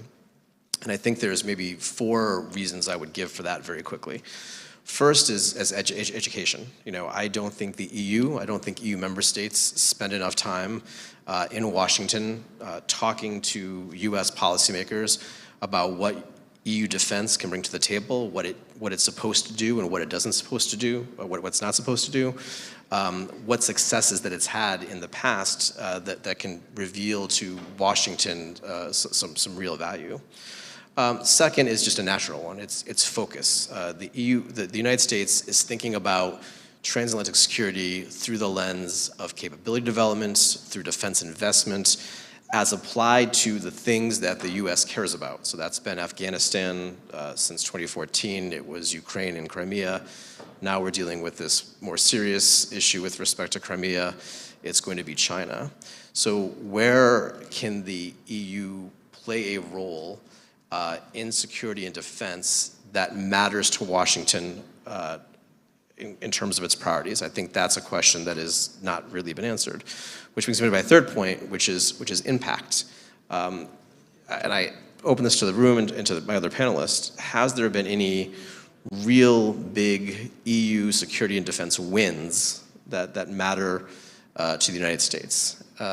Just, you know, even in light of all of these joint statements and all of the cooperation, and I think the answer is that it's hard to identify them. There are some, clearly, but do they reach the level of understanding among the Washington policy community to matter much? And I think the answer to that question is no. And then lastly, I think there is some real fatigue around this issue because we're always talking about it and don't seem to make progress. So even the people invested in EU-NATO relations like myself at some point kind of roll their eyes and say, okay, why are we talking about this again? We're not making any progress. So those are some issues and some reasons for them. What are the opportunities? I'll come back to what I said before. I think I would like to see the EU institutionally and EU member states spending more time talking to NATO and talking to Washington about expectations, what it is that it does, what it's not going to do, and how it's going to add value to priorities that Washington cares about.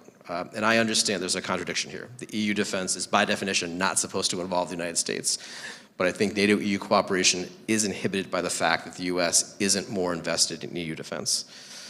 Second, it would be really good to have a high-level, highly visible use case or test case. And I think each of our panelists has said it. Ukraine is that test case.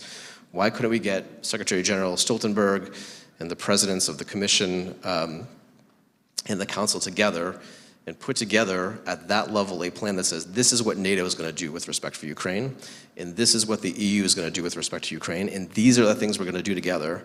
And then a year from now, or 2 years from now, when Ukraine has won this war, go back and show ourselves that in fact we delivered on those promises and that we've had success cooperating. And I think that would instill some confidence. I think it would give a real tangible feel to this issue of NATO-EU cooperation that I think is quite amorphous to too many people, especially in Washington.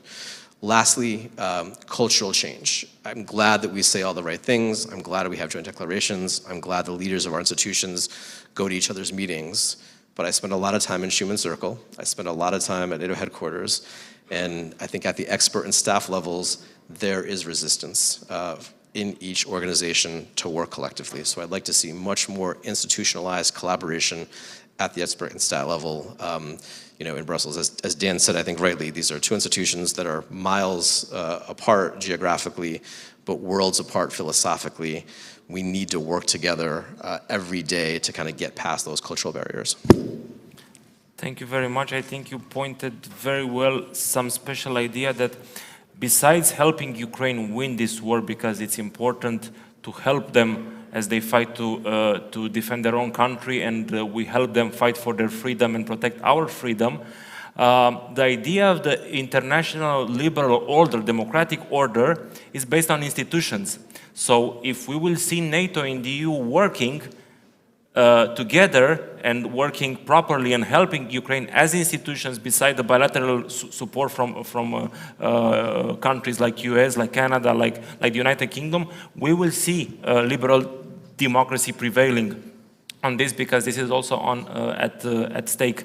I believe Anna wants to add something, because I saw you took the microphone. A very small comment, because you mentioned the cultural dimension. I think that when it comes to humanitarian acts and defending our common institutions and values, I think there is more room for NATO and EU to work together as institutions. When it comes to issues related to defense and to very pragmatic and tangible things, I think that it's more a cooperation between each member state and other member states. So I think it's a matter of how you define whether it's interinstitutional or country to country. I think that makes sense, and I think one of my comments was that I'd like to see more EU member states talking bilaterally to the US about the importance of EU defense, both at the strategic level and at the practical level. Thank you very much. I think we still have time for some questions within the room. If somebody wants to jump in, please, we can take questions for our speakers. No, we have one question on the back. Can you help us with the microphone, please? Please introduce yourself and state from whom you address the question. Hello, my name is Maria. I'm from the German Marshall Fund. My question, sort of piggyback on your last point, would be, is there a way maybe to actually push beforehand a more integrated collaboration in terms of soft power? Because you mentioned talking about the humanitarian aspect, and coming from civil society, I see that it would be a great venue of opportunity where the EU and NATO and the US can sit at the same table when it comes to actually supporting all of the civil society structures that are actually at the forefront of this crisis right now. And maybe from there actually build more into these more hard-lined security conversations and bilateral relations. Could this be a recipe, an entry point? Thank you. So, thank you for the question. I think there are two dimensions here. I think there are two areas where we have a lot of potential, but we are not using it to its fullest. One is indeed soft power. And yes, we can find different projects and different ways to work together more, including in the area of innovation.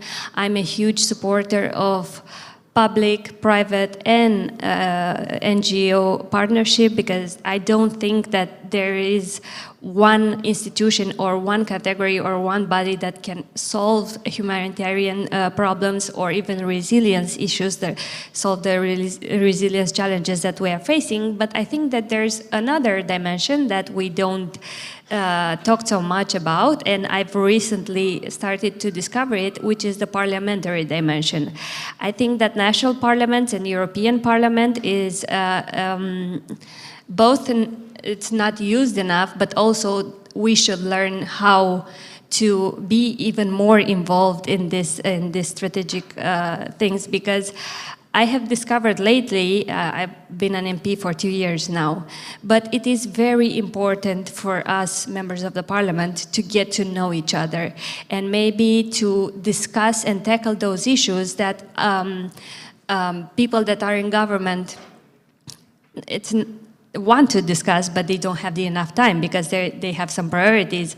And I think that we should also strengthen the parliamentarian dimension as well. Thank you. Maybe Mr. Hamilton, you want to add something on this point? Well, you know, I think my point about the world we're now facing means we need to think beyond this sort of abstract academic thing of hard versus soft power, and understand we have to be able to deploy our resources ably and flexibly across the full spectrum of power. That means being able to combine hard and soft power at the same time and think about the other kinds of things we need to do. The kind of security challenges we face today are no longer the conventional battlefield threats. They are there, as we see, but if you don't deal with the disruption issue, the issue of flow security, the security of the flows that connect our society through resilience efforts, your gains on the battlefield could be wiped out. So NATO and the EU both have to do better at mixing and matching the kinds of power resources that they have. And since in the civilian domain, you know, this is owned by the private sector, most of it, and since it's about civilian societal security, of course, we should be doing absolutely whatever we can to include private actors and civil society actors into this. So I absolutely agree. But I think we have to think broadly about how do you deploy your resources together. This is the challenge in Ukraine right now. We have to be able to do it all at the same time. And that's we've been focusing on the lethal aid correctly. But now the other part of that is becoming just as important. Otherwise, everything Ukraine has done, everything we've done to support them could be erased. So this is why I say this is now the urgent challenge. Rather than focus on the organizational charts, let's focus on what we need to do right now, not only to help Ukraine, but in these areas, but to help ourselves. Because this is an attack on all of Europe. It's not just an attack on the country of Ukraine. Ukraine is just the epicenter of something that's much, much bigger. Thank you. Maybe we have time for one more question. If somebody in the audience wants to pick up and address one. If not, I think that after this marathon and of 1 day and a half, the simple fact that you are still here, I want to thank you for this, it is a real proof that Romanians are really resilient. You have to admit this. I would agree 1,000%, and I have to say that Romania has always been a strong voice, one of the strongest voices on NATO-EU cooperation, whether it's on resilience, space capabilities, cyber, and so the leadership out of Bucharest is really important for this issue to improve over time. Well, if I can answer that. I think that joining later than other European countries, NATO and the EU, has taught us the importance of both organizations. So for us, it's important to see them working together, and it's important to find the right balance between economic development and defense. One thing we have learned is that EU membership came after we were part of NATO. So once we were a NATO member country and we had this security and stability that came with this, then we were able to further develop and become members of the European Union. And I think, and I hope, and I do hope, that there is going to be an European path for Ukraine, for the Republic of Moldova, and from Georgia. And what I can tell you is that the leadership in Romania is determined to play a very active role in this, because coming from the same region, understanding the culture of the place, we are willing to help our immediate neighbors or our over the Black Sea neighbors to follow this European path, because this will be beneficiary for them, but also for us as a region and for the European institution, European Union in itself. Thank you, Anna, for this plea, because one thing that Secretary General Stoltenberg said a lot of times when we are discussing NATO and EU cooperation, he said that European unity was preceded by transatlantic unity, and this is why we, Romania and other allies from the eastern flank, we understand that, because firstly we joined NATO, and after that we joined the EU. Thank you very much for taking part in this panel, and hopefully we will see in the next months and next year a more concrete and a more further cooperation between NATO and the EU.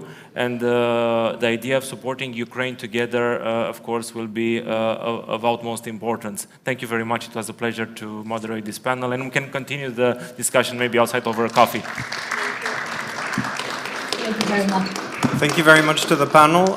We are now breaking for lunch. We have a quick lunch until 3, then one final panel and closing remarks from Mr. President John.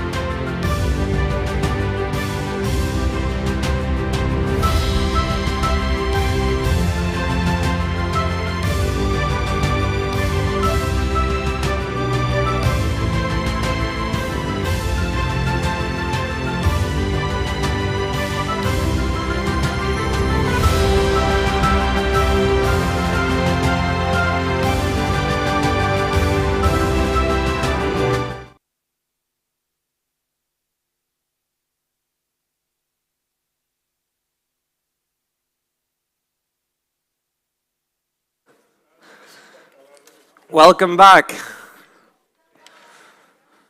I hope you've had a nice St. Andre's feast in the lobby. It's nice to see the final, the hardcore Aspenites / GMFers in the audience. You've made it through a long day, and we have a final panel, which is the fun panel, and concluding remarks from the president of the Aspen Institute, Mircea Joană, following that. So it's my great pleasure to introduce to the stage Simona Spinaru from the Ministry of Foreign Affairs, and also the winner of the Public Service Leadership Award in 2020, to talk about the perspectives from different European Aspen Fellows Network from different generations. So enjoy.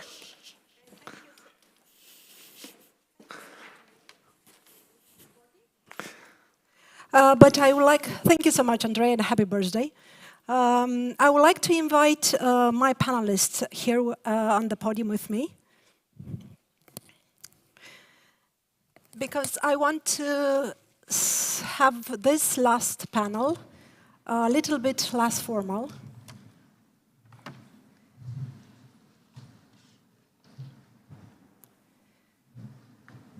All right, are you sitting comfortable?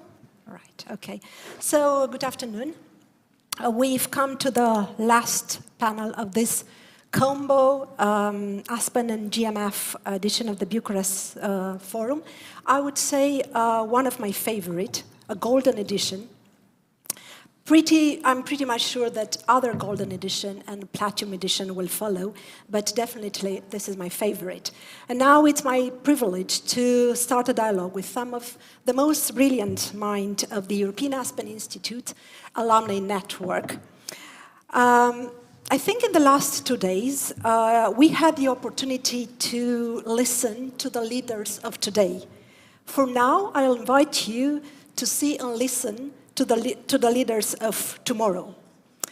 Everyone agrees that we are passing not a watershed moment, but the very turning point of our collective destiny, Zeitenwende, as it's called in German. And it depends on the leader of today, but also of the leaders of tomorrow, which path we are going to take. And I think this deserve your time and passion to hear and listen to the younger leaders and the leaders of tomorrow that I have next to me. Just a couple of introduction about how this panel was built. The construction of this panel has started from an exercise, food for thought type that the Aspen Institute Romania did in preparation of this forum a couple of weeks ago, when the alumni network of the European Aspen Institute have been asked to grab a digital pen and to sketch their own vision on the future of Europe, and the outcome was brilliant. They jump into the provocation, and now we are going to see and listen to 4 of them. We have 3 on the podium, and 1 is online with us. They are coming from 4 different countries: Italy, Spain, France, and Romania. So let's see together how do they see the future of Europe. Our first speaker is coming from Italy. Do we have the connection? All right. Buongiorno, Gerardina. Do you hear us well? Hello. Yes, I can hear you. Good morning. Okay, perfect. Good morning. You wrote a paper full of thoughts and ideas. I remember the feeling that I had after reading your paper. It was as if you wanted to put in a bunch of paper all the challenges that we're facing today. And the outcome was perfect, I would say. You talked about creating a new normality, about information as an indirect weapon, about European technological sovereignty, about cyberspace becoming a ground for strategic competition. But what I like the most was, and I'm quoting you, geopolitical competition is evolving more and more from the war of the territory to the war of connectivity.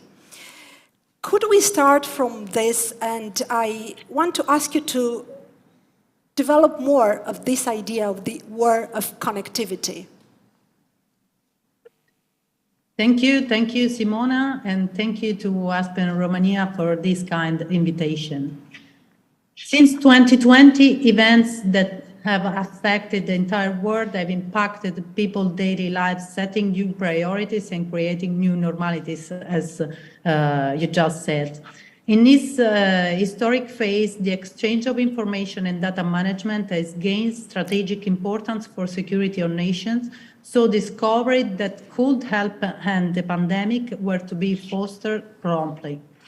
The second major recent event that shocked the global balance was the invasion of Ukraine by the Russian Federation. Here, too, the management of data information has had a fundamental impact of the course of the event in a multitude of levels. Furthermore, data information are at the center of real digital battle, the cyber warfare. In this context of crisis, that the concept of European technological sovereignty and strategic autonomy have emerged. This should not be perceived as bypass to NATO. It actually strengthens the alliance, gives its interdependency with the EU. The EU needs to develop a serious technology plan and worth its economic magnitude, considering that the Union is the most important economic platform in the world, and the European members of NATO have 4 times the population of Russia and 12 times its gross domestic product. Maritime security in the Maritime security in the Baltic Sea, the Black Sea, the Mediterranean, and the North Sea, as well as the waters, the Atlantic Oceans, and othermost region, and it's important for the EU security, our economic development, free trade, transport, and energy security. Maritime zone, critical sea lanes of communication, and several maritime choke points, as well as seabeds, are increasingly contested. The recent explosion at the Nord Stream pipeline raised the level of attention to the safety of this vital infrastructure, and also turned the spotlight on what would happen if such an attack was carried out against submarine cables for internet connection.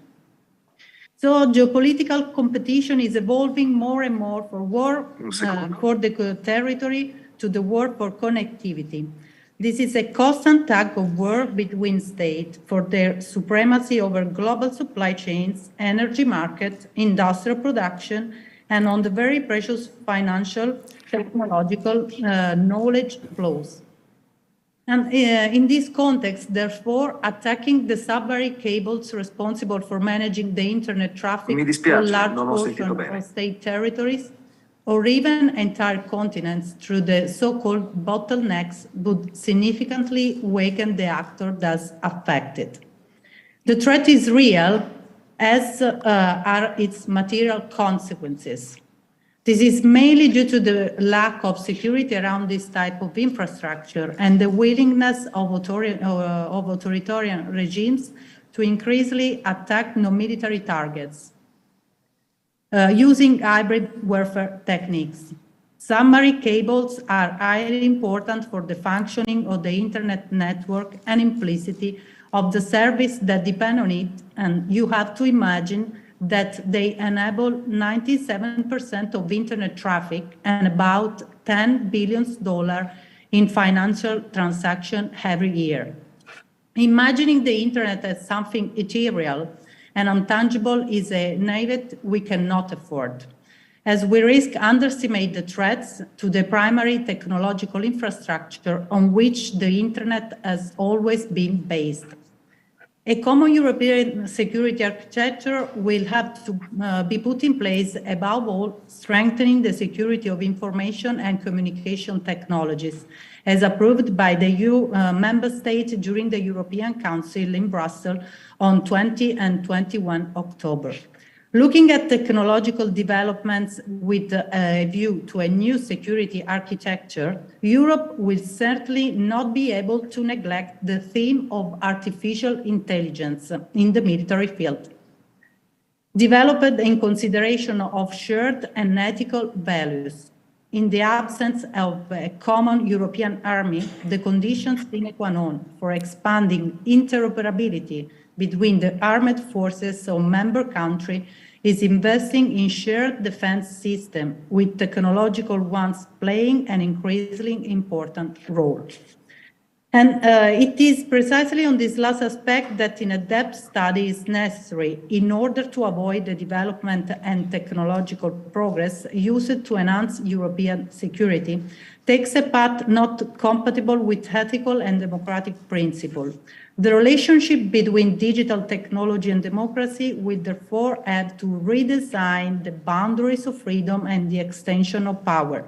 But at the same time, the implementation of this new technological tool will have to be applied with caution, always considering the strength of the democratic panel. In the light of a new revolution and technological transformation, a profound cultural change therefore appears inevitable, which will certainly require new priorities, courage and determination, speed and adaptation to new levels of risk, investment, and an even greater search for concrete and effective synergies. The evolution of technologies, innovative, emerging, or disruptive they are, change at a surprising speed, and the main challenge, especially for future generations, will be to operate with speed in a predictive mode and, unfortunately, living with a potential degree of indeterminacy, insecurity, and increasing risk. It is therefore essential to support a concrete cultural and cognitive transformation that lead us to develop a real culture of innovation. So in the near future, a leadership model characterized by a flexible approach aimed at managing, promoting, and guiding change marked by increasingly complex challenges and the speed of decision-making process will prove successful. The combination of these two factors will mark the flywheel for a new paradigm characterized by a leader with less and less technical skill and more soft skill, who is inclined to experiment by putting aside cognitive biases. The dynamic of technological sovereignty outlines, alas, a promised future for a Europe that can review its priorities and its tools to deftly project itself as a pool of global technological democracy. Thank you. Okay, mille grazie, Gerardina. I'll come back to you. But now I'm moving to the second speaker, who is coming from Spain. Buenos dias, Blas. You focused in your writing on the European neediness to build its strategic autonomy in order to, and I'm quoting you, to end the dangerous dependency on Russia and China. You are of the opinion, and then I'm quoting you, to take our fate in our hands with the United States. And I'm underlining with the United States. Could you explain us your ideas on how Europe will be able to get its strategic autonomy and what exactly this means for you? Buenas tardes. Thank you. Thank you very much, Aspen, GMF, for this invitation. Just to clarify, this last quote of taking our fate into our own hands, it's actually a quote from Mrs. Angela Merkel when she was then Chancellor of Germany, and she was speaking in the context of this growing tension with the Trump administration in the US at that time, when, as we all know, the Trump position in terms of, for example, criticizing NATO and putting tension in between the both sides of the Atlantic brought to the conclusion to the Europeans at last that we should, while keeping the alliance with the US, also as well building our own strategic autonomy to resist or be able to cope with changes, political changes in the US, as happened a few years ago, and as it may happen again in 2 years to come. Mm-hmm. Anyway, I wanted to start with a rather negative or pessimistic view, which is that I'm afraid the EU is not ready yet for this world in flux. I think we are still lacking lots of strength and assertivity, both internally and to the outside. Because, as you said, this is a moment of a huge change in the global political sphere. We're having revisionist great powers such as China and Russia growing in assertivity, in power. We have some other middle powers such as Saudi Arabia, Turkey, Israel, Iran, so many others, India as well, who are pushing above to try to get more influence in the world. The US, of course, is still the great power, but we see some retreating tendencies to the inside.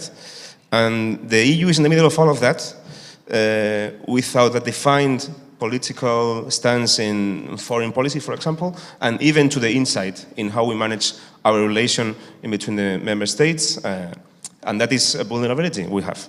I think it's good news that we've come to realize that we've been naive with our relation with Russia, for example, with this dependency on gas, which allows Russia now to be blackmailing the EU with this fossil fuel dependency we have. But we are also facing a probable similar situation with China in a few years to come due to our dependency in commercial terms with China. And we've been seeing this debate going on and growing, for example, in Germany, when their Chancellor, Olaf Scholz, was traveling to China just a few weeks ago, just after the Xi Jinping, the Chinese premier, was confirmed for a third time in China. So a very polemical, controversial trip that was. That to put China and Russia, which are the obvious adversaries, but regarding the US, which is rather more interesting and more complex, I believe, I think the US remains our best ally. We share cultural, historical, political bonds, values, of course. We share a defense alliance, which is crucial for the defense of Europe, NATO, of course, we are here. But they are also competitors in so many things. Just a few days ago, Biden approved a massive plan to invest in their industry, and our Thierry Breton, the Commissioner for Industry in the EU, is saying this is an existential threat to the European industry, even though they are our allies, and they still are our allies, no? And in several panels before this one, this afternoon, we've been talking about technology, for example, and how much the EU depends on other actors, for example, for AI, for quantum computing, for cloud computing. We are depending so much on the US for this kind of stuff. And I don't think it's a good idea, not because the US is not a good ally, but because we should be autonomous in this kind of stuff, which is strategic. So I think we should build on more strategic autonomy, semiconductors, industry, tech, whatever. And besides, and that is something that we can debate longer if you want afterwards, I don't want to take much more time, we also need to reinforce to the inside and to be able to take decisions more quickly, to be able to cope, for example, with countries such as Hungary, with this difficult process that we are having with them regarding corruption and rule of law. All of these things are getting us vulnerable, weak in the inside and in the outside. And unless we cope with them, I don't think the EU... When you say we, you mean the European Union? The EU, yeah, okay. yeah, sorry. Unless we cope with all of them, I don't think the EU will be ready to face, in a stronger and a more united way, this world in flux, this dangerous world we're heading into. But at the same time, we have to find a solution. So what would be your suggestion? If you are, I don't know, the president of the Commission, what you would do in order not to lose the European Union, just to stay together? What would be your... Well, there are several things that are being done already.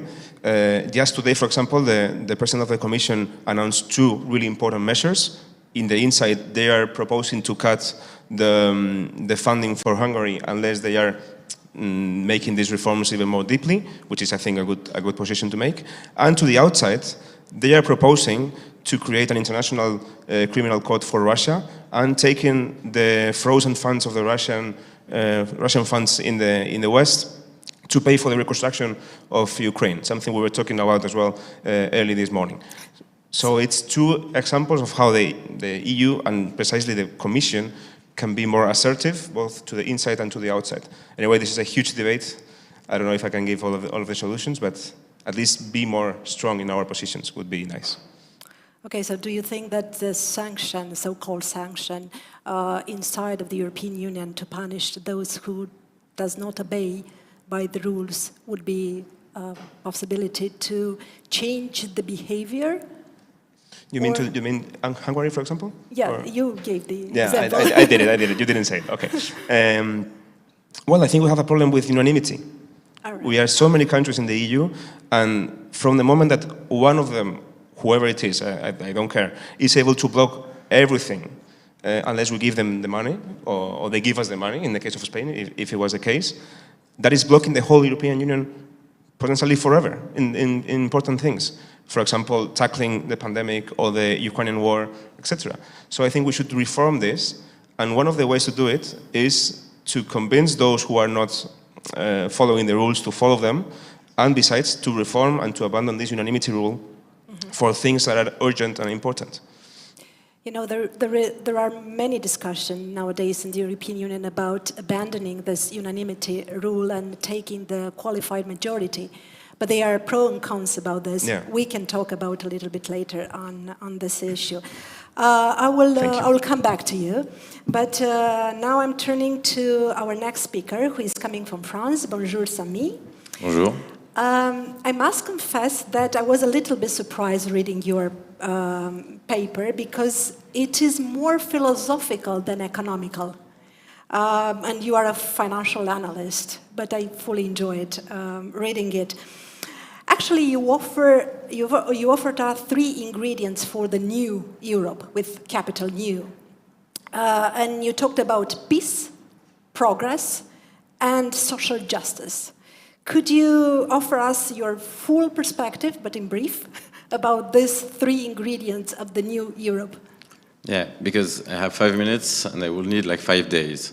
All right. I work in finance, but I have a PhD in philosophy. That explains why, actually. All right. So basically, thinking about that question of like the world in flux and the future, the new architecture of Europe, led me to reconsider what De Gasperi said, like in 1952. And he said that we need to base our project on those 3 themes, on that triptych. Mm-hmm. So I will develop like briefly on that. First is peace. And to understand peace, actually, the idea that I develop in my paper is the following one. In the French debate, we distinguish actually worldization, mondialisation, from globalization. And the first, at a glance, actually, the first described the intensification of flows, may they be political, cultural, not only economic, at a scale which is rising, and at the same time, in a space-time which is decreasing, compressing. And globalization is another aspect of that. Globalization describes the mutation of capitalism in a like wide, let's say, single market, from local markets aggregating themselves to a global one. I propose to go beyond that. To me, the world requires new concept, and the concept is more what in French would be called localization, or what I call in the paper compartmentalization. What does it mean? We are not in a multipolar world. Actually, we are. But the way we need to face that is to think in terms of compartment, in terms of blocks. Our union should be a block. What does it mean and what does it imply? What is the difference to what we think about ourselves? It means that, first, we need to accept that blocks can evolve. They can assemble and disassemble. Blocks are multidimensional. For instance, we are facing the issue with Russia. We need the strongest bloc possible, which means that we will aggregate all the countries sharing our value, our view of freedom, respect of borders. But on other context, on other topic, we need to accept that we are not like the same union. We could be like on cultural topic, like aggregation or disaggregation of small blocks thinking differently. So this is a dynamic view of a union. I think that the union we have built is lacking plasticity. Capability to say, okay, sometime I need to be strengthen in my core values and countries with peripheral ones, and sometimes we need all to be united. That's the first idea. And this is, to me, thinking that way a condition of peace, because it's ultimate respect and capability to react at intense situation, to intense situation. Second part is progress.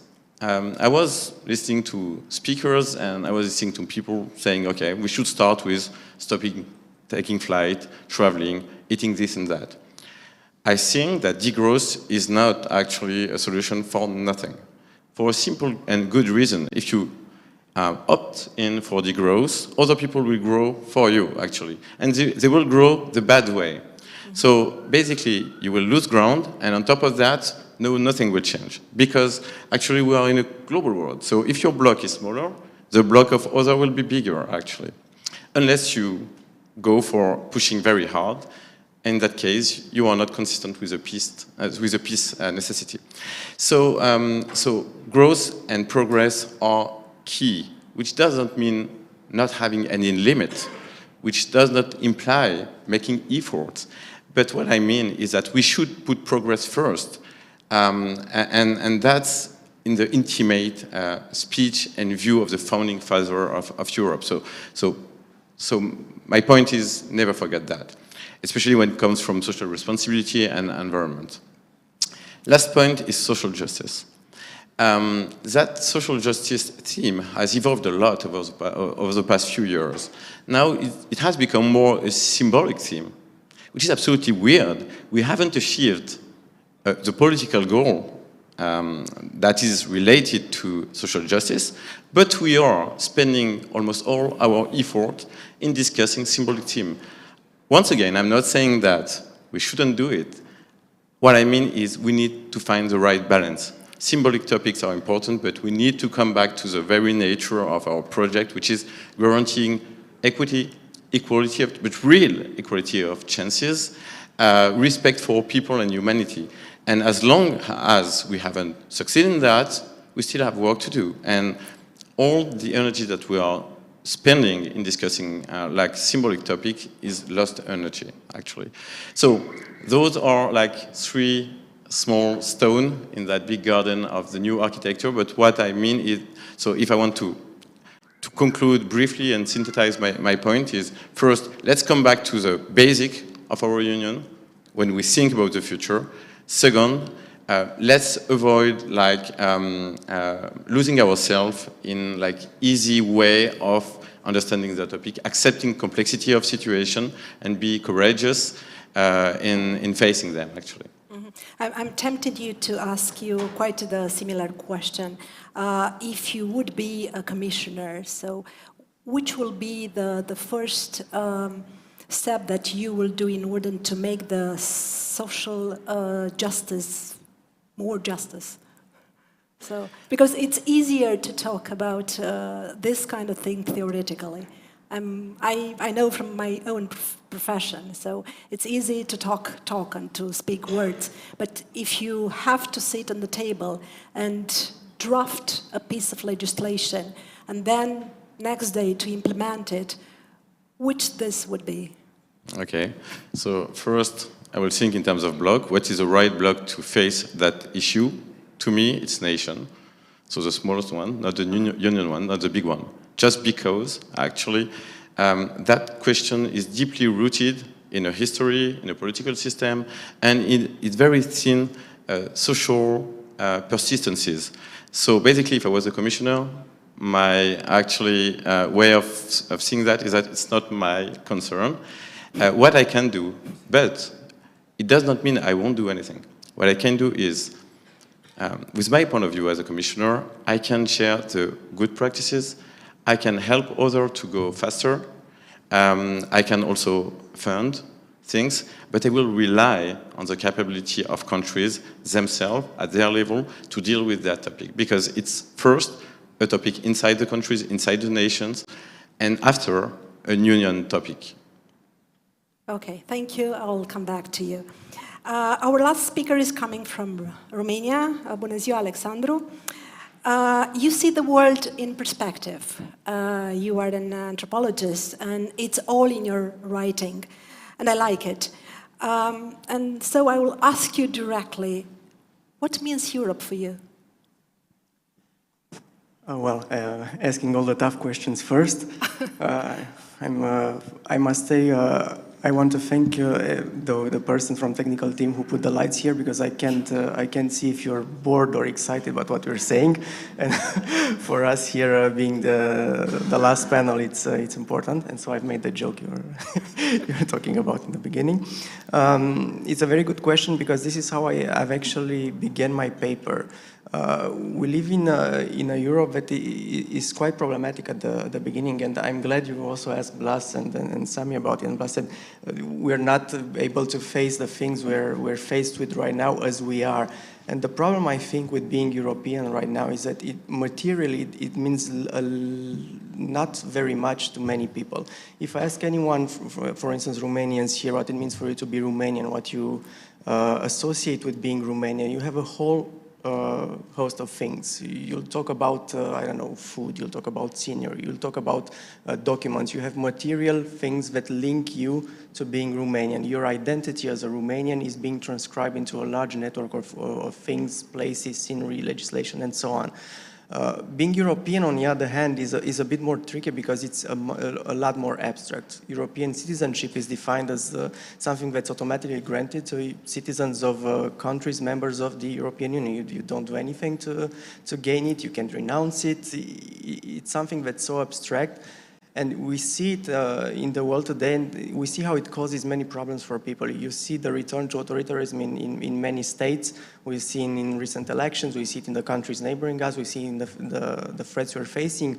And for instance, in not in anthropology, but in the sociology of modernity, a lot of big thinkers have told about how the world today is constantly undergoing change, and there's a process that Hartmut Rosa, a German sociologist, named social acceleration, which means we always have to change and progress, because if we don't do, we are not remaining on the same place, or being left behind, because the world is changing, technology is accelerating, everything is gaining a more speed around us, so we need to speed ourselves. And the problem is also seen in the previous speeches, because you both said that we need, for instance, more plasticity or more quick political change and decision making, because there are such huge changes, and our processes and institutions and architecture are stuck in another world that's not adapted to what happens right now. So this is mainly the issue we're facing. How do we get European right now? How we build that way of being European that's also material and that links us to what Europe is, and what Europe is beyond institutions. I've been talking lately to lots of Romanian for different research projects that have left the country, and nobody feels at home nowhere. And for some of the people that have left the country early and have traveled around the place, home is nowhere. How do we make Europe home? For instance, how do we make another country home? How do we link all these things? This is the main challenge I think we're facing, because to me, being European is at most something, a geographical feature. We live in Europe, it's here, we're here. I did nothing to deserve it. How do we work from here in order to create something that's both stable, but plastic and mobile enough to adapt to the changes that we're facing? Okay. That's just a short answer. Yeah, thank you so much. I'll go back to Gerardina. You also tackled in your paper the relationship between the digital technology and democracy. Do you see a need to redesign the boundaries of our freedoms and the extension of power, and if yes, how? Of course, it is. Can you hear me? Yes. Yes. Since technological innovation contribute to the improvement of living condition, and they are the result of the evolutionary development of the work of human, considering the disrupting strength inherent to the emerging and disruptive technologies, we are called to better govern and manage their development and future use. So it's a great revolution, but needs to go deeper inside the democratic and ethical principle. So, for example, making an example, the application of artificial intelligence to military defense raises a number of ethical and regulatory issues, some of which appear particularly relevant. First, the correct dosage of artificial intelligence or the balance between its non and excessive use. And another debate is who's the responsibility for damage caused by devices that make use of artificial intelligence, of the owner, of the algorithm programmers. So I think that it's necessary to consider an approach, an whole approach, considering legal aspects, ethical aspects, and democratic aspects, in order to use better these technologies and in order to be aware of the entire challenge that these new technologies are posing nowadays. Okay, thank you. I'll go back to Blas. Due to the war in Ukraine, you pointed out that and I'm quasi-quoting you, that the center of European gravity is moving toward the east. What would be the consequences of this shift in attention, in resources? Because you are coming from Spain, so till recently you quite understood us. So what would be the consequences of this European gravity moving towards the east? Okay, I see two trends here. Short-term trend is that the countries in the Baltic republics, and especially Poland, are gaining lots of political weight because of their support of Ukraine. They are like the standing members of the EU in terms of support of Ukraine, so they are getting political strength in this sense. This is a short-term thing, and it's already happening. I can say probably the axis Paris-Berlin is going to be three members axis in a few years' time, with Warsaw as well. But besides, I believe in a few years from here that we will see an enlarged European Union which integrates some, if not all, of the Balkan states, and also, if we are lucky, Ukraine and Moldova as well. So that is basically, in geographical terms, is already going to shift everything to the east. Economically, politically, it's going to give the EU much more diverse identity. We are integrating more Orthodox countries, even Muslim countries, if we get Bosnia and Albania into the club, for example. This is a change. And to the southern states, such as Spain, Portugal, I'm afraid, and this is something that it's hard to avoid, we are going to lose influence. Mm-hmm. Of course. We are already not so influential. I would like to be more influential in the EU, but it's hard. But if everything moves even further to the east, I believe Italy, Portugal, Spain, Greece will lose some of their influence, even though, for example, Spain and Portugal have been a little bit stronger in their positions in the energy debate, for example, recently. But this is not a long-term thing. I think we are, in a way, doomed, even though this is a strong word, to lose influence in favor of Poland above all, but also Balkan countries, Ukraine eventually when they get into, and the East as a whole. Okay, thank you. Sami, I remember that you are of the opinion that we are not going to see the end of the nation states soon. So, because, and I'm quoting you, and I like it so much, there is a soul in a nation state that cannot vanish. So, for the future, the nation state framework is still here. In this case, how can we progress in European Union if you do not go deeper with the European integration? And complementary question. What is the next level of cooperation among states? Thank you very much for that question. Actually, that idea of nation-state as a soul is from Ernest Renan, and it's very powerful because being a soul cannot be defeated just because from a political gesture we decided. So we need to live with it. I also write that borders are not barriers, they are limits. So we need also to accept that there are borders inside Europe and that those borders are not barriers. They protect actually those nation states and they protect all of us, which does not mean that it does not imply a better integration. I want it because, as I explained previously, on many cases, and I will quote and give one or two examples quickly, it is something we need actually. We won't be able to face the future if you are not together. And for instance, where can we be stronger than simply nation-state? For instance, we're talking about digitalization. The question of cybersecurity is not only a nation stuff. Actually, of course, each people has to protect their interest, but there are far more importance of being protected as a whole. Just exactly the same way we need to reinforce the protection of our borders around Europe, just to protect all of us together. So cyberspace is something very important to me, but on the digital space, we need to have a common approach.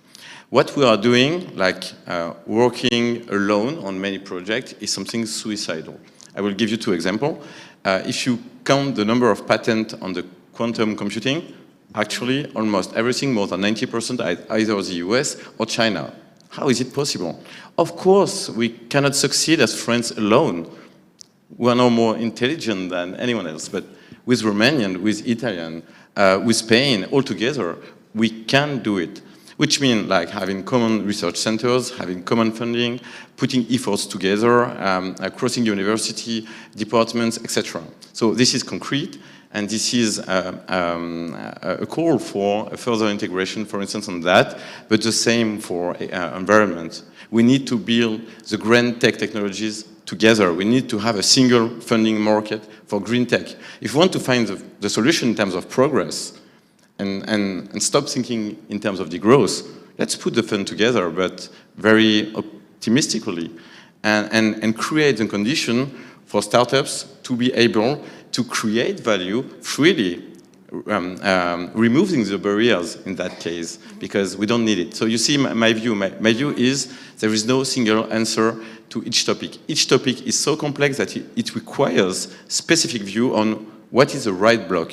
In those cases, on the digital space, the block is the widest. That's clear. So let's clean all the borders and make it as efficient as possible. We are only one people on those topics, for instance. Okay, so we are going to cooperate on various topics and in different issues and on different levels differently, yeah? All right. Alexandru, you describe pandemic and the war in Ukraine as hyper objects. Pandemic is not just a virus, and the war in our neighborhood is not just a war. Let's help us to understand a little bit more of this complexity from your point of view. Thanks for getting the discussion here. It kind of relates with what Sami was talking about, because the internet is also a sort of hyper object, which is not a metaphor that's mine, but it belongs to a philosopher, Timothy Martin. He's into philosophical ecology, and he's also, let's say, in the space of what's called today object-oriented ontology, which is a way of seeing the world as being composed of entities having the same ontological status, the same status as beings. It's just one of the perspectives out there. It means that, for instance, when we look at the world, we see the world as it really is entangled in so many practices with not clear borders, because in some instances, I mean, most instances, you can't trace a clear border. For instance, where is the internet?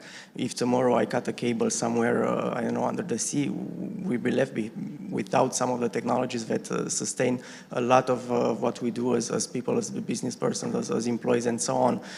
Technology is fragile, is really all-encompassing, and we need to see the things that stand behind this network of support, be it technological, or other sorts of materiality, such as the war or climate change, the plastic, and so on, as a hyper object, because it's something so encompassing, existing on a different time frame, on a different scale, that's not possible to pinpoint, and that is made real through other instances and practices. For instance, you don't see let's say the gross national product. You don't see it. It exists somewhere, but it's made actual with practice of statistics and measurement and so on. You don't see global warming. You can see graphs and stuff that actually explore it and paint it as what it is. You don't see the internet. We live somehow in a world that's permeated by it. And this is, I think it's a better way of saying that we're facing complex threats than saying that they are hybrid, they're not digital, they're not physical, they're hybrid. Looking at it as a hyper object makes you think about how you can make visible the things that are not visible or that are not seen as what they are. We're talking in Europe a lot about technology, and we've talked here a lot about technology and digitalization. It's always a trope that comes in public discourse, and it's seen as a solution to everything. But if you look at it for what really is, we're going to see all of the complex matters that underline it and that undermine it sometimes, because as we said, there are patents that for very important technologies are, for instance, located mostly in China. There are technologies that are located mostly in other countries. There are resources we depend on that are in other places or are really widely distributed. If we rely on something as broad as digitalization and we want to grow through it, we need to be aware of the things that are behind and how to make them more stable so that we can really depend on it. We've seen with the pandemic how all these things connect, because the pandemic was something, it was a virus in theory. At some point you could pinpoint it, but it became so much more than that.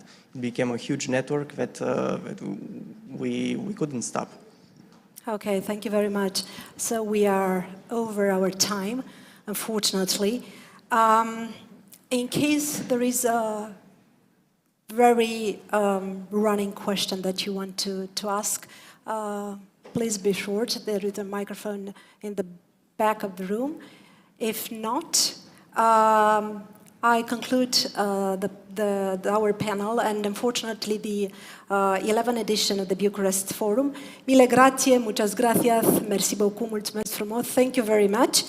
But before leaving this room, good afternoon, President, I would like to make an announcement.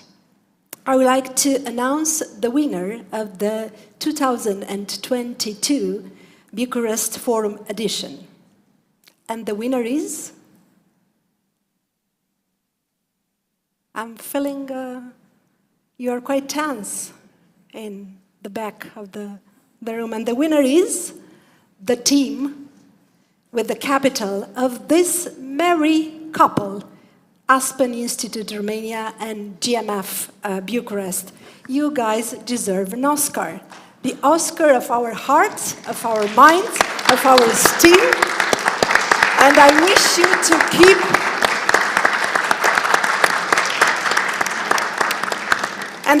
to keep the transatlantic community alive for many years to come. So thank you very much.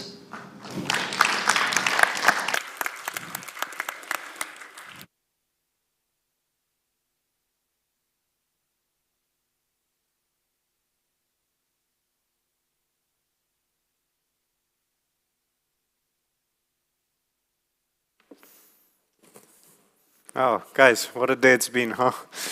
Thank you very much for hanging on. For our closing remarks, we have a man who needs no introduction, partly because he's been already introduced by my father yesterday, Mr. Mircea Joană, the president of the Aspen Institute, the man who made this all happen. Thank you.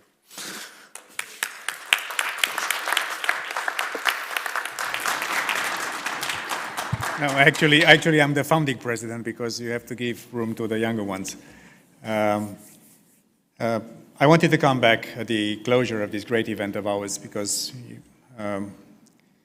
And I'm here to tell you, especially for the younger ones, for the young leaders, and for the future of this country, of this continent, of this world, how much we need you, and how much we need your leadership, we need the values, and we need this eternal conversation about who we are.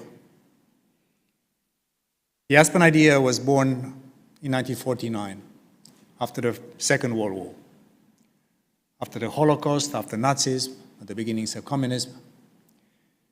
And many people gathered from around the world for the Goethe bicentennial.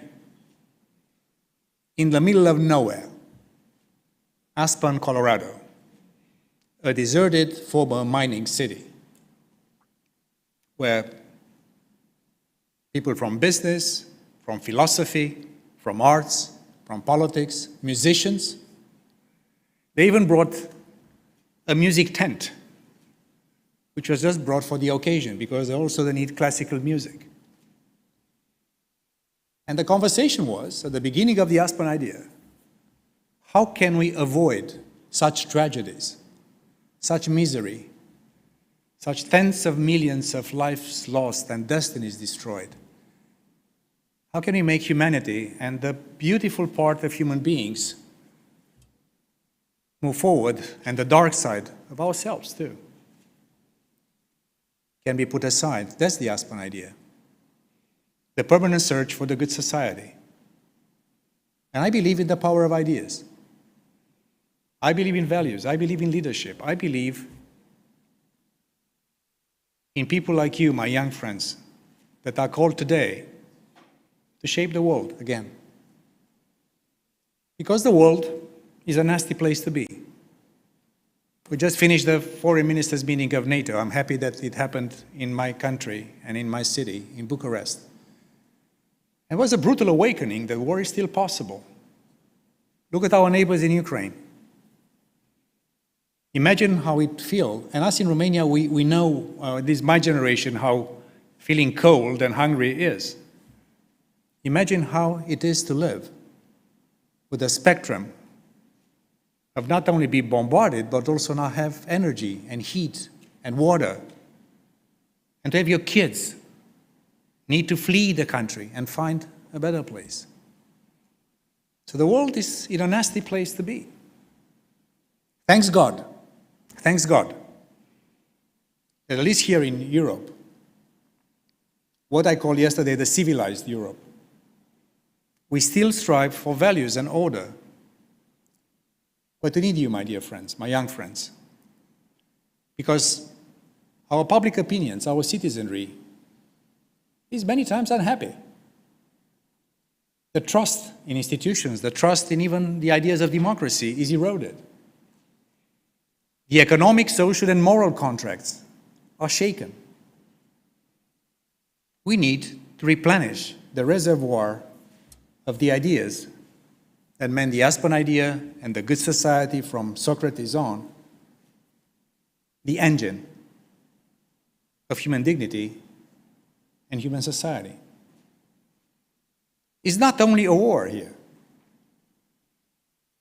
It's a proposition between two systems of organizing human society. Freedom, rule of law, norms, human dignity on one side, perfectible, of course. And what we see in other places like China and Iran as we speak, when techno-dictatorships are getting into the lives of every single citizen. So for the ones who have not lived under communism or not suffered the horror of Holocaust or Nazism, I tell you and ask you one question: what kind of society you like to live in? A free one or a closed one? A free, perfectible one or a closed and corrosive one? I think the answer is obvious. So my call to you, and that's why I came specially after a very long 2 days here, just to be with you, for the fellows, for the alumni of the many Aspen Institutes. By the way, Aspen España was founded here originally because Pablo Bedoy, the former ambassador here, said, what the heck, Romania has an Aspen and Aspen doesn't? So positive competition in Europe plays. Now I think we are 13 or 14 Aspens around the world.